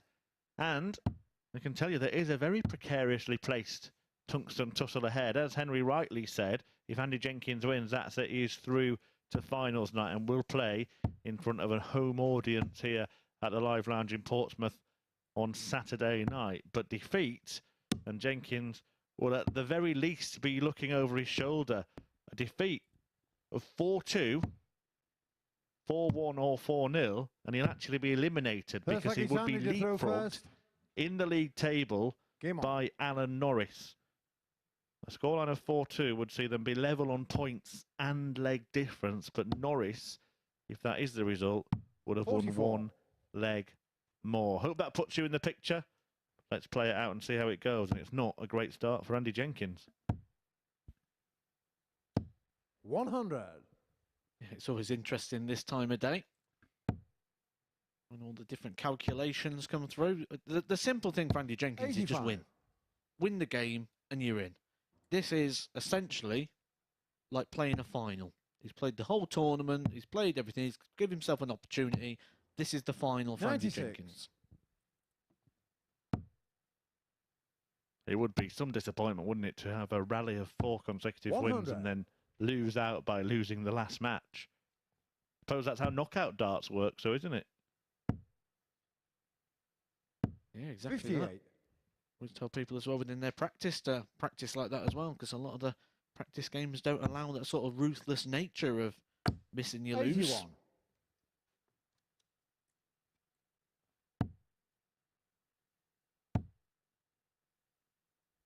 95. Has anybody in this group given you reason to believe that they're a contender on Saturday night, whoever comes 53. Through? No. Alan your car 152. Honestly not. No, averages aren't everything, but when you're looking at a whole day 28. Of play and your best one's an 89. 138. We've not broken 90 average all day. Well, Andy Jenkins maybe believes that Alan Norris pulled a Manley on him. And when Manley took his time taking his darts out, Jenkins cleaned up a 136. He can't clean up the 138, but he does leave tops. You could see clearly on the face there that Jenkins thought that Norris had played a trick. 40. Andy O'Carr, 40. Could be a treat for Andy Jenkins and his fans. 20. Alan your car 84. Well, 84 for Norris to pick his pocket. Treble 20, the first port of call. Now it's 14s. The treble leaves double 11. 73. Gave it a go. Andy your car 20.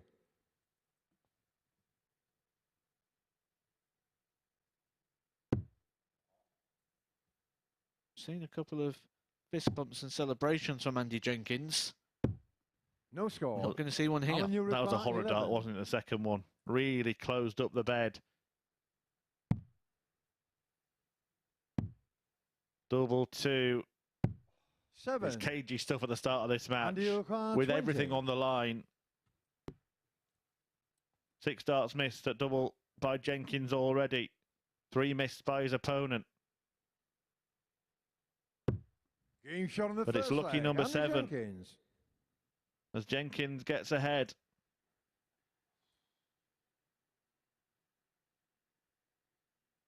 He needs 3 legs, remember, Second leg, Alan to throw first. to Game on. eliminate Alan Norris. But 3 legs would not put him through.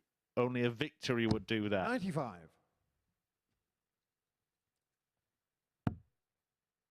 If he gets to 3 and loses, he'd have to rely on Michael Huntley being 115. beaten by Peter Manley, of all people. But of course, that was the result when they met yesterday. 100. Yeah, I think they're in completely different situations now at the moment, to be honest.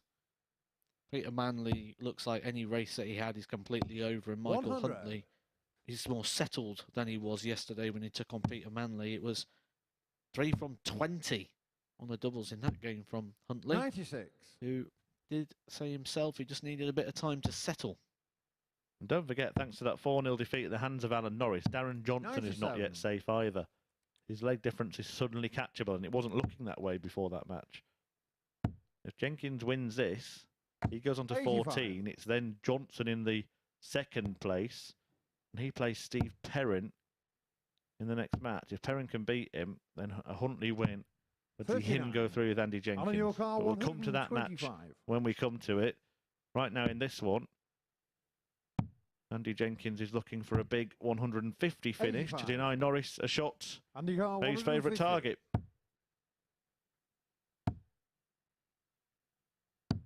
134. Alan, your car, 40. Well, that is capital P pressure. 20. Andy your car, And Andy 16. Jenkins is getting closer and closer to the victory line. And Alan Norris is getting closer and closer to elimination. Couldn't be much closer to that double without going in. Double 4. Game shot And on the Andy second leg. Jenkins Andy now Jenkins. is 2 legs away from securing his spot at finals night and 1 leg away from ejecting Alan Norris from the tournament. Third leg, Andy to throw first. Alan Game Norris, who is on 10 points, but he got 6 of those points from his first 3 matches, and then just got brought into the 45. drama. It looked like he was going to run away with the group.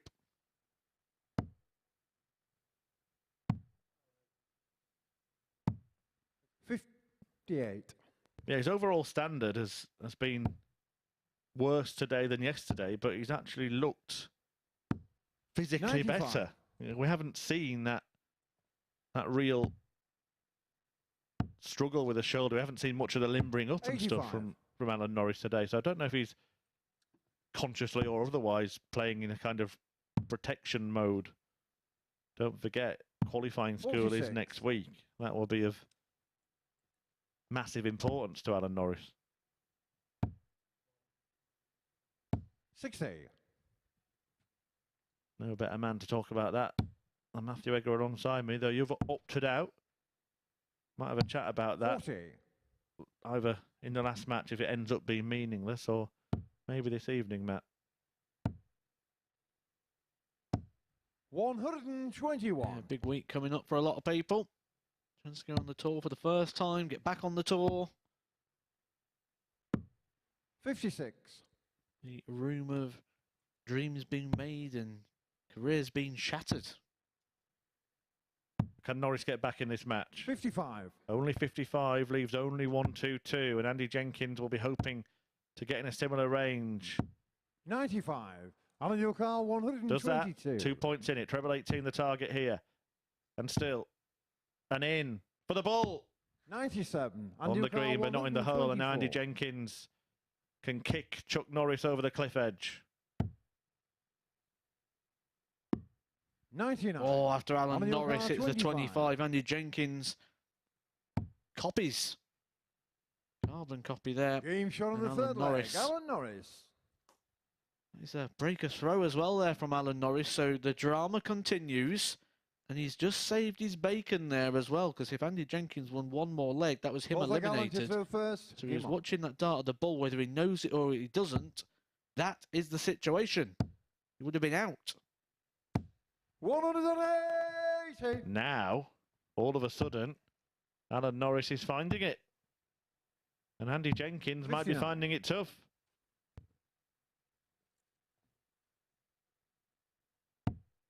No way. No way. 140. Well, it was 5 perfect darts from Alan Norris. That would have been like a bolt of 100. lightning from a clear blue sky.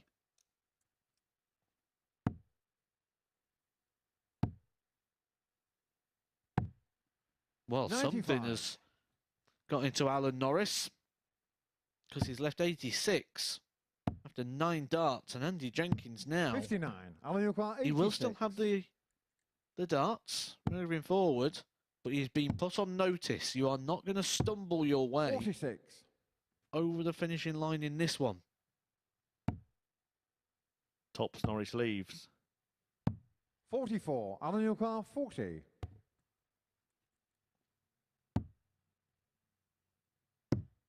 Game shot on the 4th leg. Remember, Alan Norris. for him to have a chance of going through, Alan Norris needs to win all the remaining legs in this match. He was 2-0 behind. He needed a 4-2 win. 5th leg, Andy to throw first. Game on. He would move into P2 provisionally 140. by leapfrogging Andy Jenkins with a scoreline of 4-2. Meaning Jenkins would be out. 60. And it would also mean 60. that Johnson would be through, wouldn't it? Because Huntley could go into the top 2, but it would be at the expense of Alan Norris. 140.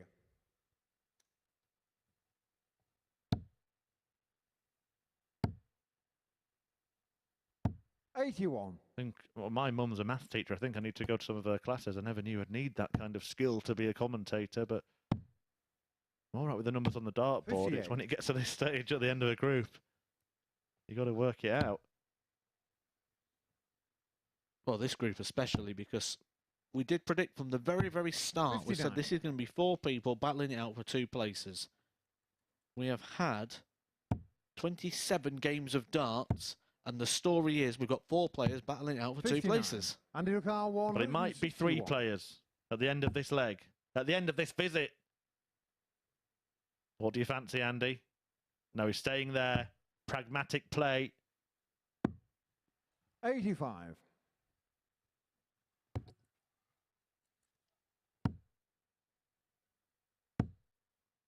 He's going to be under pressure. 98. Andy Lucar, 76. This to knock out Norris. 36. Andy Lucar, 86. This to stay in it. That 61. would have hurt. Andy Lucar, 40. Would have been 2-0 up. Could have lost that and gone 3-2 down there. Andy Jenkins just settling himself. Not rushing this one. Trying to make sure he knows the importance of the situation. And the Game shot situation on the is 5th leg. that Andy Jenkins cannot now be eliminated at the end of this darts match. But Alan Norris is. He's gone. Chuck may chuckle, but he won't be the champion this week. 6th leg, Alan to throw first. Game on. A win for Andy Jenkins, and he goes 100. through. If he loses 4-3, he faces an anxious wait. 30.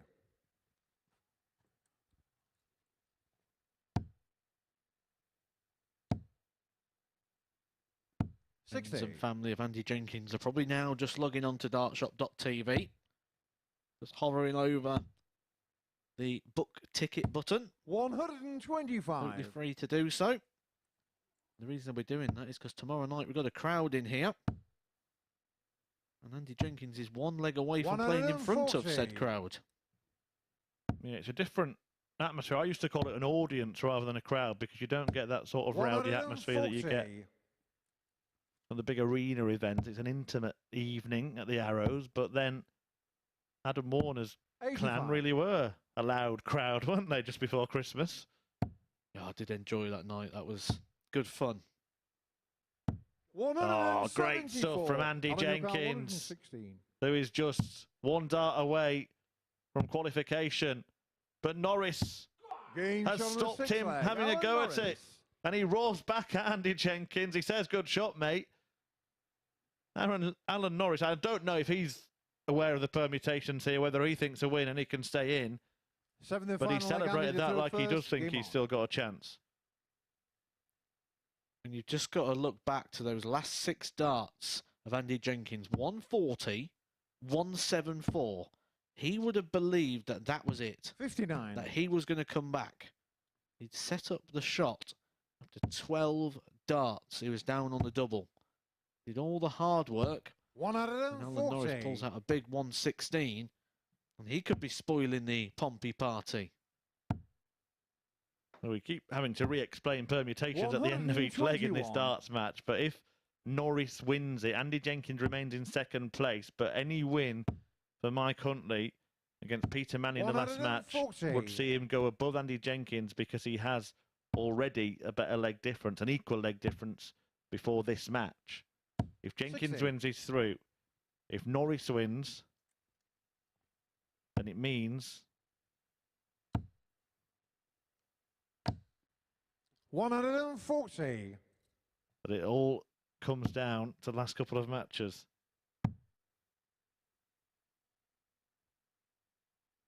Think about it, Andy. 97. Alan, you're quite 81. Well, 81 after 9 for Alan Norris to spoil the party. They could have just ruined both of each other's chances. Could have knocked each other out. You've even got to think about whether he goes for this or not, you know. He hasn't. He hasn't. 41. Well, the line from Matthew Edgar earlier was if you're good enough. Jenkins isn't on this occasion. Look, he's not out, but he's not through yet. On your quar 40.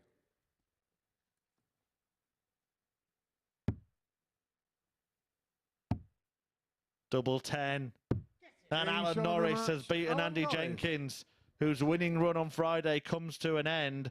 Norris, though, has not done enough to qualify. Not sure if he knows that yet. Jenkins still sits in second place in the table, as you can see there. But Mike Huntley has a better leg difference and will play Peter Manley in the last match of the day. Attention now turns, though, to Darren Johnson against Steve Perrin.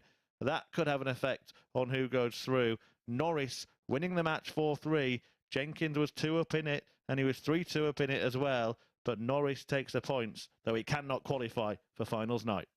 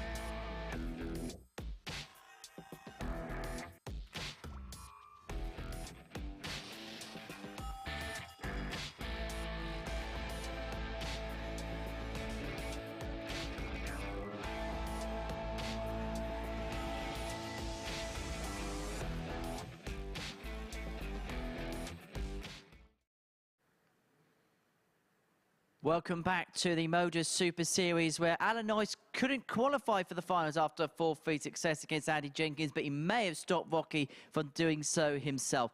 Let's have a look then at the stats from that one. A 4-3 success. And the game really hinged on this 116 finish of Norris when Jenkins came back for darts for the match. He hit a 174 to set up a go at the double. Jenkins never got one at it. And so Norris, 4-3 victor over Rocky in the end. Let's see what effect that has then on the league standings. 3 players, all on 12 points, but the legs difference of Alan Norris ensures that he cannot now go through to tomorrow night's final. Andy Jenkins is waiting to see what happens in this particular matchup, because Darren Johnson takes on Steve Perrin. Victory here for DJ would ensure the passage of both him and Andy Jenkins into tomorrow night's final. If Perrin can pick up the points, then we go through to a dramatic finale. Well, in yesterday's fixture, as you can see there, Darren Johnson pulled off a 4-0 success. Will it be the same or will it be a reverse? Let's find out in the company of Edgar and Murph. Thank you, Henry. Yes, just putting my socks on again after counting fingers and toes for the permutations for the rest of the day. And I think Paul Hinks has been doing the same. A late arrival for the official, who is just having a little word with Steve Perrin, explaining where he's been and where Darren Johnson's been. Well, Darren has been away for a while since that 4-0 thrashing at the hands of Alan Norris. But after the counting was completed, we can tell you this. As Henry rightly explained, if Johnson wins, he's through, that's it. He tops the group and goes through to finals night as the group winner. If Perrin wins, well, it depends on the margin. If it is 4-1 or 4-0 to Steve Perrin, it means that Andy Jenkins goes through, because Darren Johnson's leg difference will drop below his or go level, and Jenkins will have 1 more legs. So 2 things can happen here. Well, more than 2 things can happen, but 2 confirmed results can happen. Either Darren Johnson goes through with victory, or Andy Jenkins goes through if Perrin gets a heavy victory himself. And that seemed very unlikely until Alan Norris beat Darren Johnson 4-0 in a rather poor performance from the league leader. First leg is Darren to throw first. Game on. That game was over an hour ago now. It was only a couple of matches back, but 1 hour ago, just over, since we last seen Darren Johnson. How did he use that time? 85. With the experience he's got, I would dare say he had a little practice, a sit down, a little practice again, just on and off. Not just standing there pounding the board, getting 94. fatigued, or sitting down and getting stiff. It's mixing it up, getting the right balance between the 2. And hopefully, for his sake, he's going to turn around that 62 45. average and be much more competitive in this one, because his week rides in this match. Michael Huntley, of course, still in contention as well. 54. He plays Peter Manley in the last match of the day, but he has fewer points than the top 3. Norris, who can't go through. Jenkins and Johnson all on 12 points. 60.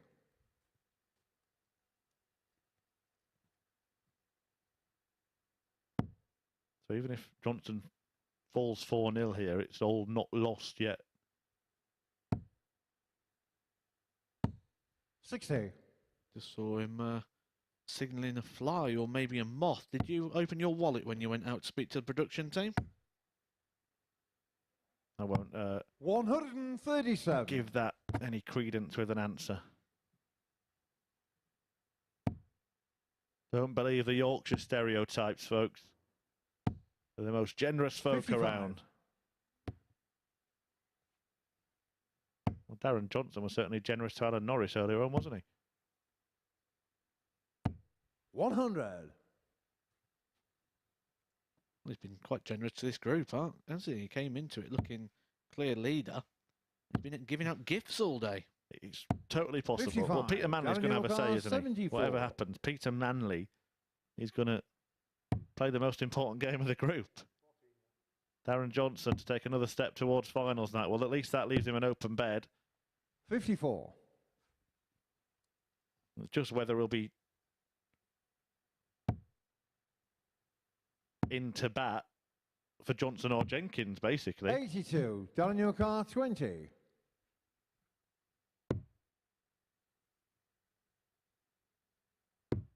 Game shot on the first leg. It's Darren becoming Johnson. more likely that it'll be Andy Jenkins. Because Darren Johnson is going to stay ahead of Rocky. Second leg, Steve to throw first. Game on. If he wins one more leg. 100. It will be the Portsmouth player that's in the danger zone. 64. You mentioned Jenkins' cam on the hockey. I think we need it off the hockey for that last match if that is the case, don't we? Just looking at that last shot from Darren Johnson, and that's sort of the disappointment that he's sort of been 45. having throughout this Friday action. Starts with a treble 20, single 1, treble 1. This is better. 140. Oh, that was close. 140 though. He's trying to break the throw of Perrin. So you're going to jump on those 45s. 140. Very capable of putting a couple of legs together, Steve Perrin. Johnson will just want to get this done. 60. And be safe in the knowledge that he's coming back tomorrow night. A few more pounds in the pocket and an opportunity to play for £5,000. 51. Well, he only needs a couple of legs and he's got one of them.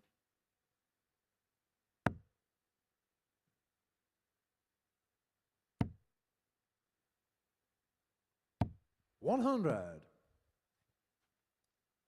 Bit of bad math from Perrin, wasn't there, in the last visit? I think a single 19 was his last start to leave 165.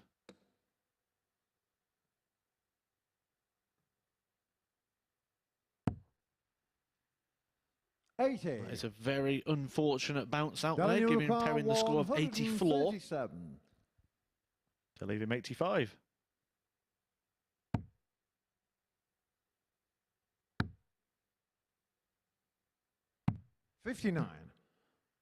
Standard-wise, it's been one of the poorest Group Cs we've had so far here at the Super Series, but drama-wise, it's up there with the best. Well, we're on game 29 and we still don't know what's going to happen. Tops for an 85 finish for Perrin. 45. Daniel Carr 78. Right, for the first thing to be signed and sealed, Darren Johnson's place at finals night rests on this 78 finish for now, and he's fluffed it. He saved it, but he hasn't hit it. Steve Carr 40.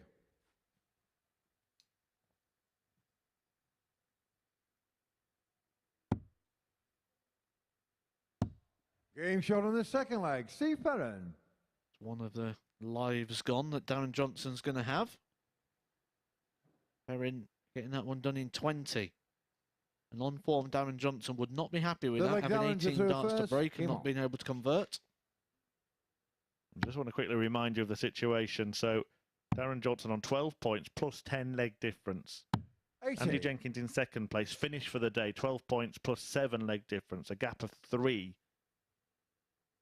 But has one more legs than Darren Johnson. So if he goes down 4-1 in this match, then Jenkins will go top. And it'll be Johnson being chased by Mike Huntley in the last match of the day. If Johnson gets one more leg, then he is through. And it's Jenkins that has to hope that Peter Manley beats Michael Huntley, because Huntley already has a better leg difference than Rocky. 60. Despite being 2 points behind.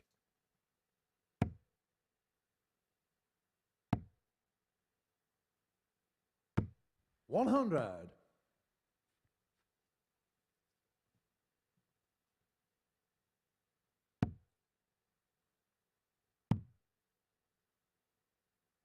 If you're Steve Perrin, I think there's plenty to take from this, actually. It's an improvement from last time we saw him, when he didn't win a game when he was over in Southampton. He's actually got 6 points on the board. He's shown 56. signs of competitiveness at times. Certainly an improved performance here from Steve.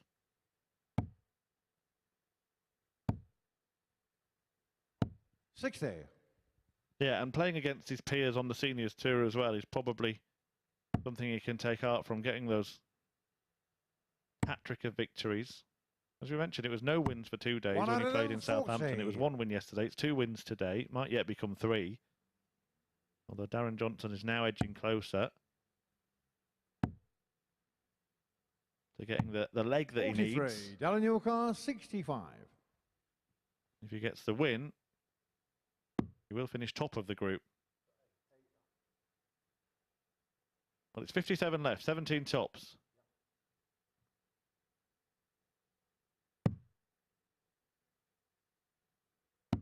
Game shot on And the there third it leg. is. Darren Johnson with a shake of the head. Quite apt for the way his attitude has been this week, to be fair. But you can be happy now, Darren, because that does secure your spot at finals night on Saturday. Steve to throw first. Game on. So that's 2 from 6 now, we know. We know 2 of the 6 players that will be lined up tomorrow night. Richie Howson, winner of Group A, 44. the Owl. And Darren Johnson, the man on your screen throwing darts right now. They are both through to tomorrow night's final. We've got 1 more place to give out today. And then we've got 3 places, technically, that we're going to be giving out tomorrow, because that session doesn't finish until the early hours of the morning. Starts at 10 o'clock tonight on Sporty Stuff TV, MODUS Super Series YouTube channel. And a bit like this group, I'm not too sure at the moment in terms of which way that one's going either. Well, despite Darren Johnson being through and getting the 2 legs he needs, if Perrin were to win this match, then Michael Huntley, who's currently sitting in 4th place, could still actually win the group. That's how close it's been between those 4 players. 60. You could see a 4-way tie on 12 points. 100. We did warn them, didn't we? That 14 was the magic number. 2 could go through on 12, but 2 could go out on that amount. It's Jenkins in jeopardy in second 24. spot. Michael Huntley playing chaser in the final match of the day. And who does he meet? But Peter Manley. Yep, anyone who is 100. coming up to play in Group C, just don't worry about the league table, don't worry about who's beating who, just your 3-life rule. You play by that, more often than not, you are 45. going to get through. Darren Johnson, And it looks like that's exactly what's going to happen with Darren Johnson here. Double 16. 3-1. 1 more, and he will get to 14 points, top the group, and go through after losing those 3 lives. 5th leg, Darren to throw first. Game on. He does have the darts to get this one wrapped up. And then it's all eyes once again on Peter Manley. What can he do? I'm going to re-quote him again. I like to upset players with my career. He would really upset Michael Huntley if he beats him for the 2nd time. He'll really upset Andy Jenkins if he doesn't. 99. I think he's upset Andy Jenkins for the last 5 days, hasn't he? Right, can all the viewers just excuse this private conversation, but I'm speaking to our production team now. Which one 38. of you wants to take a camera into the practice room and hold it in front of Andy Jenkins during the next match? I can confirm to our viewers there were no takers. Apologies, I did try. 99.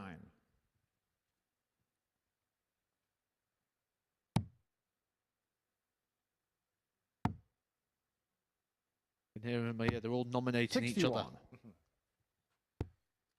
Yeah, I think we should get Henry sat with him, interviewing him game by game, play by play. 27. Well, just a quick one while we do have a little bit of a period where nothing's going to change in this match. I did mention earlier that you're not 48. going to qualifying school this year. Just tell us your thinking behind that, the reason behind that decision. Many reasons. It was just too many reasons, and it all just made sense not to. So, reason One out of them, I've been Foxy. suffering with niggling injury for a long time that needs proper addressing. Number 2, I'm enjoying the commentary side of things as well, and I'm enjoying doing 100. this. Steve Car 136. Number 3, I'm not a massive fan of the system. I've done an interview on this one, so there's a lot more detail out there, which we can probably get into a bit later on. There's just so many reasons that it all just fell into place 60. that to Down have your that car, year away and go back in 120. 24. Lots of cons, but not many pros for you.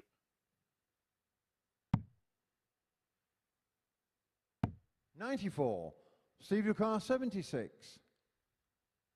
So, to extend the encounter a little longer. Oh, he's missed the big number, and Darren Johnson may well have his number. 39. Darren Car 26. There's 26 remaining, though. An unusual double to leave. D13, and now he needs a remainder. Double 4. Game And he shot in gets the it. match. Darren And Johnson. Darren Johnson goes through to finals night as the winner of Group C. His place was not assured until the very last game he played, but the Yorkshireman is there. DJ will be on the stage on Saturday. Steve Perrin bows out, but a much improved return since his last appearance in this event when he didn't win a match. He's won 3 this time, amassing 6 points, but it's Johnson who goes through. It's Jenkins who is in jeopardy as Michael Huntley looks to leapfrog him and snatch the final available place from this group when he takes on the former world number 1, Peter Manley, in a few moments' time.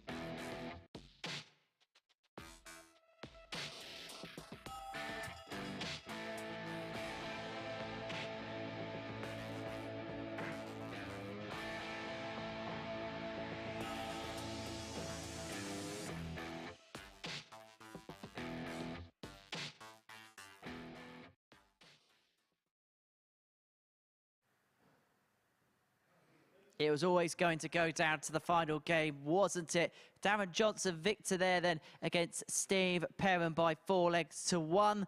Those are the stats for men. 81.5 average for Johnson, 4 out of 8 on the doubles, high out of 82.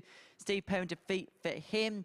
Commiseration to him, but it's been great to have him here at the Super Series over the last couple of days. So the group comes down to one final fixture. Before we look ahead to it, this is the table going into it.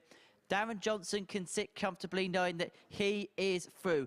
He is into Saturday night's final. However, it's now a playoff between Andy Jenkins and Michael Huntley. Jenkins, who has played his 10 games, currently occupies second spot on 12 points. However, a win for Michael Huntley in the final game against Peter Manley would see him leapfrog Rocky into second place in the table. So, after all the games that we've seen in Group C, 30 of them to be precise. The second and final qualification spot comes down to its very last game. And in his game against Andy Jenkins, he took out this 1-6-4 checkout. It looked to be the turning point before Jenkins then went on to seal victory. But it was Peter Manley who won the meeting yesterday by 4 legs to 3 by pinning this double 10 on the back of a 70 check. It was Manley's first win in the competition.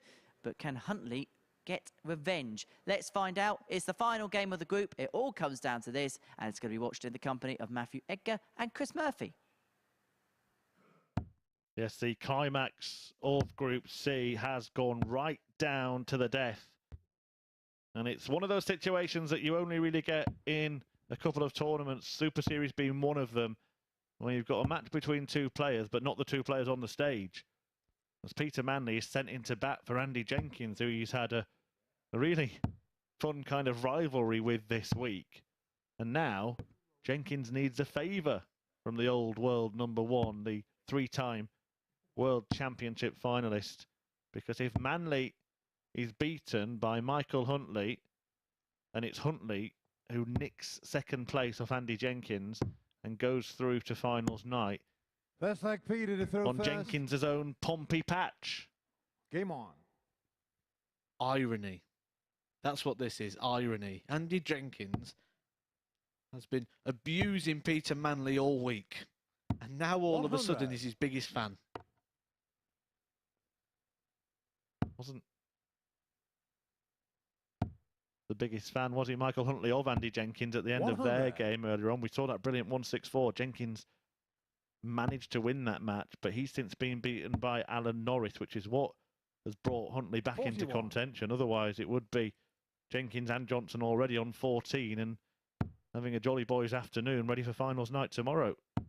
It was in his own hands, wasn't it? If Jenkins doesn't get through now, he's only got himself to blame. 121. He earned himself the opportunity by winning 4 matches today and wasn't able to get the job done there against Alan Norris. Alan Norris, that last leg, though, was so 45. good.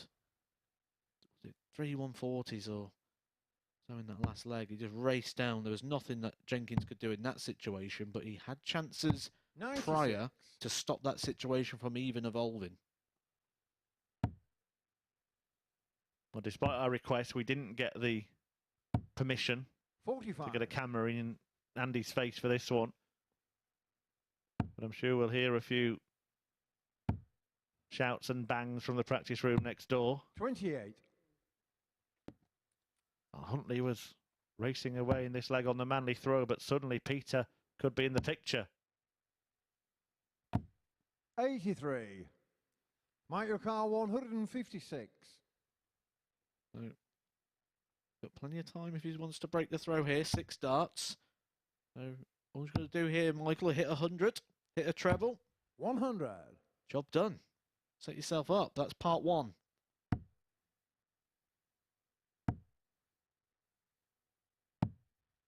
$44. Mike your car 56. 16 for tops. Game Nicely on the done. First leg, Mike Huntley. First blood to Mike Huntley. 1 up on Peter Manley and effectively 1 up on Andy Jenkins. I still love that story. So That we've make seen Mike what to it's go been first? like all Game on. week. The very first thing that came out of Andy Jenkins' mouth when we interviewed him on Monday was Peter Manley. 60. And it's all panned out after 5 days, 25 matches. 100. It's all flipped and he's now a Peter Manley fan. By the way, we'll just take a moment to remind you that we do have another session today. 10 p.m. 97. live on Sporty Stuff TV and the MODUS Super Series YouTube channel. If you subscribe to that channel, you get a reminder, a notification when we go live. 25. We do have the big names in action, including Trina Gulliver, who got a win at the end of the evening, came from 3-0 behind, actually, to beat Ian Moss with a good display. For once, I'll 45. give Henry Deacon some credit. He called it the Trina Turner. And there will be a Trina Turner clash because Martin Turner's in action in that group. 140.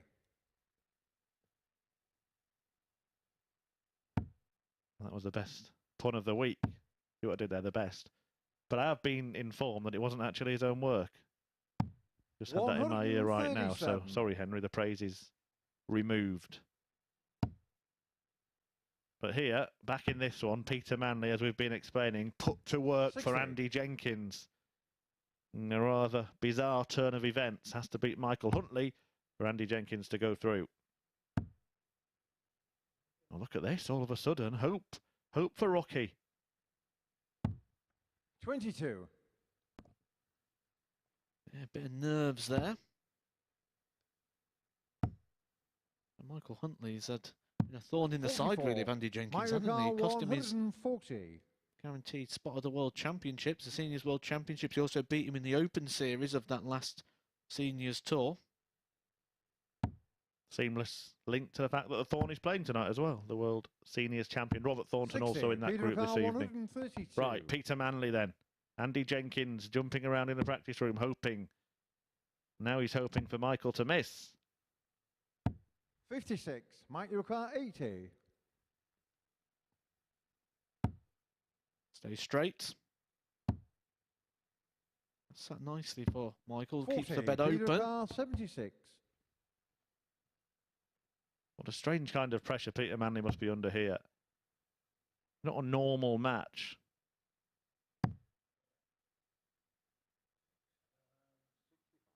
Well, he hasn't given himself a dart double from 76. 23. Meaning Mike has Michael 3 40. at tops, having missed it once already.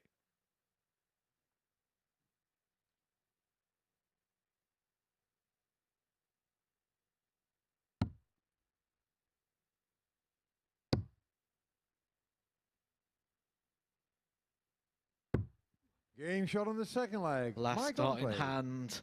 You can see the relief. That's not a celebration. That's relief from Michael Huntley.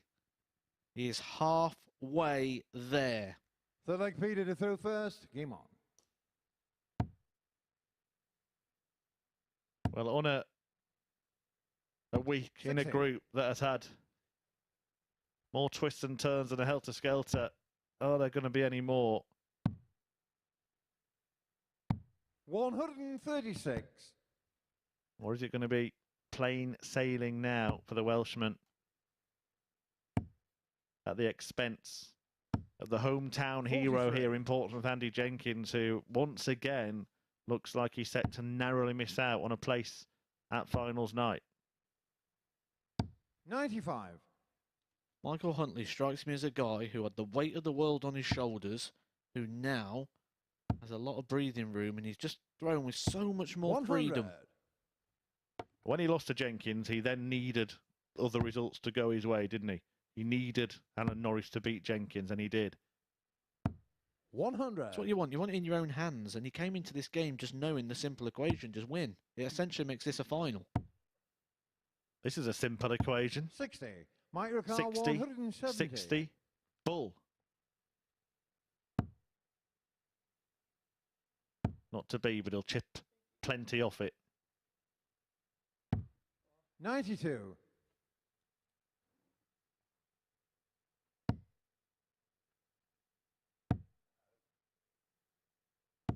66. Mike Urquhart, He can't chip 78. enough off of that Manley to leave himself a finish. This is for a double break. And realistically, to end pretty much all hopes Andy Jenkins may have of the Manley turnaround, he's going to get at least 4 darts at tops. 58. I think he would have preferred to have the remaining 3 at tops, but he'll come back for double 10, which he hit 2 in the previous leg.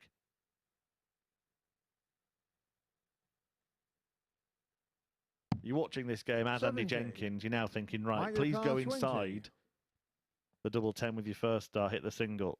But he's gone outside, so we'll get definitely his full quota of darts at double in this visit. One of them's at double 5, and he's 15. failed Peter to Carl, find it. 102. Well, it's a hope that kills you, isn't it? But once again, some of that is offered to Andy Jenkins, and Peter Manley throws that dart in the only place on the board that wouldn't leave a finish.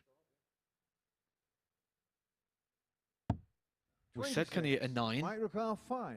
That's the closest we've got to the 9 so far from Peter Manley.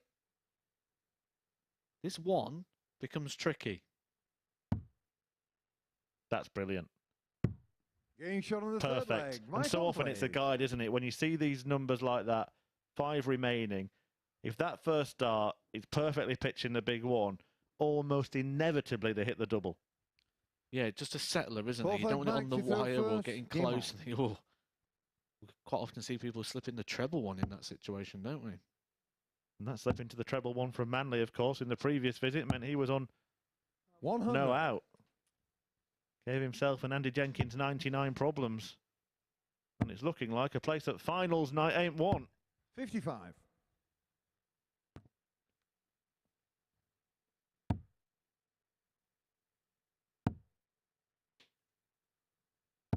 $100. Well, the writing's on the wall now for the prospect of Rocky on the hockey on Saturday night. Manley making a late charge. Not too little, but perhaps too late for Peter Manley. The third maximum 81. of the day.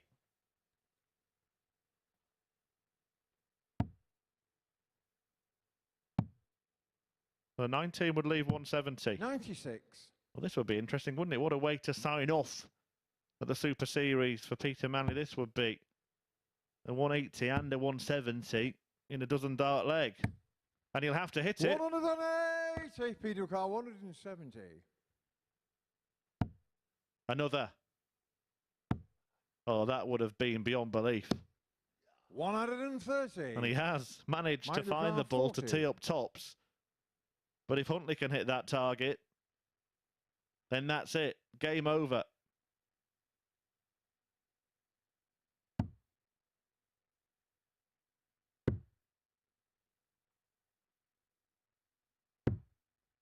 But Huntley 20. hasn't hit. Peter Carr, 40.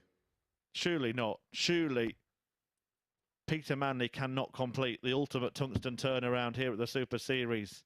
Manley misses 1. Manley misses 2. No and he's missed all 3. Carr, 20.